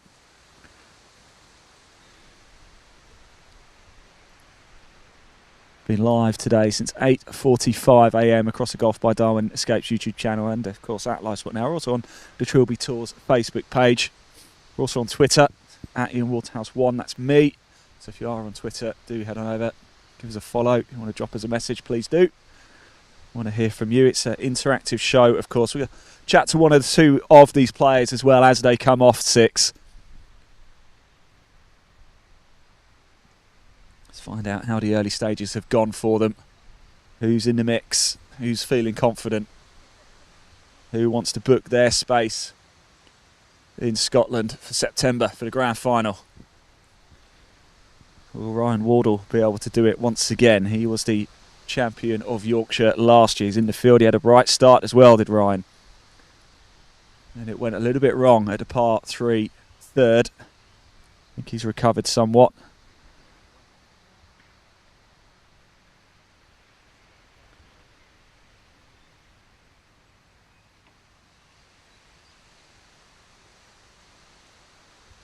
Big thank you to everybody here at KP as well. They've really looked after us. Put his up in one of the lodges last night, very nice. If you are looking for a little breakaway actually, it's well worth checking out. Even if you're not into golf, stay in one of the lodges. There's a lot to do around here. There's a lot to do in York as well. The little village of Pocklington is just down the road from here. Very nice village as well. Well, I suppose small town, I suppose. Very small town, but very nice indeed. Yorkshire town.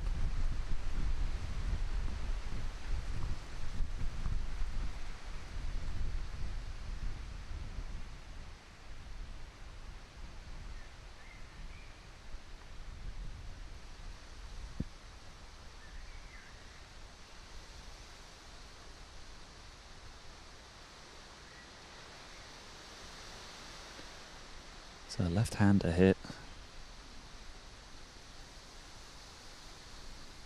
As well left off the tee.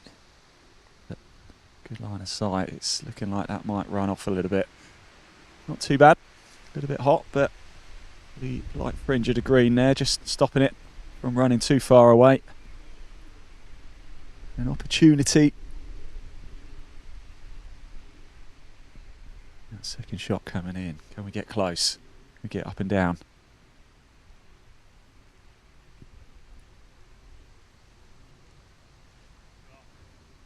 Go on. Lovely. Be delighted with that. Joseph Blanche, Stuart Little, Sean Heslin in this group. Teed off at 10 past 12 today. I'm going to test the range of the microphone again. Did it a little bit earlier, so I'll try to minimise the breakup. I think the next group actually might almost be ready. I've just seen somebody down at the close to the tee box for 6. I expect the final 3 groups after this to come through thick and fast. I know a lot of you wanted to see those final few groups, well, you're going to see them right now, so stay here.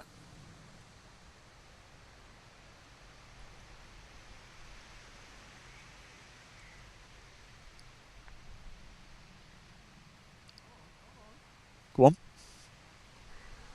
Good effort. That was for birdie actually as well. Second shot.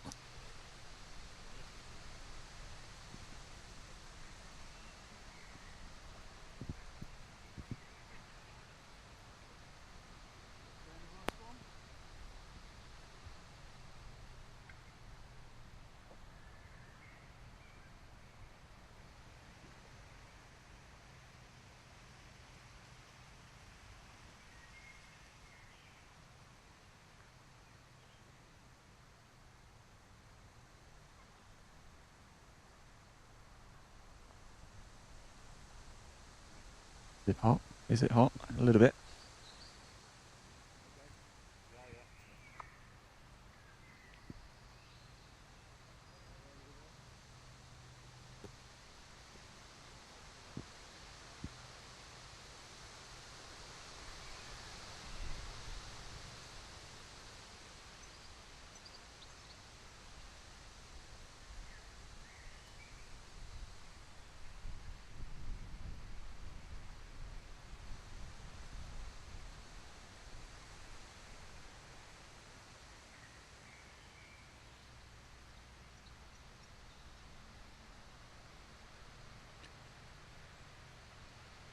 This is to get up and down.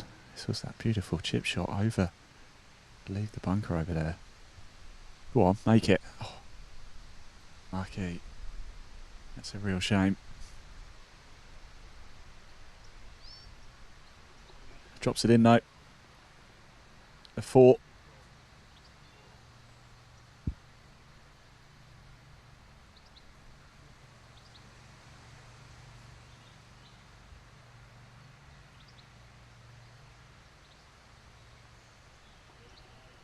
Home it goes. I wonder if he's going to come this way actually, so we can have a quick chat. Next group are probably wanting to get on, so we'll just have a very quick short walk and talk as we wait for the next group to come through.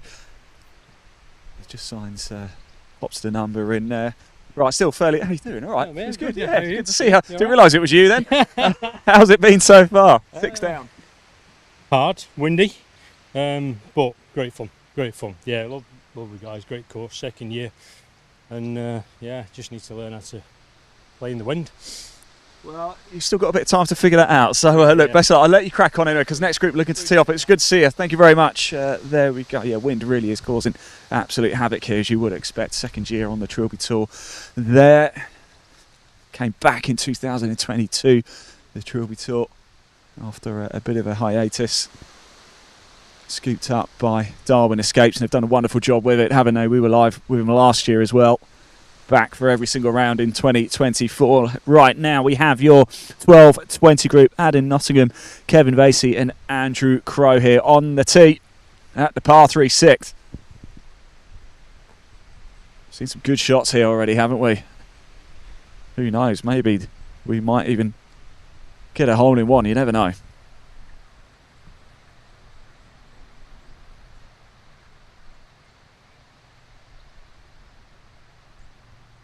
Do keep your comments coming in, everybody, as well. I promise you we will stay for the final groups too. We won't break off. I promise.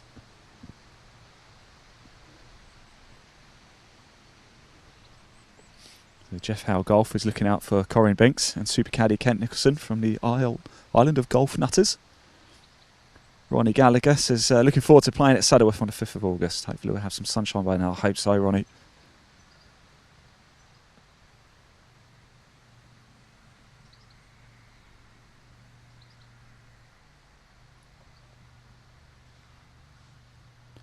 Gary Haig is also looking out for Corin Binks. Gary from Portsmouth. Colston Cox also. Good luck, Corin Binks. An awful lot of support for Corin Binks on social media. Keep them coming in. Keep your messages.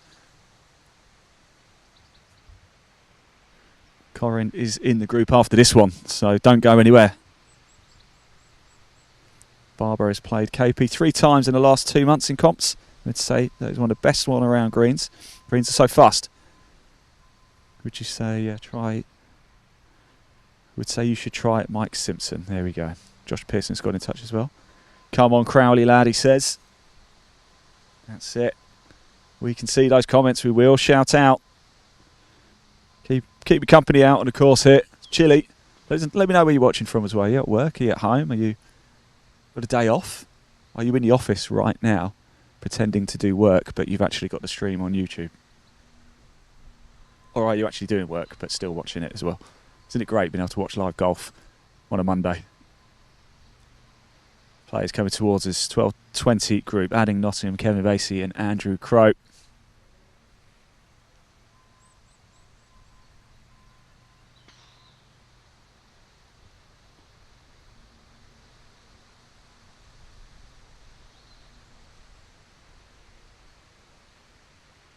Thank you all for watching as well and getting involved. It really is nice knowing that people are tuning in and chatting with us. Going well for Andrew Crowe today, isn't it? It's going well for Ryan Wardle and Sean Heslin and Gordon McLean. There was a comment actually about when it says 0 on the holes through, what that means. I think Dave Wilby has finished. You're right. If he has finished, you're right. It should be an F. I'm not too sure why that is. We pull our data for the scoreboards and leaderboards, etc., from Golf Genius, who provide the software for it. So, unfortunately, we actually don't have any control ourselves over what goes into it. It's all done through Golf Genius. The players submit the scores themselves via an app. But it's a fair comment to make. But David Wilby went out early doors. I think he was actually in the first group, so he will be home now. He went out at 9 o'clock this morning with James Penny and Leslie Boswell, two veterans of the Trilby Tour.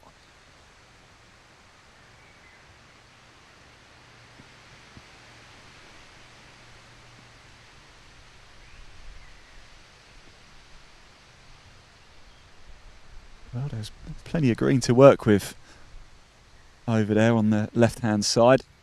Right side as you're looking at it on the screen, and he's really maximised the deck there.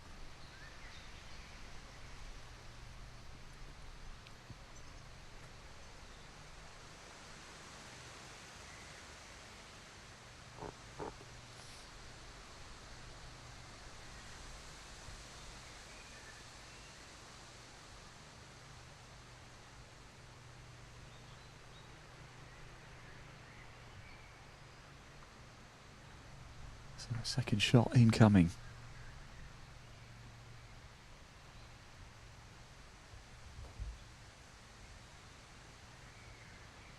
It's gone the high route. It's a lovely shot as well. That is how you do that. Caught the wind at a good time as well, although the tops of the trees are billowing in the wind. Closer to ground level, it's just gone a little bit calmer.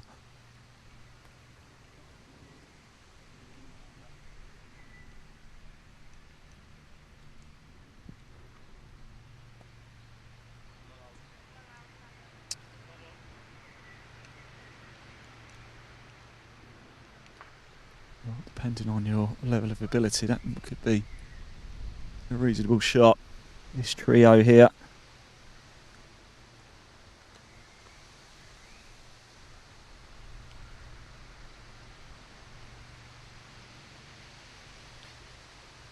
Kevin Vasey's out of Filey. Drew Crowe's out of White. And Adam Nottingham is not attached to a club. Does his handicap through iGolf.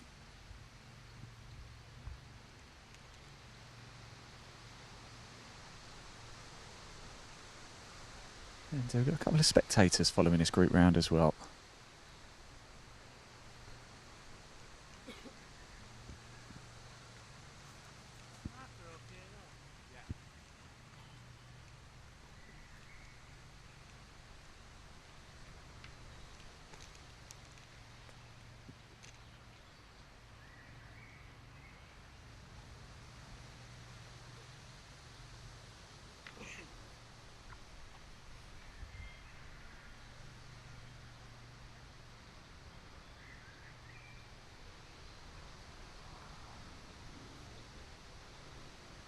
Right from the caddy here, just listening in and really helping out.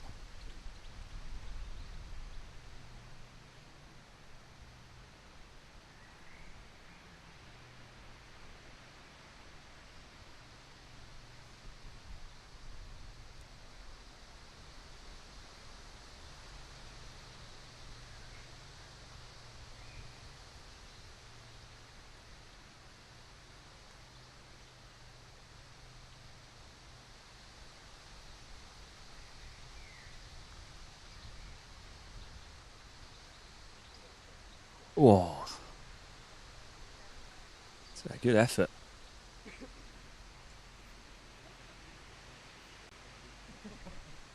That's Adam.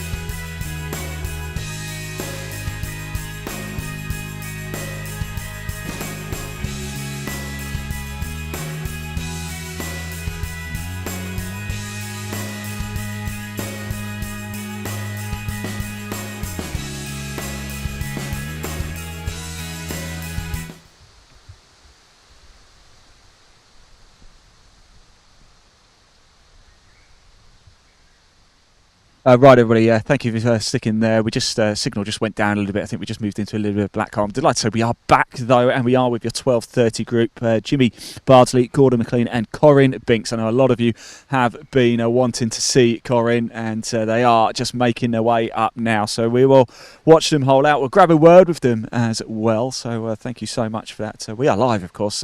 Unfortunately, sometimes when you're trying to pick up signal in windy conditions on a golf course, things do go down. Apologies about that, but we are back, so don't go anywhere. Stick with it. So this is your 12:30 tea time. Jimmy Bardsley, Gordon McLean, and Corinne Binks.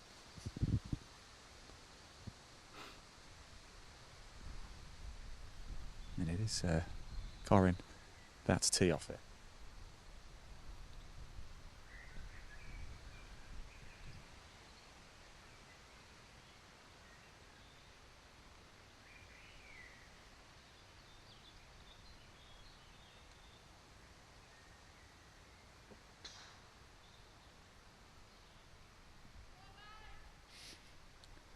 Yeah, Gary's commented saying, destined not to see Corinne here.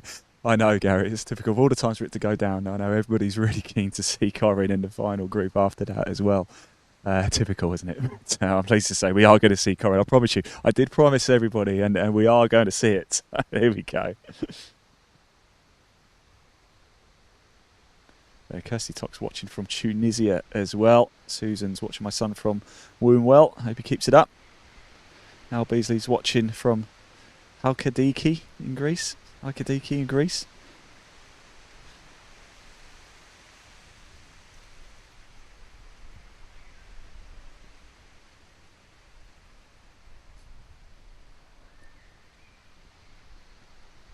And here we go. I heard it drop. Solid effort. Just as the sun comes out as well. We're not going to miss her, are we, with those bright pink trainers on? Always makes our life a little bit easier. So the penultimate group of the day, just making our way up 6. We are going to stick around as well for that 12:40 group 2. And then we are going to head off for another break. But it's going to stay live. We're going to pop the camera up at 18 and we'll just cycle through the leaderboard and let you see the groups as they start to hold out. We'll get a real clear picture now of who might be heading to Dundonald for the Trilby Tour Grand Final in September. 15 players will qualify for that today. Of course, different format in 2024 for the Trilby Tour. In 2023, we had divisional splits in the men's category. Division 1 was for players of a handicap up to, I believe it was about 14, and in Division 2 was 14.1 to 24 or something like that. And then, of course, we had the female split as well. So 3 categories last year. Just 1. It's all played against handicap. Stableford scoring. Go on, slow down, slow down, slow down. It's going to stay on the green. She's going to run to the back of it.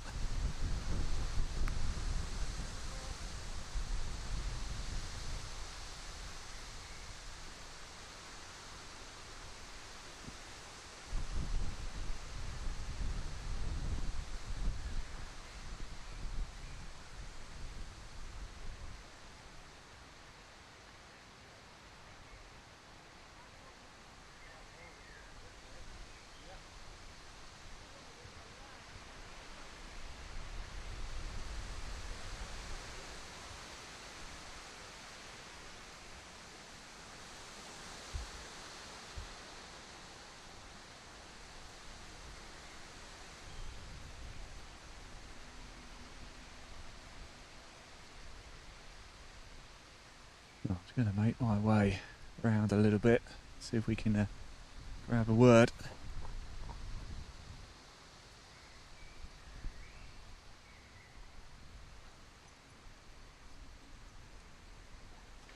Hopefully my mic is going to be able to go long enough.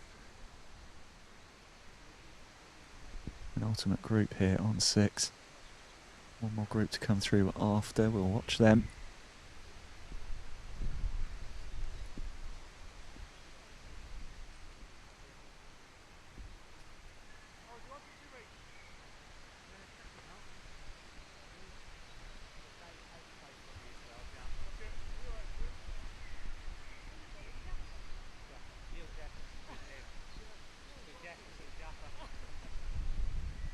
This is what we like to see. Bit of humour on the course. A cheerful group to be a part of this, I think.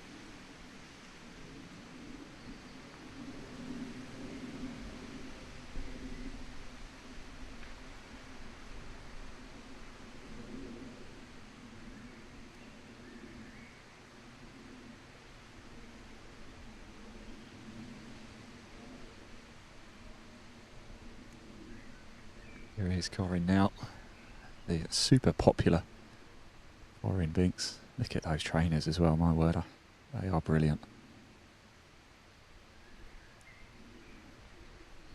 Go on. Oh.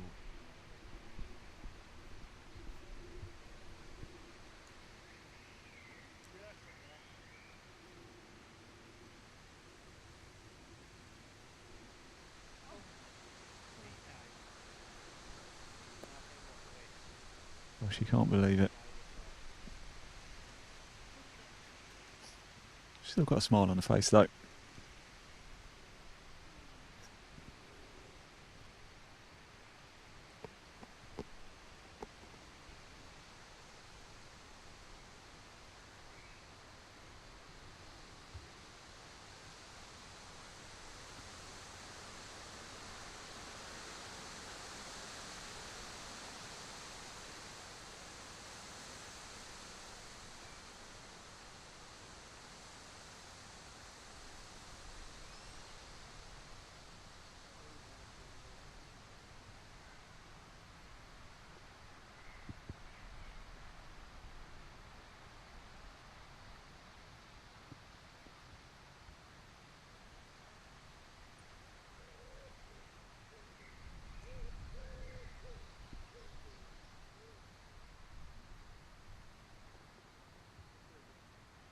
And now just Corin to sink this one home. She'll be really frustrated. She still had a big smile on her face, but just pushed it.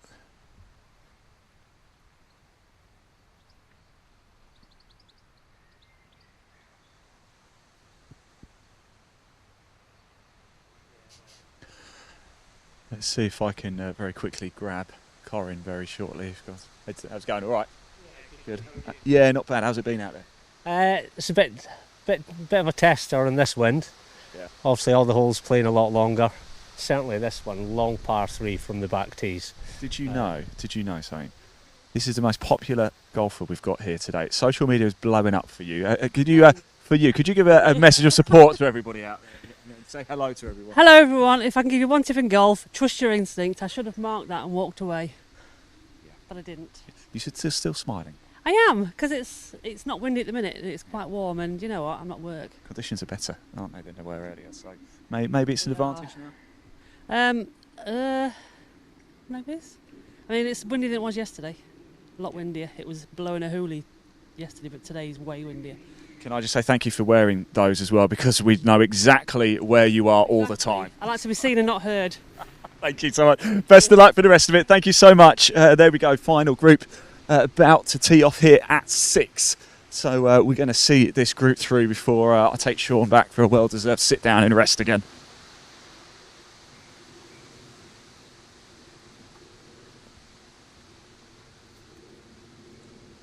So here we go.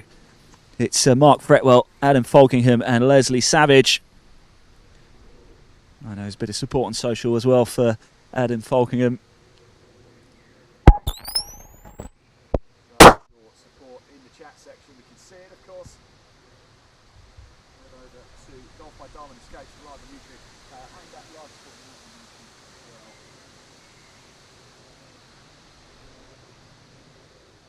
Subscribe button as well really helps us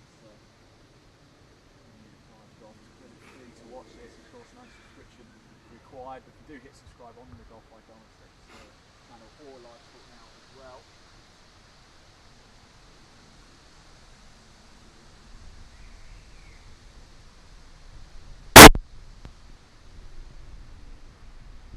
There we go, back. One or two issues with the mic at the minute, but it looks like I'm back. I was just saying, please do hit subscribe at Live Sport now. I think we'll watch this group come through and do a break. I might die very shortly, so let's just enjoy this final group.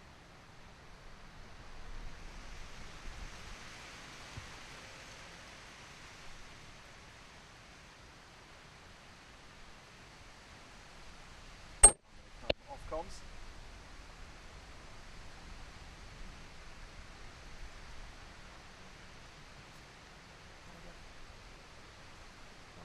We'll just watch this group come through and we'll get to 18.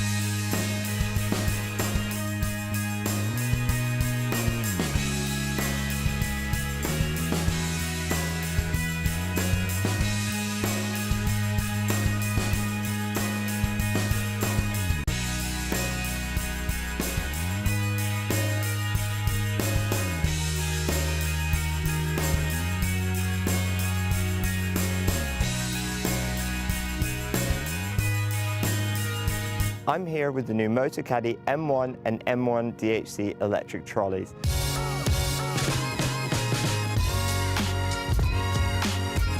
The M1 is the perfect option for an easy-to-use trolley that folds really small for convenient storage and transportation. The latest model benefits from new automotive-inspired styling, including a sleek new frame, low-profile tyres and ergonomic handle.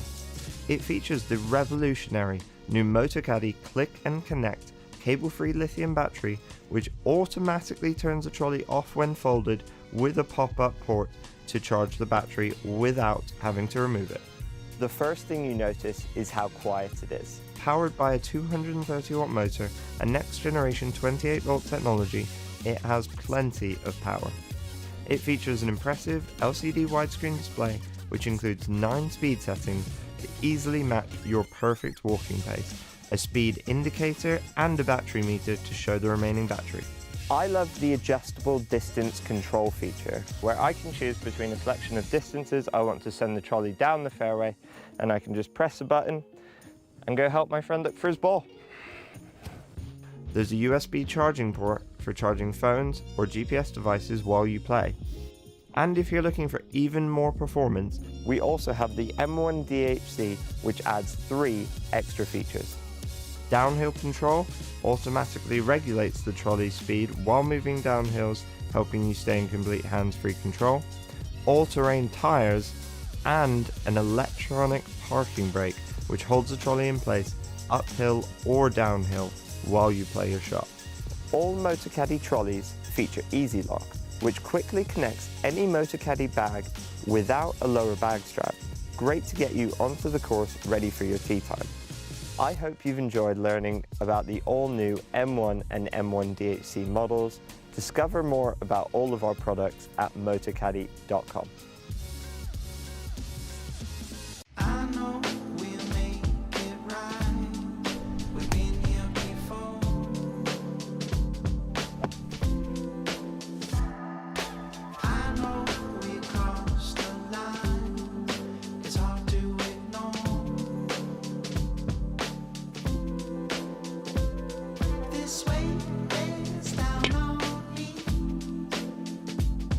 You've got me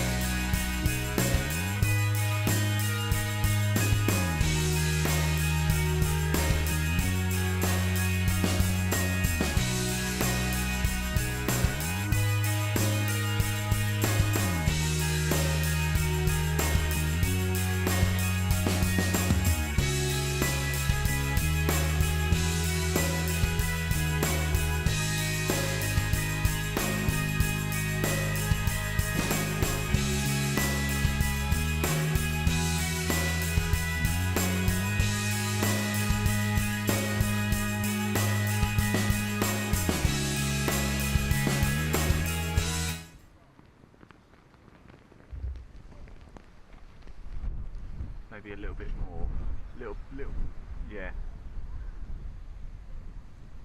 That's nice because we'll see people hold out and shake hands then, you know.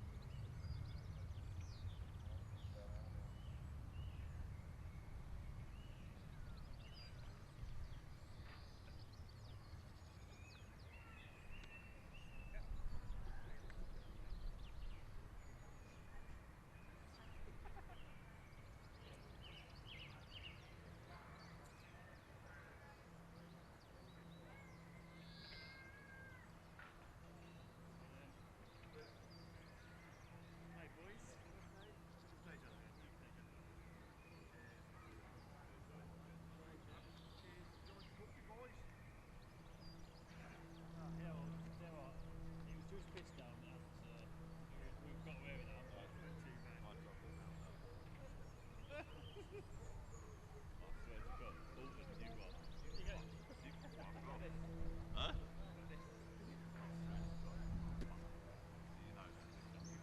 You are fucked in Manchester. You are, mate, you're fucking fucked.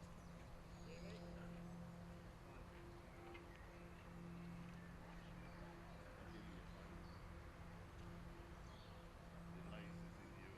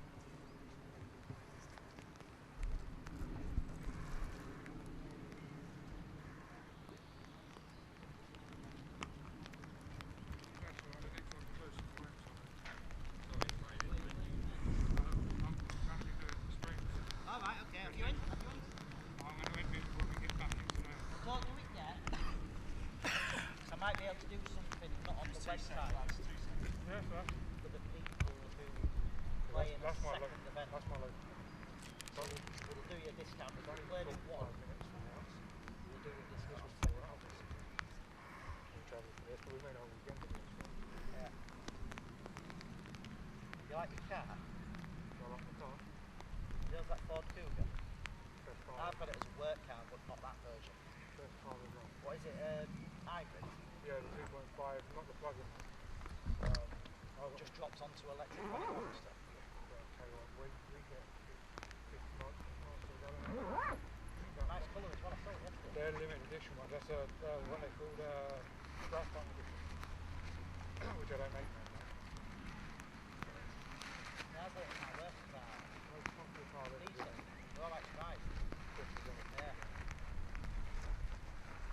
Well, like I say, we've got all the different modes on it as well. So we've got normal mode, eco mode. You put it in eco mode, things don't even work. Like coming down here on the motorway, we average 54 to the gallon, and out of 202 miles, 100 miles of it was on electric.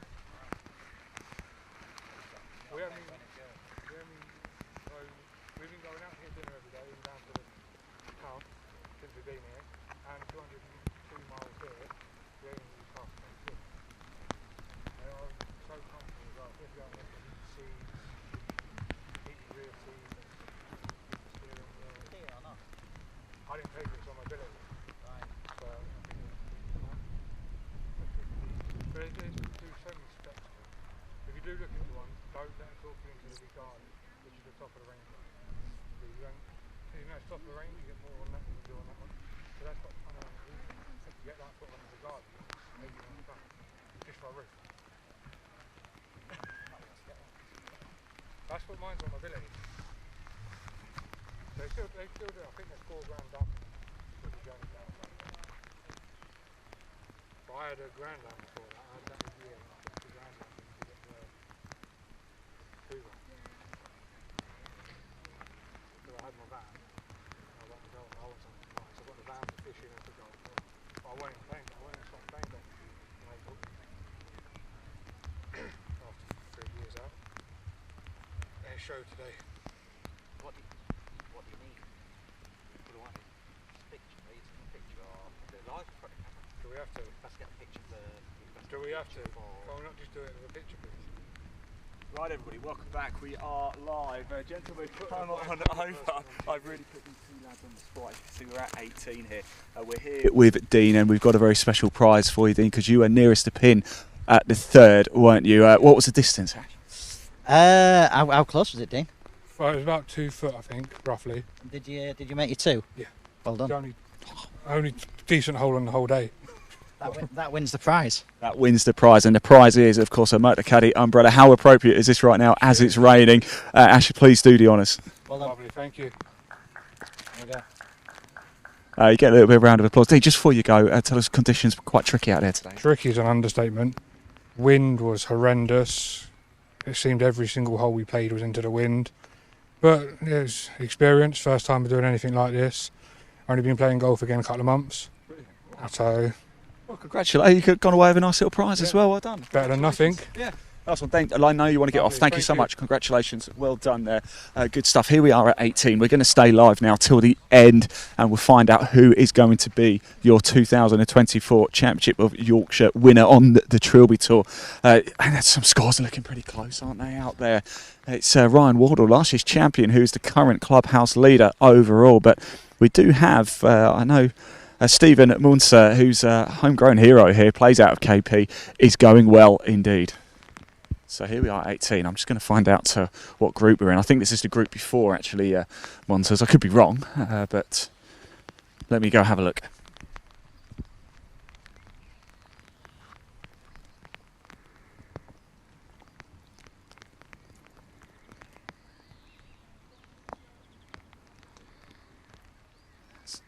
So remember, top 15 will qualify for Dundonald in the grand final in September.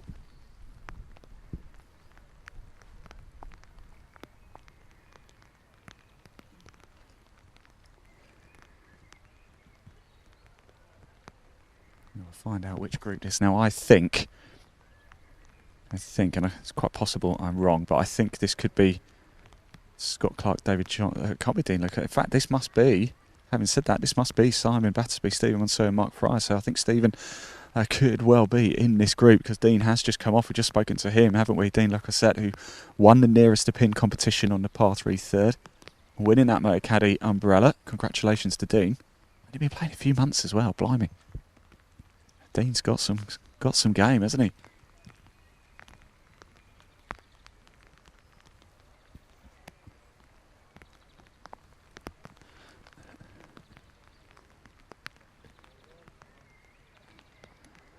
So welcome back, everybody. There will be actually a 20-minute gap a little bit later. We'll keep the camera up at 18, just where we'll break off shortly for commentary as we wait for the final 4 groups to come home and find out who is going to be your champion. But that's not just yet. So I'm just going to go see if I can grab Stephen and bring him over to find out what he ended on. 33 Stableford points he was on.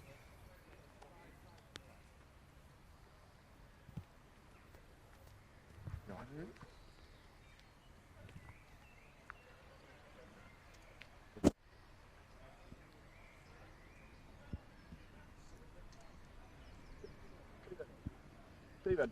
Yeah. Come over here, mate. We need to have a chat. We need to have a chat. Come round. Yeah.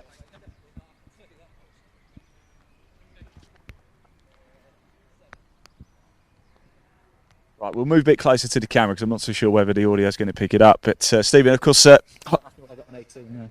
it didn't quite. But what I will say, though, I think in that case you probably ended up on what, 33 points, you reckon? Something like that. Yeah, it wasn't great. It was fairly poor back nine with the wind, getting used to it. You put something together on the back nine a little bit, but just a little bit too late, I think. Well, you're right in the mix, but what that does mean is that you are more than likely going to be heading to Dundon. I can't confirm it yet, of course, but home advantage has helped? I mean, a little bit. Knowing the course is obviously always going to be an advantage to some of the guys, but I mean, it was playing 2 club wins into and against today, so I think it doesn't matter where you play. That was sort of tough to get used to, I think. But hey, we'll see. Hope for the best and see where we get. What's it been like playing on Trilby Tour? It's some event, isn't it? It's good. It's the first time for me. Some of these fellas here have played on it quite a few times, but yeah, I mean, I was lucky enough I won it in a raffle actually, so I haven't I haven't had to qualify my way or in it. Yeah, so so it's just a day out for me. So anything else off the back of that is a bonus, I think. Well, who knows? I can't confirm it, of course, but we might well be seeing you at Dundonald in September. Cheers. Thanks for talking to us, mate. We'll let you get out of the rain. Thank you so much. Next group coming down, as you can see already. There you go. That was Stephen Monson. It sounds like perhaps actually 18 didn't quite go so well for him, but we wanted to grab a word of him just in case he was could have been a winner, but I don't think that's going to be the case. So it's still Ryan Wardle who leads. He's in the clubhouse as well, 36 points. He won last year overall as well with 39. Top 15 qualify for that grand final. Different structure compared to what we had last year. It was divisional splits last year based on handicap. This year it's just one giant leaderboard. Top 15 qualify. And we are here at 18. So next group coming down is Stephen Hewitt, Chris McFarlane, Richard Grayson. I actually don't think we've seen these chaps yet. So we're going to see... I think actually by the time we finish this little section, we will have seen every single player here at the Championship of Yorkshire, which is fantastic. So if you do have a friend or family member playing today, they will have had some airtime. Hold. And the rain has just stopped as well. That's quite good timing. We were trying to hold off for as long as possible to avoid the rain, but now it has disappeared, which is great. We appreciate you tuning in throughout the course of today. We are starting to get towards the closing stages now. Still live on Facebook, YouTube, Twitter as well. We're at my Twitter page as well.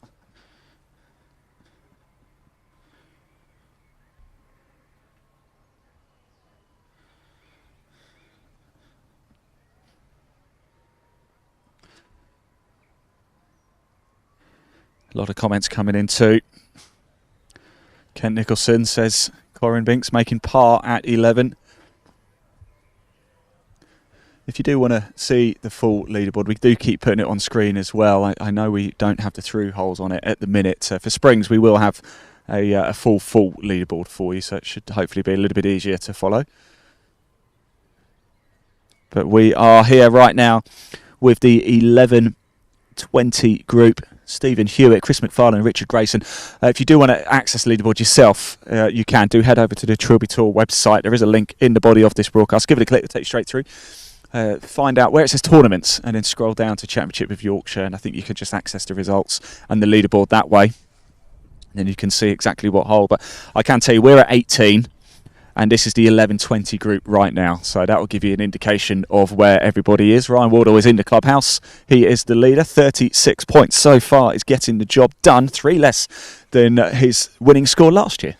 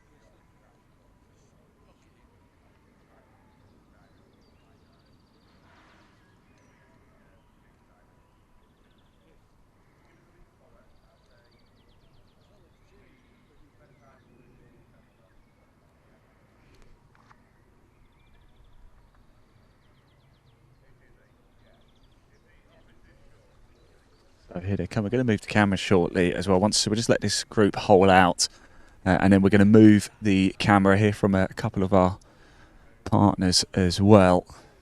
So we'll get a little bit closer for you.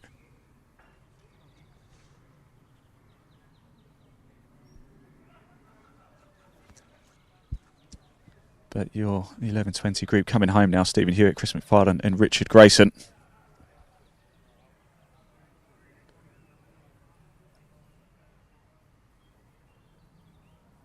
Group behind, waiting eagerly as well. That will be Daniel Whittle, Stan Pilkinson and Owen Fortune. There's been a bit of support for Daniel Whittle as well on social media, so you're going to see him coming through very shortly.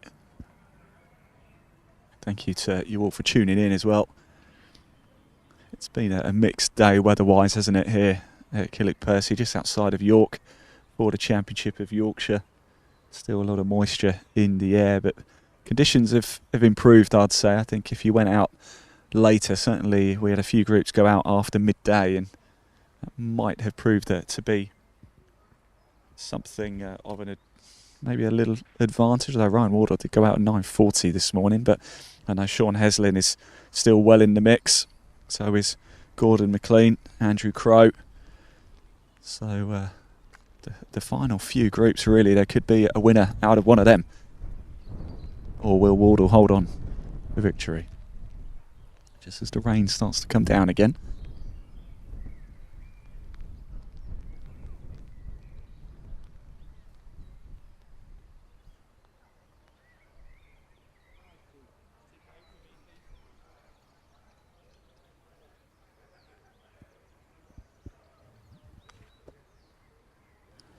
Again, if you are watching on YouTube at Golf by Darwin Escapes or at Live Sport Now, please do hit that little subscribe button if you're watching. It makes a big difference.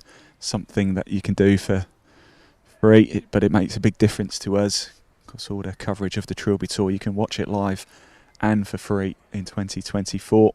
But just hitting that button makes a difference for us. Gives us a chance to get the coverage in front of more people. So thank you.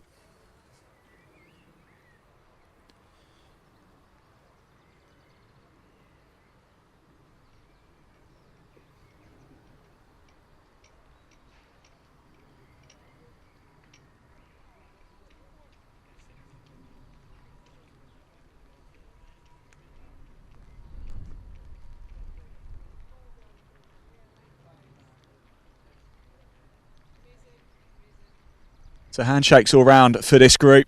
They finish up their Championship of Yorkshire. Stephen Hewitt, Chris McFarlane and Richard Grayson.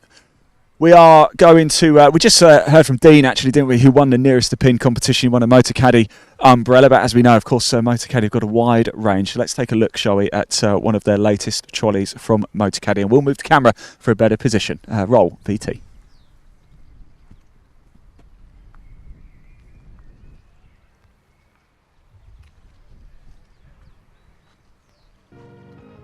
I'm here with the new Motocaddy M1 and M1 DHC electric trolleys.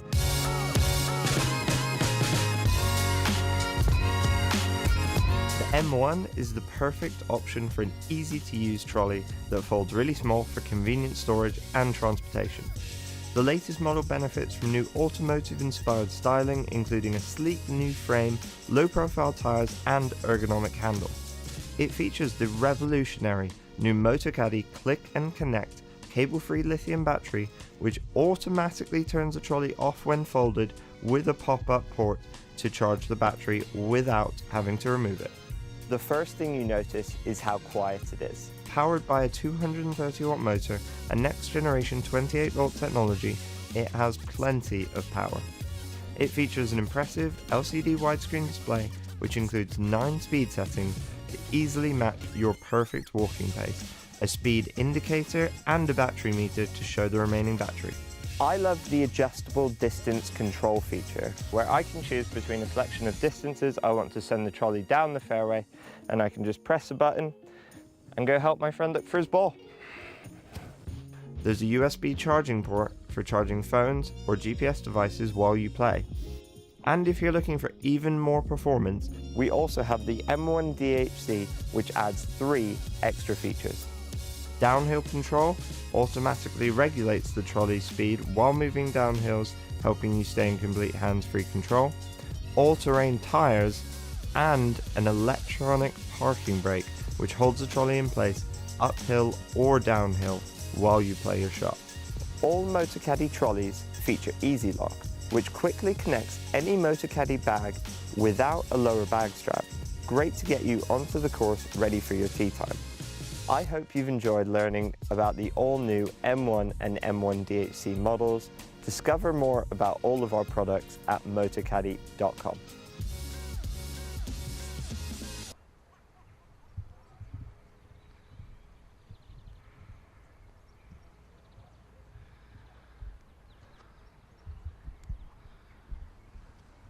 Welcome back, everybody. We just moved the camera there. Great to hear from our partners, Motocaddy. And as you can see, the group now just playing approach shots here at 18. This is Daniel Whittle, Stan Pilkinson and Owen Fortune.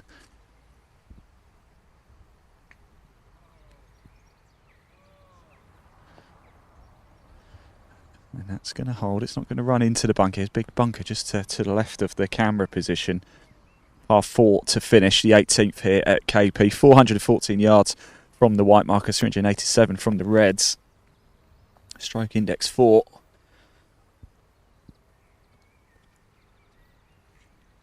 And the day is starting to draw to a close.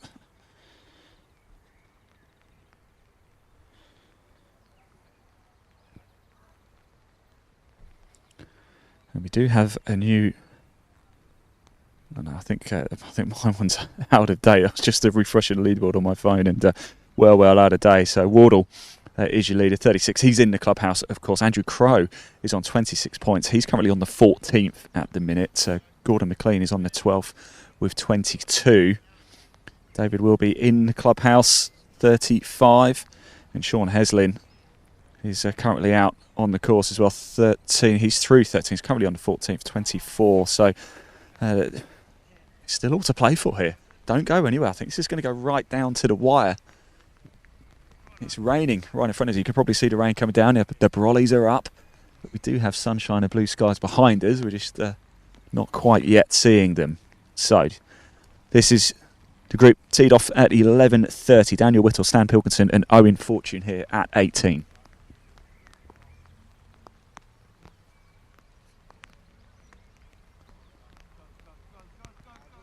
Shouts of go, go, go. Pat on the back from Caddy there. Pin is cut very far to the front of the green here. Gallons of runoff at the back. It undulates wildly. You won't be able to see it on the camera, but this green really does undulate. A lot of space at the back, but you don't want to be anywhere near there. Better to leave it short than go too long.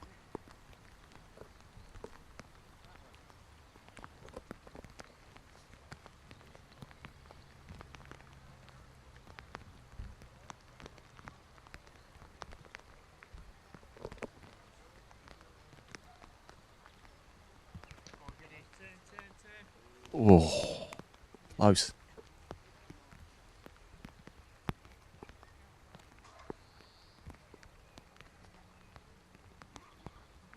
We've also positioned ourselves here. It's a good location to be because the players have to walk straight past us as well. So it means we can grab the players for chats as they come past us.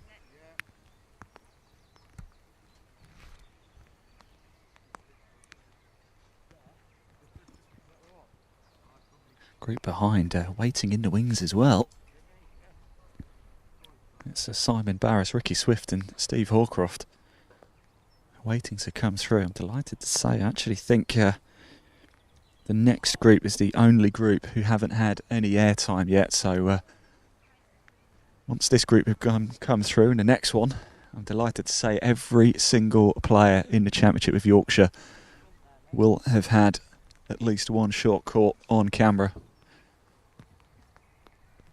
Every player captured live. We've heard from a number of them as well.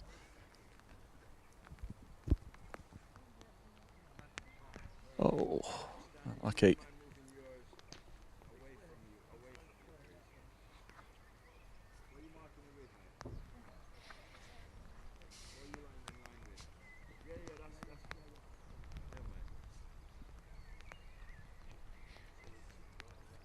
Daniel Whittle was on 25 Stableford points. That's +7. Stableford to par. Projected cut is +5. So not so sure Whittle is unfortunately going to be making it to Dundonald. It's not quite over yet. You never know. Lovely putt. Well held.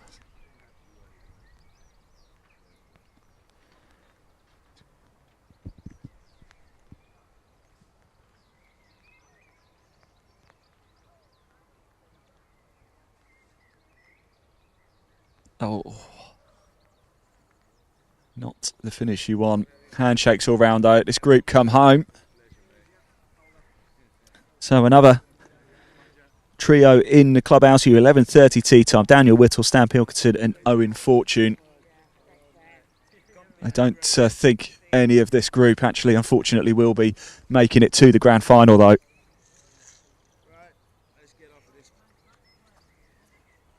Shouts of let's get off here, shall we? We do have the next group wanting to play their approach shots, so we'll wait for them to come to us before we grab a word with them, shall we? It looked like we'll walk and talk with them, won't we? But it did look like a bit of a strong finish there. That looked a strong finish for you? I wish it was. As you probably picked up, the shot that went off to the right there, yeah, it was total cock up. Well, it happens, doesn't it? How's it been out there today? It's been good. It's just that I haven't played as well as I'd like to. But, you know, there's always next year. We'll see you next year, yeah? Indeed, Thank you so much for playing. Appreciate it, guys. Thank you. We better move, aren't we? Because the next group desperate to come through. That's Owen Fortune. Sorry, I'm just going to run in front of the camera there. How rude. Take care, guys. Thank you very much. See you next year, yeah? See you next year. Thank you. Cheers, mate. Thank you. Take care. We just heard from Owen Fortune there. It looked a strong finish. I didn't actually see the shot that he had went off to the right, but never mind. We've got a ball just trickling towards us now. It's going to be well short of the green, and it was a bit of a low stinger. I don't think he quite caught it as well as he was hoping. No danger of running into the bunker here, though.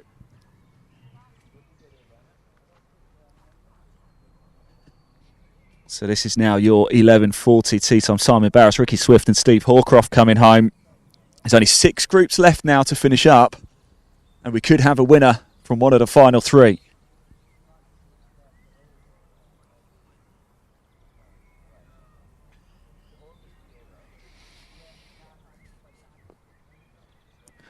So how it looks at the minute, Stableford points to par. It's actually Gordon McLean from Scarborough Northcliffe. He's in the penultimate group. 2 under, Stableford points to par, 28 in total. He's currently on the 14th. Stays like that and keeps popping the points home. It could be Gordon McLean. Is going to be your champion at the minute. Ryan Wardle holds the hot seat. Last year's champion from Driffield.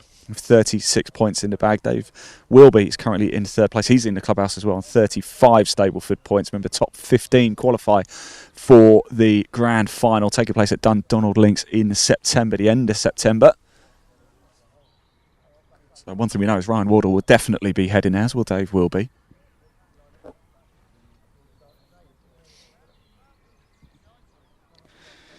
Now, what about any of these? Simon Barris, Ricky Swift, and Steve Hawcroft. Let me just have a quick look at the leaderboard. Simon Barris from KP as well. He's on 28 Stableford points, so not looking like he's going to... Well, he might do, actually. Projected cut is +5. He's on +6. Could be. Hawcroft as well on the same. Both players on 28.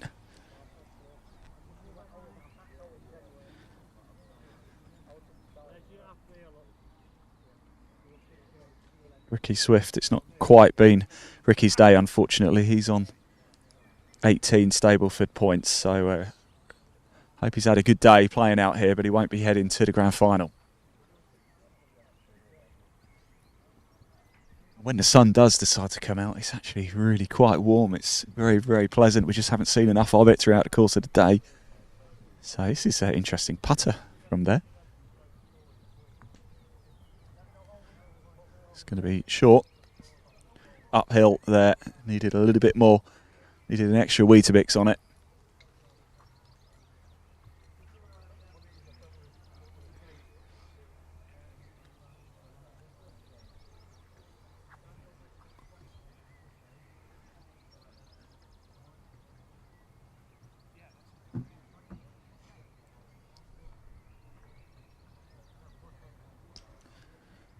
Putter again, this one a little bit closer though. What will he have learnt? Again, it's going to fall short.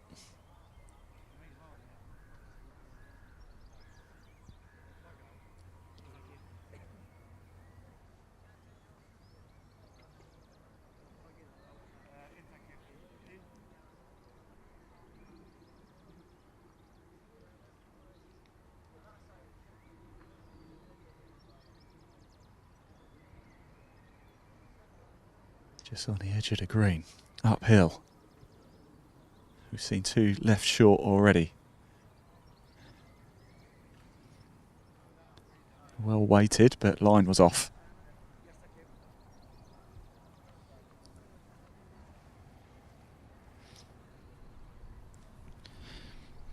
So your 11:40 group, Simon Barris, Ricky Swift, Steve Hawcroft coming home here at 18. We're live at Kilnwick, Percy.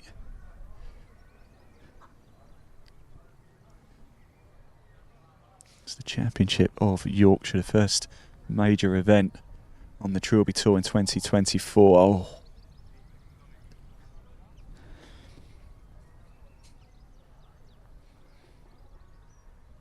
And that brings his round to a close.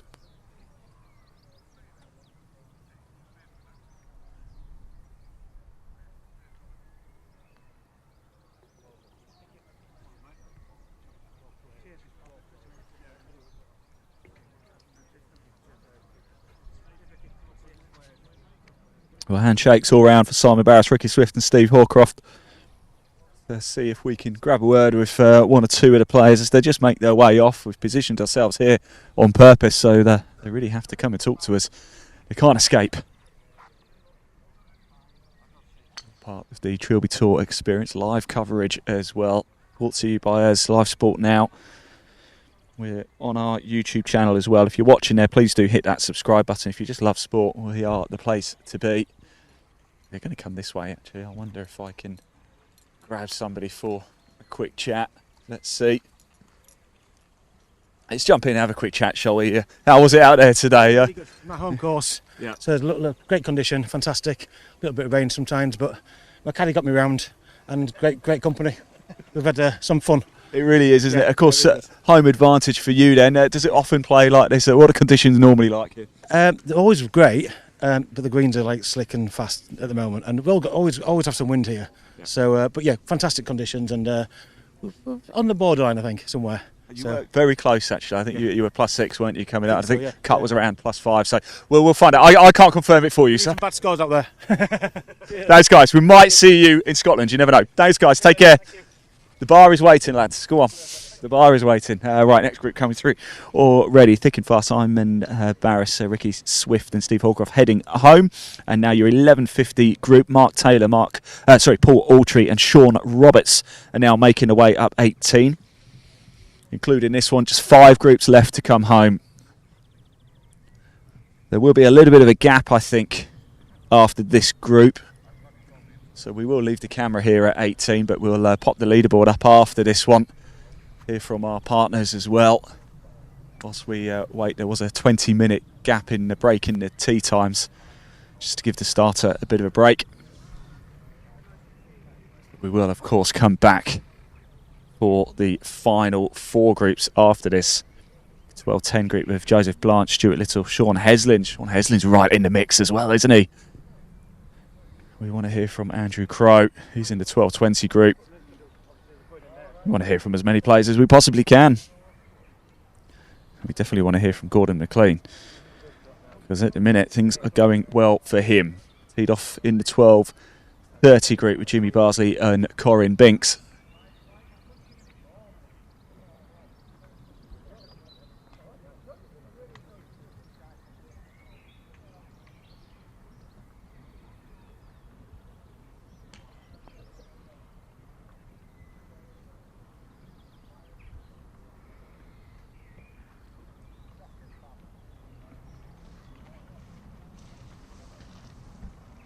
Got another grey cloud coming in behind us. It's like topsy-turvy. The challenge of this sport, though, it's the same for everybody, as they say. And we are just waiting for the next shots. Par 4 to finish here at KP. Lovely, lovely hole. Looking into the clubhouse behind us as well. A lot of people still sticking around, enjoying the atmosphere in the clubhouse. 414-yard par 4. 18th here, 387 from the Reds.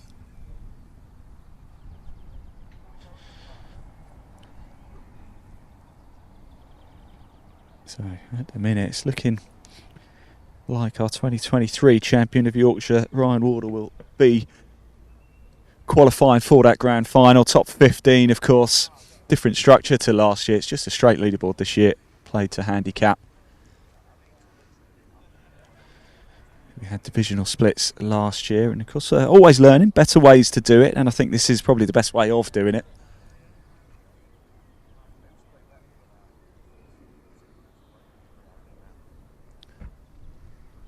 Whilst we wait for the players to make their way up, just a reminder of our exclusive offer courtesy of our partner Glenmuir.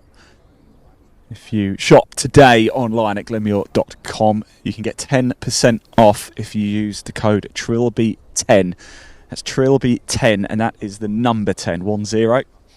There's a link accompanying this broadcast. If you're in YouTube or Facebook, give it a click. It'll take you straight through to the Glenmuir website. Do a little bit of shopping. Why not get yourself 10% off?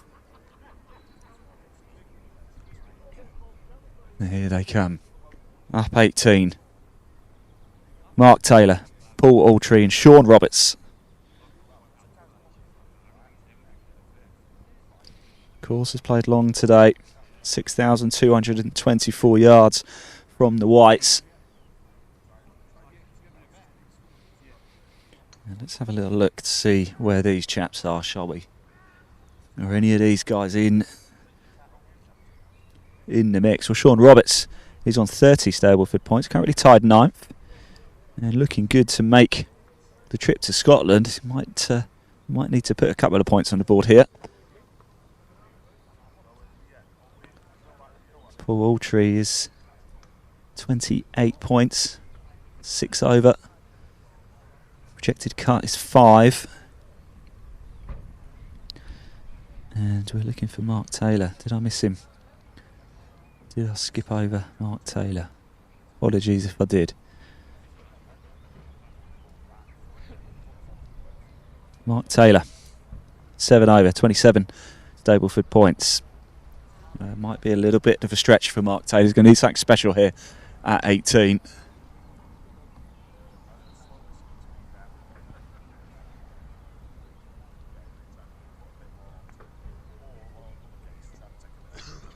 Go on, run on. Oh, lovely shot. another couple of feet, and that would have been almost perfection.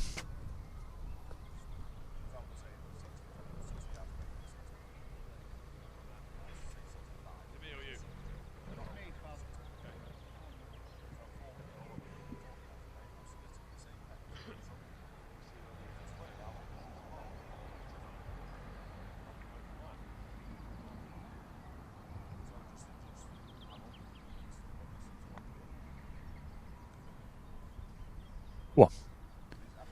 Pushing right. Distance was good, it was just a little bit, accuracy was a little bit off.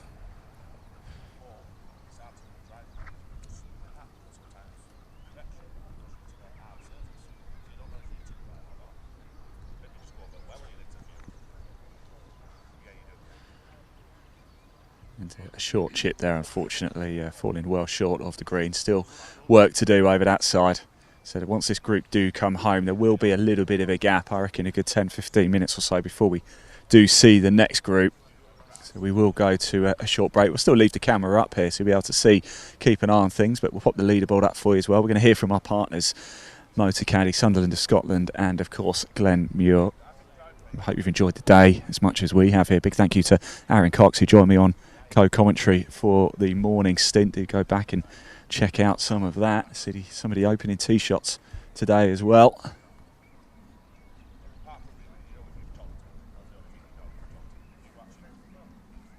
So your 11:50 group, Mark Taylor, Porter and Sean Roberts coming home.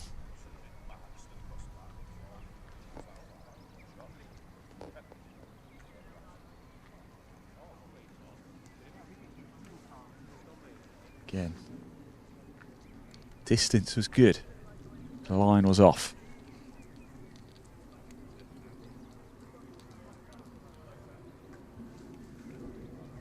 A few people struggle here at 18.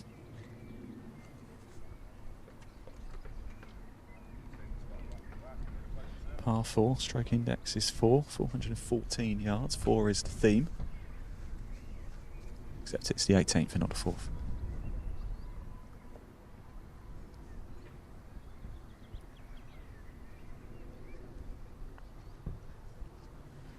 Go on. Oh. Just needed a little bit of an extra tap there and it would have sunk down. In it goes.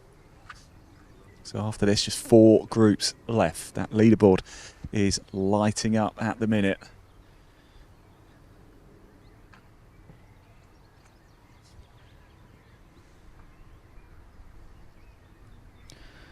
Gordon McLean from Scarborough Northcliffe is the man who is looking like he could well be in pole position. Although Ryan Wardle has the added benefit of being in the clubhouse. Sean Heslin is currently in 3rd from Castle Dargan, 30 points, but he's currently on the 16th.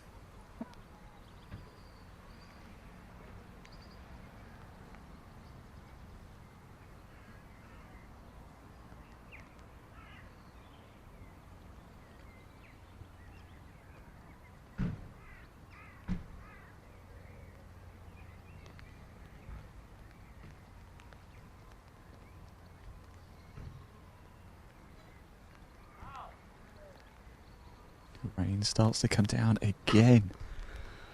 And you can sense the frustration now. I think he's had enough. Just wants to get in that bar. Well, who do you think's going to win it? And I can tell you, Sean Heslin has just jumped to the top of the leaderboard. He's on 34 Stableford points. He's currently on 17. He's in the group behind as well. But as I said, there's going to be a little bit of a gap, but we will come back for it.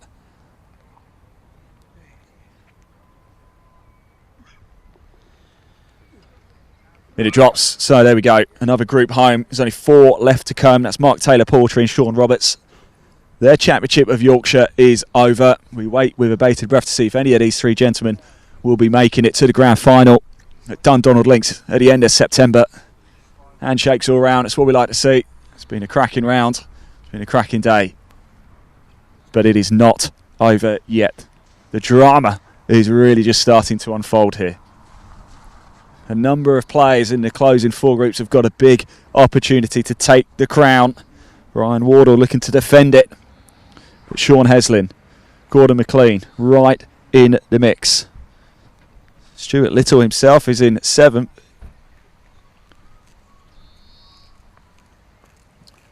Let me just grab a quick word of some of the guys. Just found out how it's been out there. Guys, it's been a little bit topsy-turvy out there weather-wise today, hasn't it? But you've enjoyed it? It's been really good, yeah, I really enjoyed it. Better back 9 than front 9, and the wind's calmed down a little bit for the 18th, which was good. Do you think it's actually been an advantage and going out later, because it was pretty miserable first thing this morning? Well, we just had a blast of rain walking down, well, from the 15th to the 16th, and I think the back 9 does fare a little bit easier than the front 9, and obviously the weather was a big factor on the front 9, so yeah, I would say maybe it's helped us a little bit, but maybe just for the 18th hole. Go on, get yourself in, guys. Thank you so much. Cheers, Sean there. Sean Roberts there, making his way back in. So, next group coming down. We've only got 4 left to go, but Sean Heslin is in it, and he is flying at the minute. There is going to be a little bit of a gap whilst we wait. There was a 20-minute break in the tee times between these two groups, so we're not expecting it immediately. So what we're going to do, we're going to hear from our partners, Motorcaddy, Sunderland of Scotland, and Glenmuir, and then we're going to come back on the leaderboard, but we will be back at 18 for the final 4 groups to come home, so don't go far, stick with it. The end is almost upon us. Who is going to be your champion of Yorkshire? We're going to find out very soon.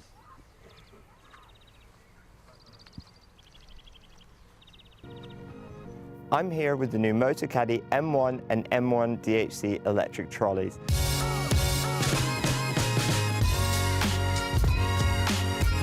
The M1 is the perfect option for an easy-to-use trolley that folds really small for convenient storage and transportation.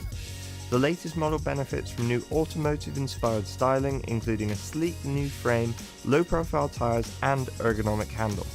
It features the revolutionary new Motorcaddy Click and Connect cable-free lithium battery, which automatically turns the trolley off when folded with a pop-up port to charge the battery without having to remove it. The first thing you notice is how quiet it is. Powered by a 230-watt motor and next-generation 28-volt technology, it has plenty of power. It features an impressive LCD widescreen display, which includes 9 speed settings to easily match your perfect walking pace, a speed indicator and a battery meter to show the remaining battery. I love the adjustable distance control feature, where I can choose between a selection of distances I want to send the trolley down the fairway, and I can just press a button and go help my friend look for his ball. There's a USB charging port for charging phones or GPS devices while you play. And if you're looking for even more performance, we also have the M1 DHC, which adds 3 extra features. Downhill control automatically regulates the trolley's speed while moving down hills, helping you stay in complete hands-free control, all-terrain tyres, and an electronic parking brake, which holds the trolley in place uphill or downhill while you play your shot.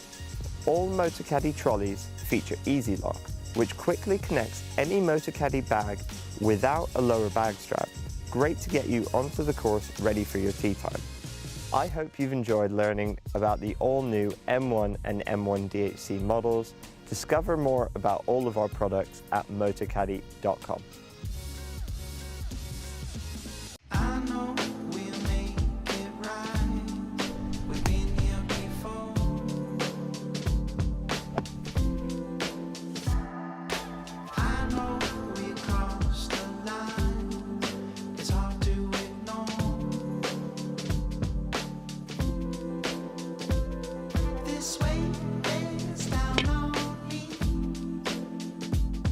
You've got me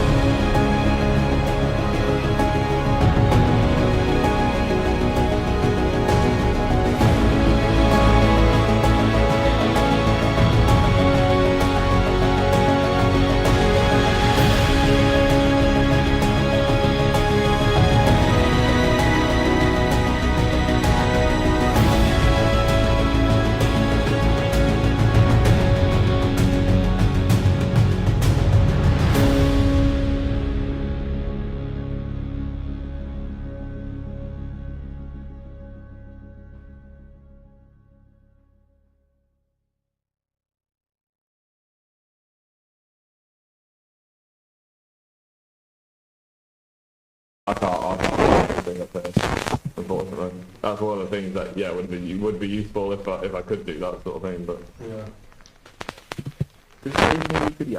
Doesn't play. Yeah. It does.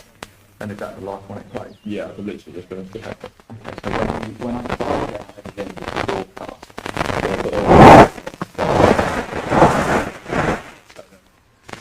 and then into the holding side, and then holding side, and then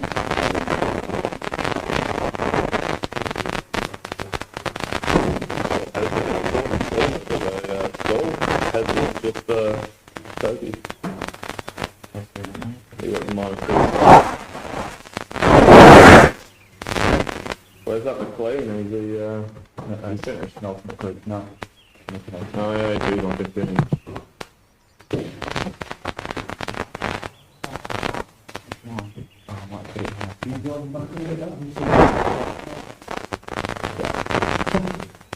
Yeah, it's not too bad. We'll be out of here. Well, what's it, 4:30? Let's say we're out of here by 5:30. 4 hours, 9:30. It's 10 o'clock. It's got better than sort of.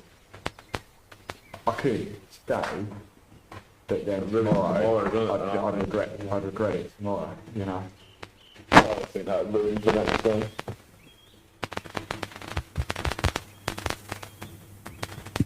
I did Silverstone back the other day, and I got Silverstone back, then Nottingham back, and then luckily here is okay, so always Silverstone's really killed him.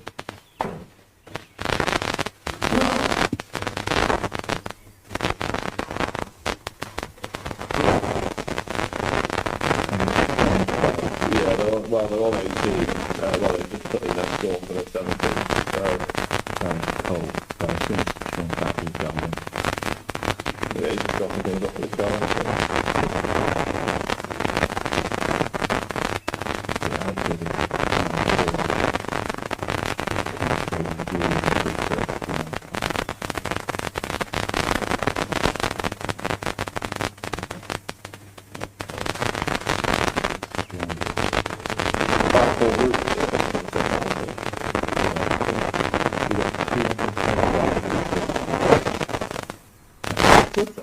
Still. So strange.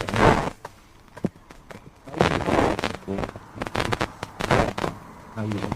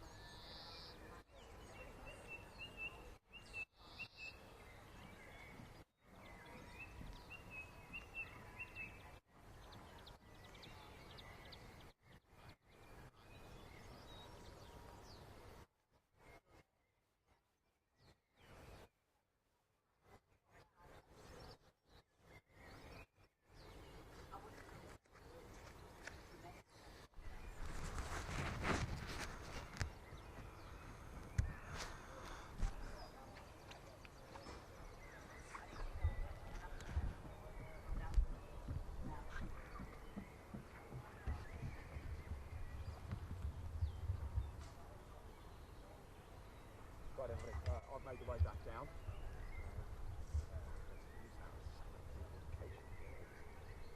In the group chat, I'm not sure exactly what happened, to be honest, so I can't give you any more information about that, but yeah, we saw it in the group chat and sort of might have overheard us talking about it.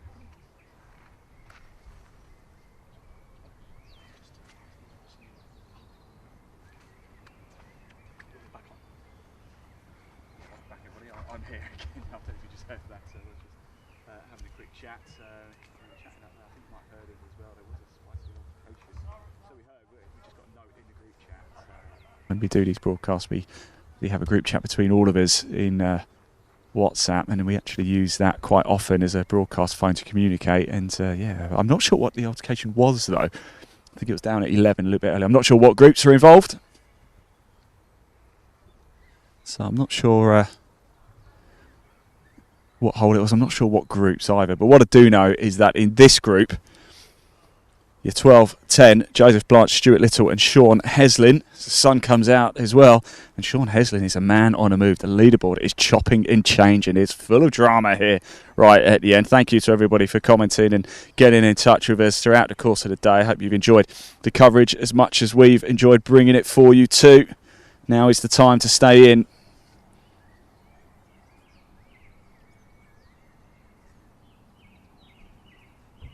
So Blanche, Little, Heslin coming down. And it's Sean Heslin who could well be our champion. Still work to do. Just update my leaderboard because it keeps chopping and changing as well.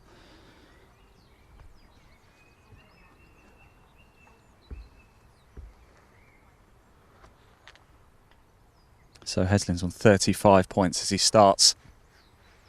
Comes down 18. 36 from Ryan Wardle is the clubhouse leader. 2 points will put him to the top, but Gordon McLean is right in the mix as well. He's currently on 16. He's in 2 groups back.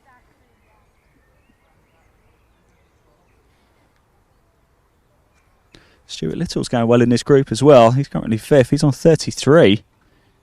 Don't rule him completely out on +1. So he will be heading to Donald Links, it looks like, for the grand final. So a cracking group this, isn't it? Joseph Blanche. Let me see where he is.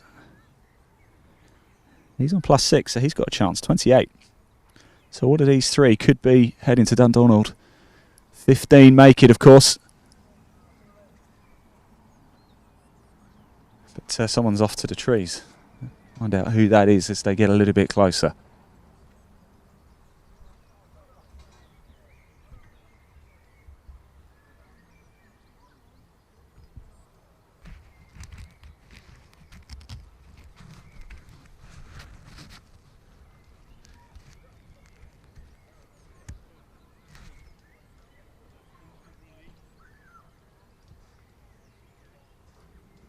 Oh, here they come. What a lovely way to finish in the glorious sunshine here at Kilnwick Percy. Championship of Yorkshire. First major event, of course, of the Trilby Tour in 2024. Every single event will be brought live for you.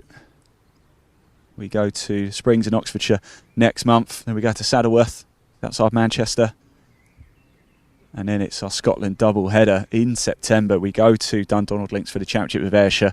And then 2 weeks later, it's the grand final back at Dundonald Links. Every single event brought to you live. And I'd like to say as well today, every single shot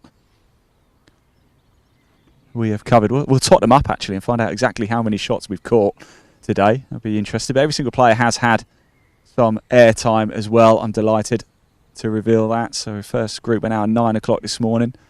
Last group went out at 12:40. This is the 12:10 group. 4 to go, including this one. Joseph Blanche, Stuart Little, Sean Heslin. And it is Sean Heslin who could be about to enter the clubhouse as the leader.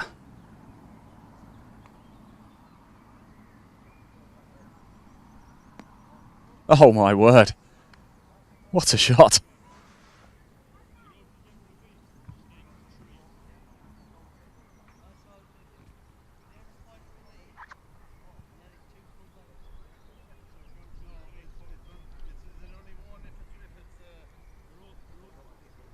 We're going to go down very shortly and just work out who's who for you. So as we get the closing putts, we'll know who we're looking at.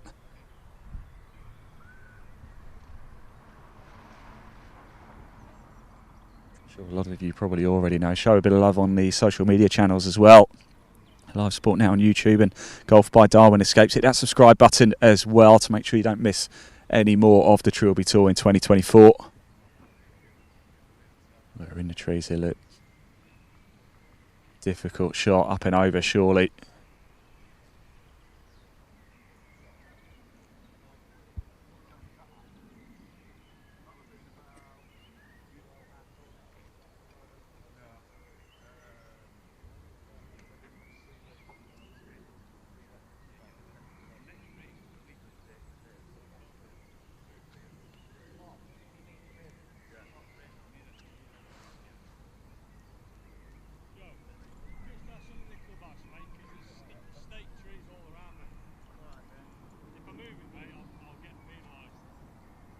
Well, he's taking his time for good reason here. All of these players are in the mix to make it to Dundon, or two of them are all but certain to be going.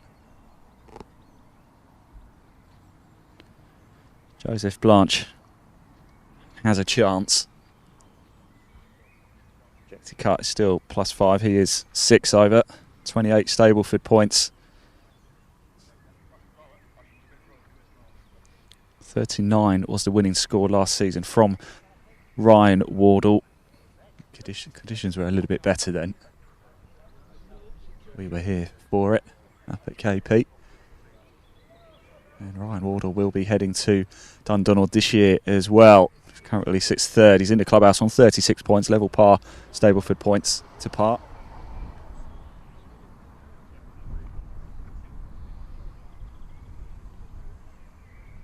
And still quite a bit of debate. Is a drop taking place? Is that OB over there?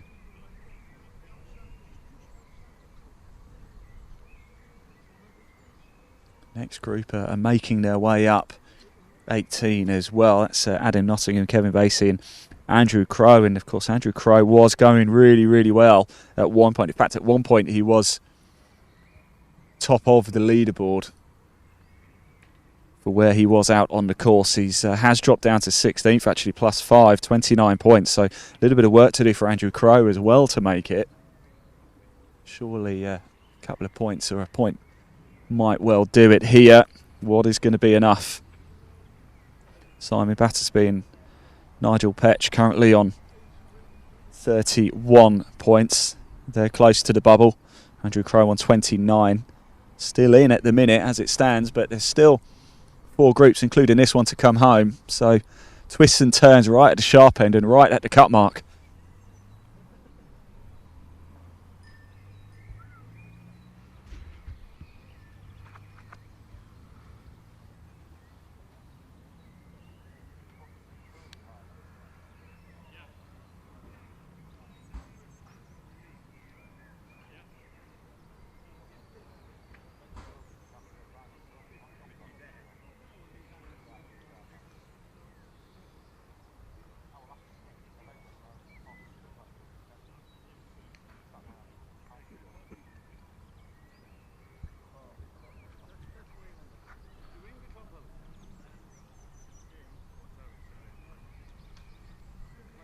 Well, a lot of you tuning in now across social media. We're still having a bit of a debate here as to what's going on. It is going to bottleneck the final few groups as they come home. That's not actually a bad thing. It means the action's going to come thick and fast. I'm just going to find out which one is Sean.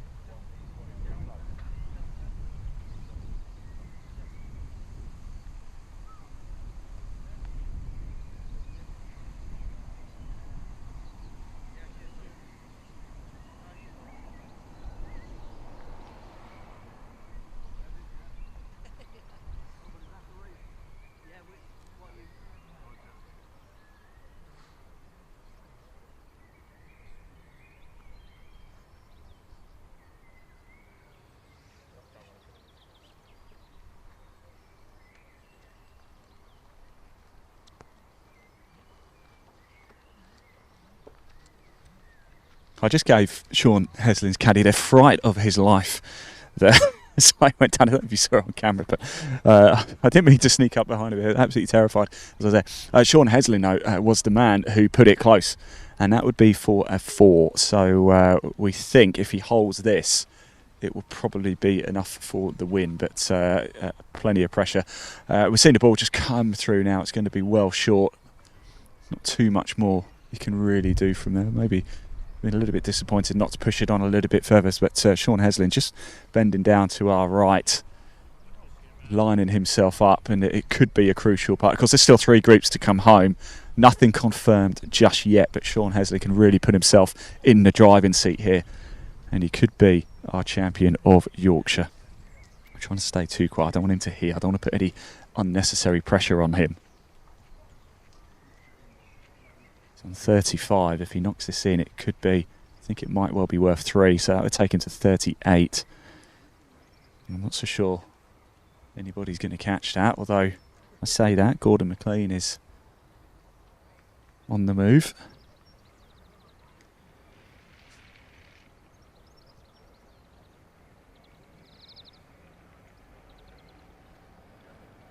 So Gordon McLean is currently on 17 at the minute. He's on 33 points, so 2 opportunities. I tell you, this is thrilling stuff. It really is.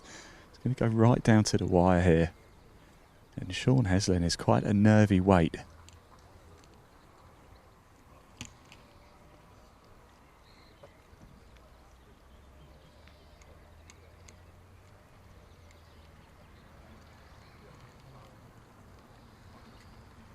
It's worth saying Stuart Little in this group has gone well.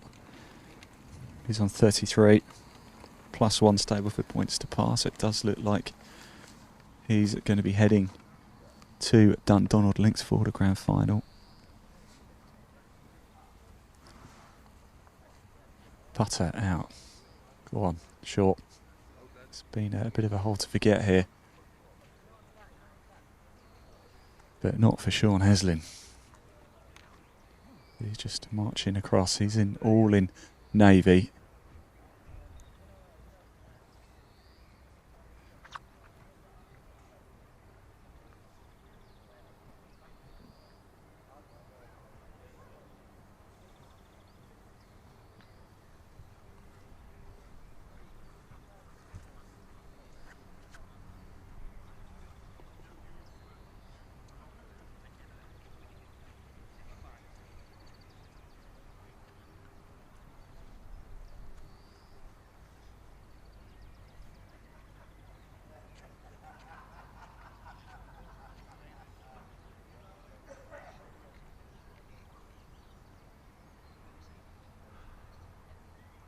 So here is Sean Heslin now. This could be crucial.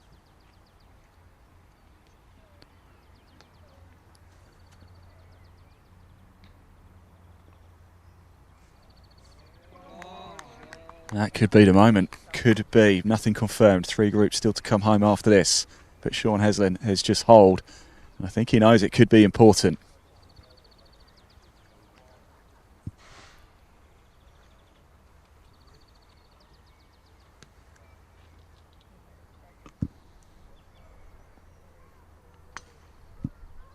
Go on, drop.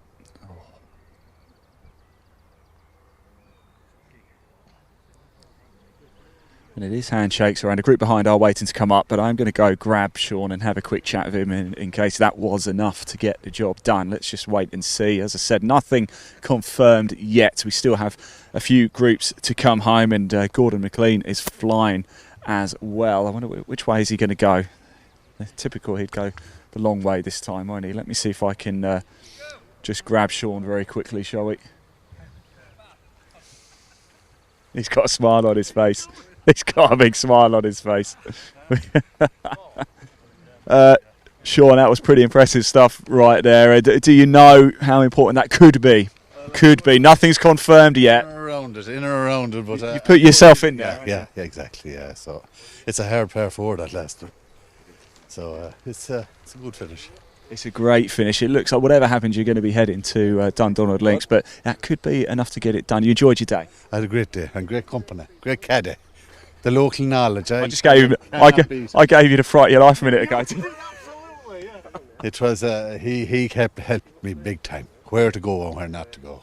No, I didn't listen to him all the time. You didn't need to by the sound of it. Unintentionally, but no, we had a great day, and thanks very much to the lads as well. So. Top man. Look, you guys, you need to go get your scorecard signed, boys. So congratulations, well done, Sean Heslin there. Who knows? He could be about to be our winner, but not confirmed. There's still plenty of action. Gordon McLean is going well out there too. Our next group are coming through. We'll catch them, go through. Well done, guys. Thank you. Cheers, lads. See you. See you later. Enjoyed it? Yeah. Good man. Good man, Clay. Weather's just got better now as well, hasn't it? Now it's the end. Anyway, can you? It's tough going up there with that wind. Yeah. It's tough going, but great course. You've got smiles on your face. Nice group as well. This is like a decent group of lads. Great lads. Thank you. Thank you very much. That's Stuart Little's caddy there. Clearly enjoyed his day. So the third from final group now coming up, 18, and it is Adam Nottingham, Kevin Vasey and Andrew Crowe. Andrew was right in the mix a little bit earlier. He's just dropped off the pace a little bit.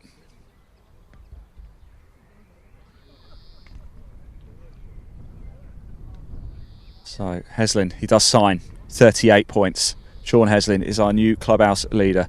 2 under Stairwoodford points to par, 38 in total. Could that be enough? It's only 1 less than last year's winning total from Ryan Wardle. Ryan Wardle was the clubhouse leader for such a long time, but he's not going to defend his crown overall, but he will still be heading to the Trilby Tour Grand Final in September, as will Sean Heslin.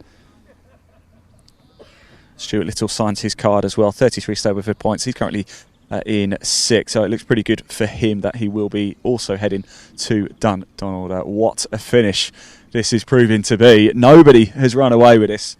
It's been tight all the way, and we still have Gordon McLean is the man to watch out. He is on 18 now. He's just finished up at 17. He's on 35, so he could still tie at the top.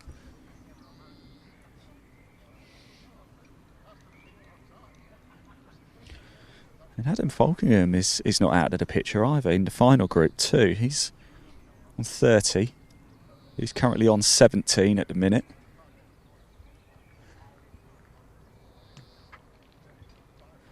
So let's keep our eye on Andrew Crowe. We're currently on 29. Could do with picking up something here at 18. He's bang on the bubble at the minute, and it's top 15 qualify for the grand final. 3 groups left to come home. Here we are at 18, the par 4. Tricky finish here at KP. What a day it has been. We've been live since 8:45 a.m. this morning. Have you enjoyed the coverage? Please let us know.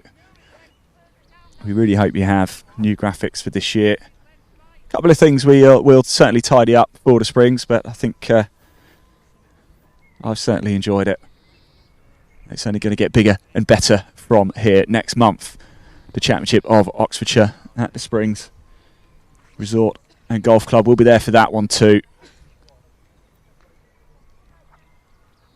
Bit closer to home for me, that one as well, pleased to say.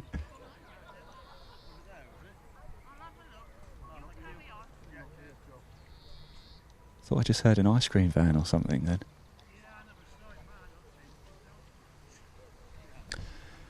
So here they come. Now I can see the penultimate group as well.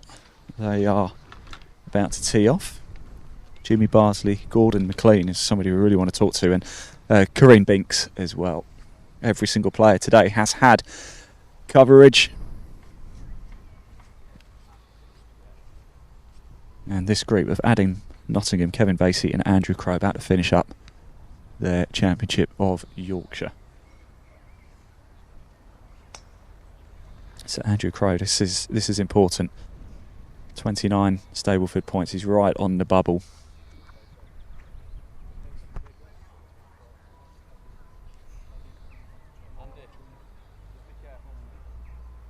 Adam Nottingham, 24 points. He unfortunately won't be heading to the grand final.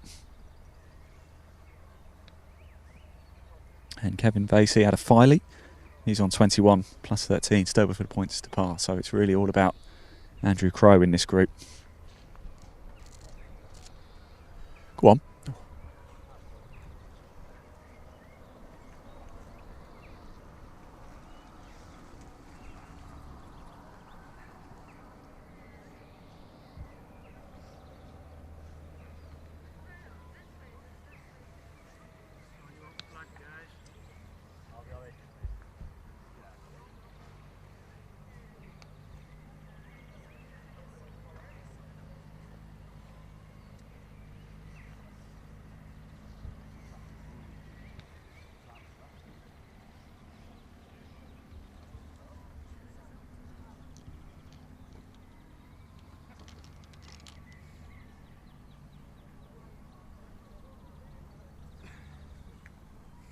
Well, closing stages. Thanks for tuning in, everybody. Don't forget, please do hit that little subscribe button if you're watching on the Golf by Darwin Escapes YouTube channel or at Live Sport Now on YouTube. Hit the like as well. It does it helps us break the YouTube algorithms and get this seen by more people. Completely free to do. Just to hit that little subscribe button. Every event live, completely free to air for you. And if you're watching on Facebook or Twitter, hello, good afternoon. I hope you've enjoyed it. Thank you for commenting as well, everybody. We do see them. It really does make a difference. I know it sounds a bit cliche, but it really does. We want you to be a part of the show. We want you to feel like you're here with us because you're a major part of it. Oh, look at the way the ball just moved at the end.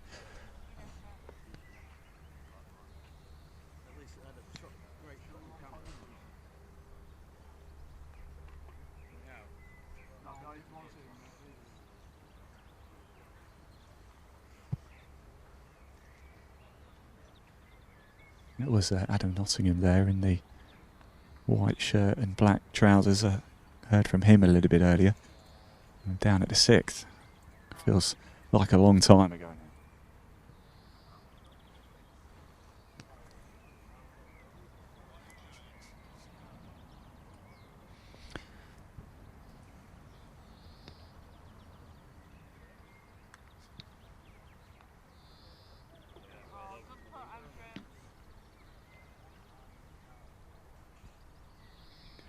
Good putt from Andrew there. That might just do it. As soon as he signs his scorecard, we will find out. But we'll very quickly turn our attention to the group behind the penultimate group. But they're finishing up your 12-20 tee time. Adam Nottingham, Kevin Basey and Andrew Crow. Handshakes all around. Wonderful play by these lads. We'll let them crack on and get into the clubhouse and sign their scorecards. I'll keep you up to speed with how Andrew Crow has finished up there. But coming up next, we have Gordon McLean, 35 Stableford points. Whatever happens, he is heading to Dundonald for the grand final. Your 12:30 tee time. Making the way up now. We can see Corinne Binks, can't we? We can see her shoes from earlier. We caught up with her at 6 as well. Thank you, guys. Thank you. Thank you.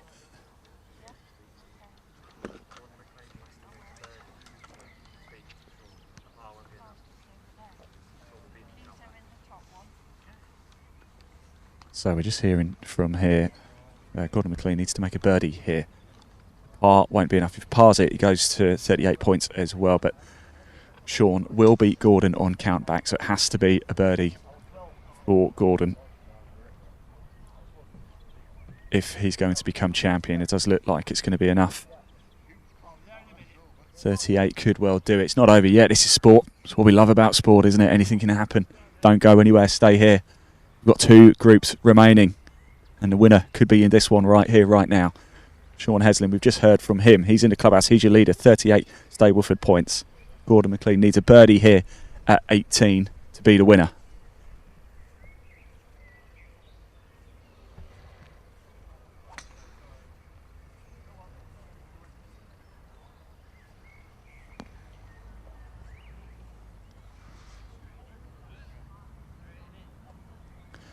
And I'll tell you something. If that is him, that is some shot, isn't it? My word. I'm going to find out very quickly. We know who Corinne is. We can see her walking up now in those bright pinky orange trainers of hers. Gosh, she missed that part, didn't she, at 6? Just pushed it. Didn't mark the ball, just went for it, rushed it, pushed it. Put a lot of love on social media for Corinne.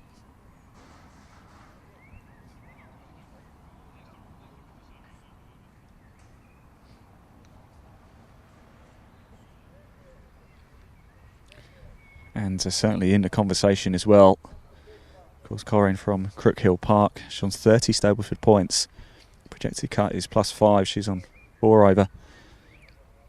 Currently tied 11th. So there's only one group behind. Could it already be enough for Corinne? Adam Falcon in the group behind. He's currently on 1830 Stableford points. He's group behind, yet to come home. Won't be a winner. The only man who can challenge now is Gordon McLean, and he's coming up 18 right now.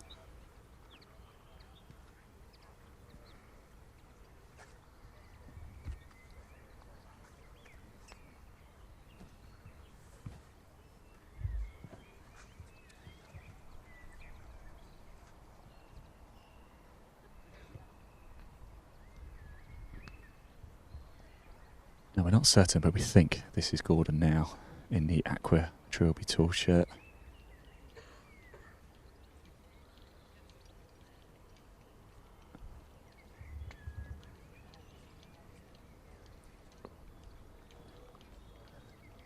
And it's just fallen short of the green. So we think he'll probably have to hold that if he wants to be the winner. If it is Gordon, of course. We will get confirmation. But I'm going to go get confirmation now, find out who's who. I think we've got another shot to come in first.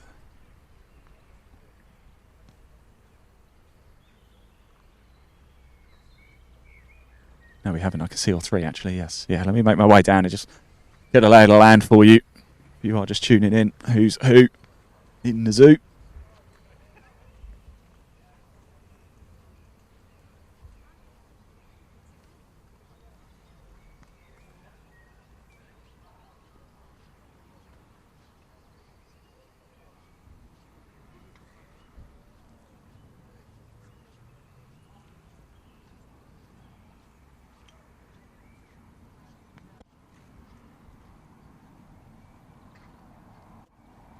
Well, I was wrong. Gordon's just behind me, actually, and it was Gordon who put that on the dance floor, so that could be absolutely crucial here. My word. Super stuff. Great drama.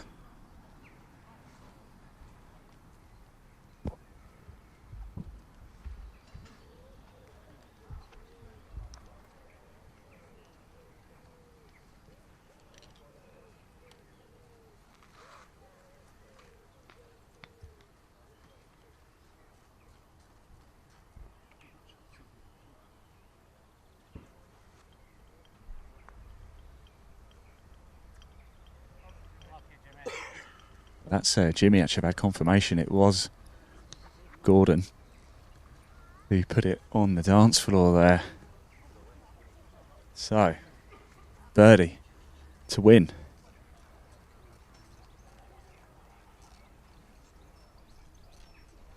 Wow, I wonder if he knows.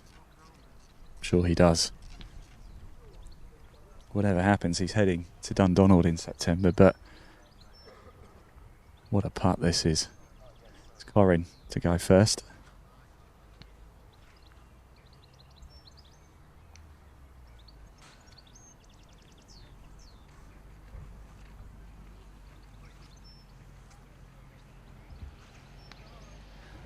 Too heavy for Corin there. It's going to run all its way through, and that could be important actually because she's close to the bubble. I think she'll probably be okay on 30.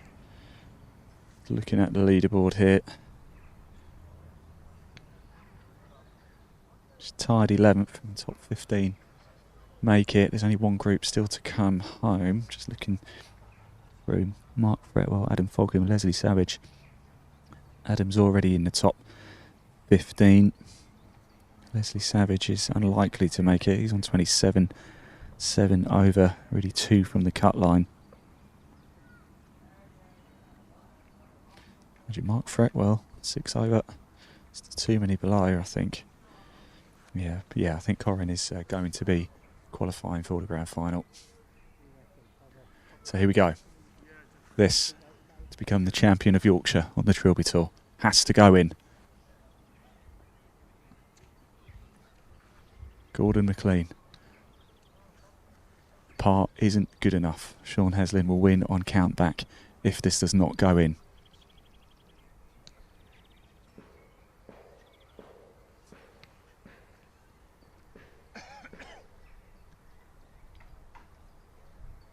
Feel the pressure, the tension.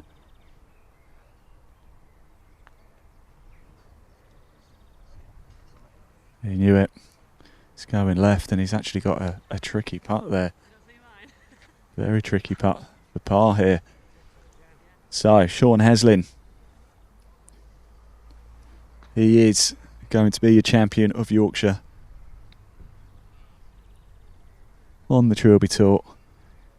Let's give the respect to let the final two groups come home before we officially confirm it.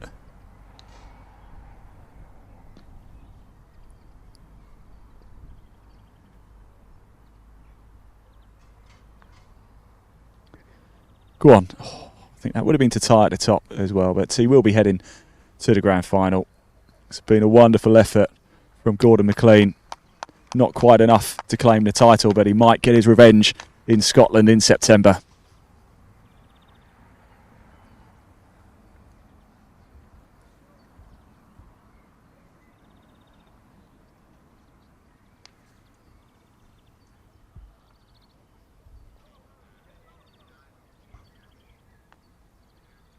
Go on, lovely. Oh yes, brilliant. Well done, Kim.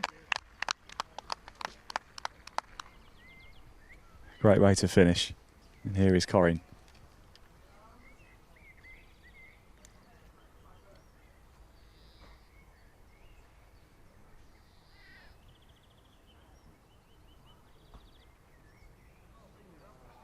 Oh, unlucky. Shake it ahead from Corinne. I think she's still done enough though to make it. We'll see when she signs.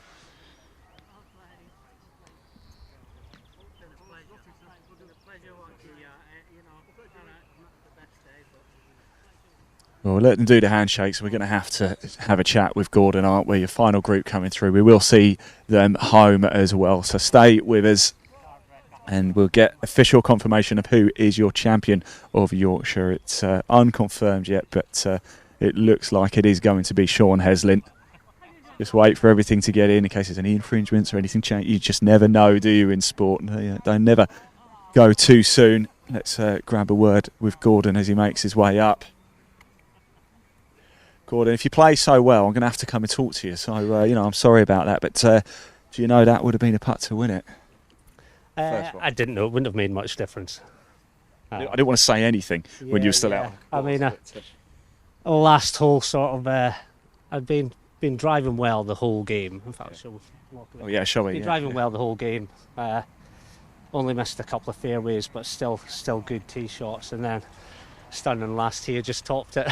That's the way it goes. I've got some good news for you though. You've got to come and do it all again in Scotland. Good. So congratulations, great to have you. Thank you so much for coming down. Thanks for talking to us as well. Cheers, Gordon. There we go, Gordon McLean. Didn't know that putt would have been to win. As he said, it wouldn't have made any difference anyway. But here we go, final group coming down now. 12:40 tee time. Mark Fretwell, Adam Folkin and Leslie Savage. Let's see them home, shall we? What a day it's been here on the Trilby Tour. The sun has decided now to come out to play. Perfect way to end. We really hope you've enjoyed it. Thank you so much for tuning in and watching. It's not quite a done deal just yet.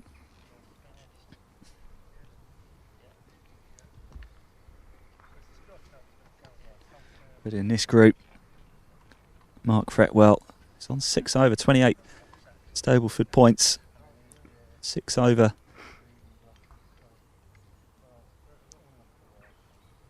Adam Folkingham looking like he's going to make it. Currently tied 11th on 30.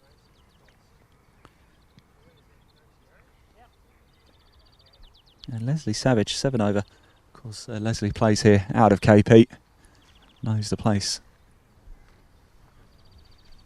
Right at the back of her hand.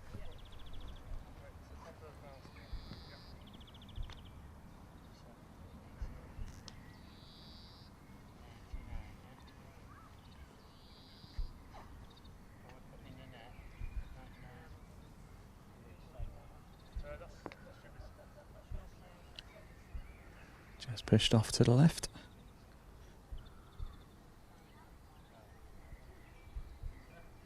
Plenty of you still watching as well, and as you should.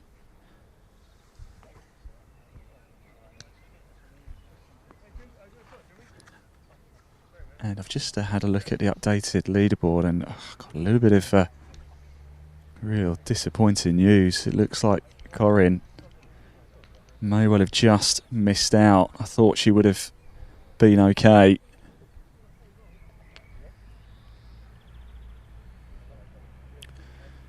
But she slipped down.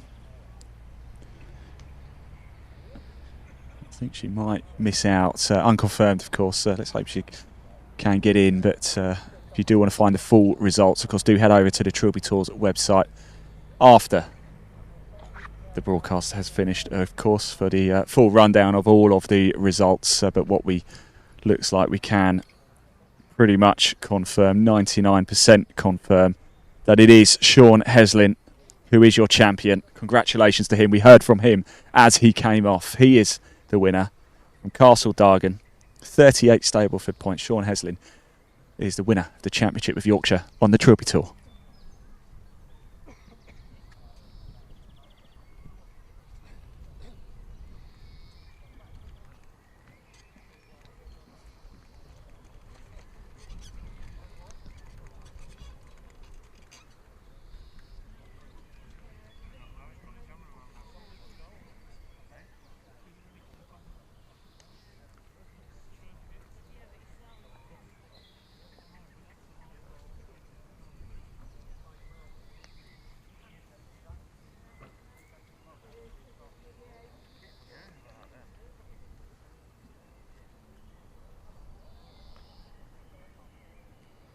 Here is Leslie now. Go on, get up.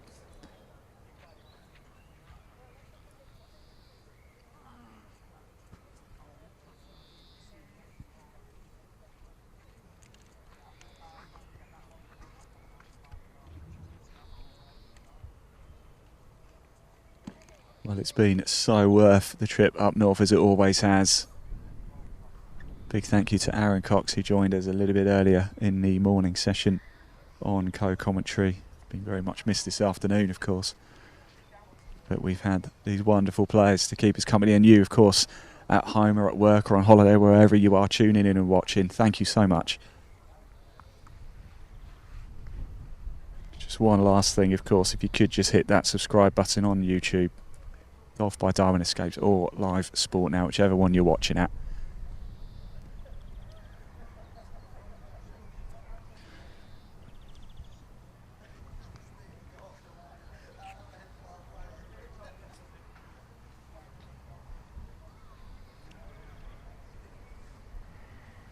It's the final few putts here on the Trilby Tour for 2024 at the Championship of Yorkshire. More action coming up next month as well as we head down to Oxfordshire at the Springs. You can tune in for that one. Then we go to Saddleworth and it's 2 trips to Donald. 5 events this year on the Trilby Tour.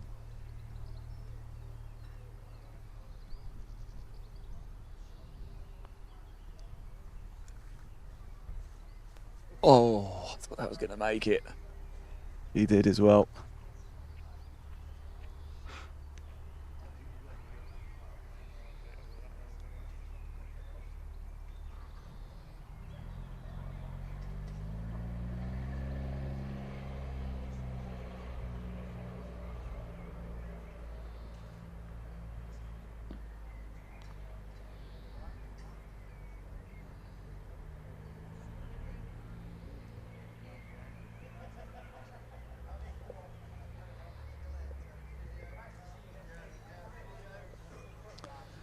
So we're rounding out the day here at 18 in the glorious sunshine.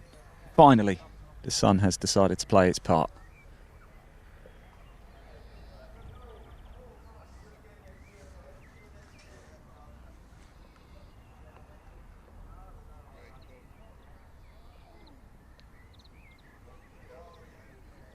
Lucky from Leslie there. Will she just pop it home?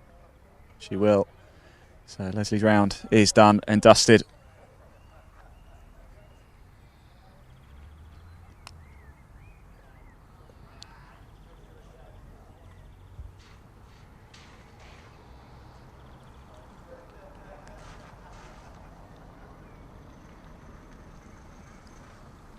Oh, you can't believe it.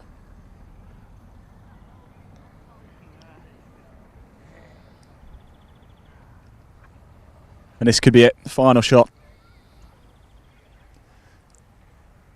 for the Championship of Yorkshire 2024 on the Trilby Tour. Have I just jinxed it though?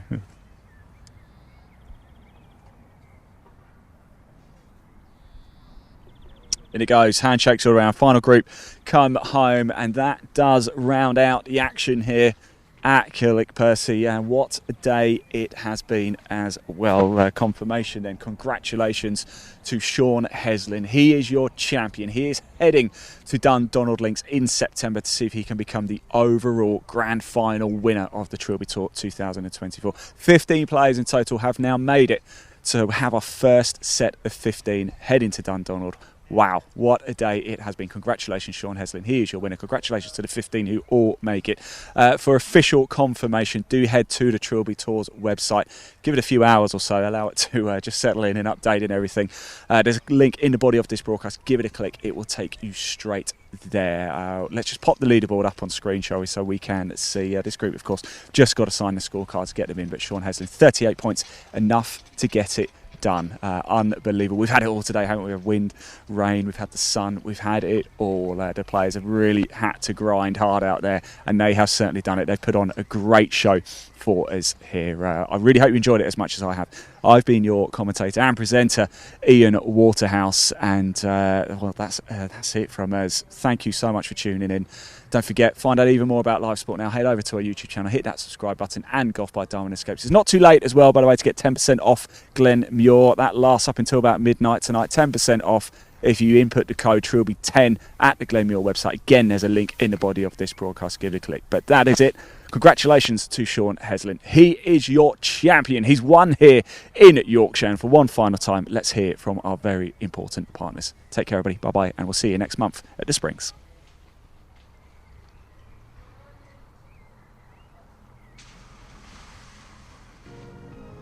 I'm here with the new Motocaddy M1 and M1 DHC electric trolleys.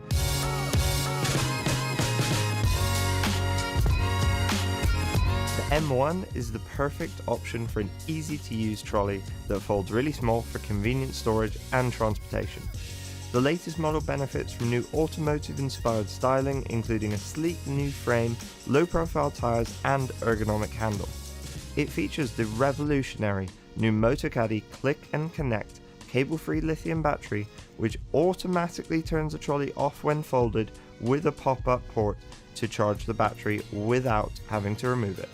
The first thing you notice is how quiet it is. Powered by a 230 watt motor and next generation 28 volt technology, it has plenty of power. It features an impressive LCD widescreen display, which includes 9 speed settings to easily match your perfect walking pace, a speed indicator and a battery meter to show the remaining battery.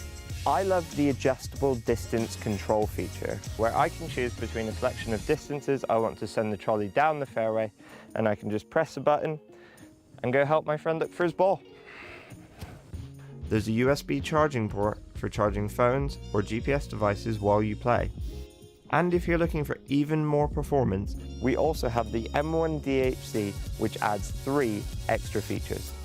Downhill control automatically regulates the trolley's speed while moving downhills, helping you stay in complete hands-free control.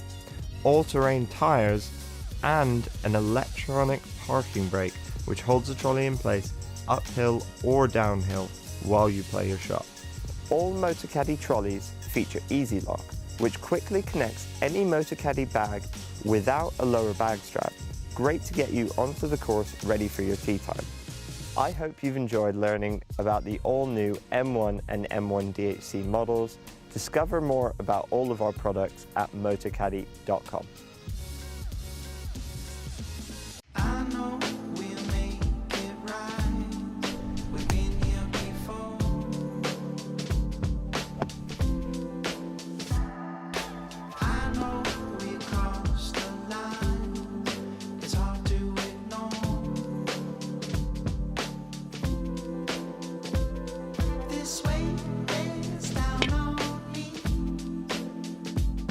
You've got me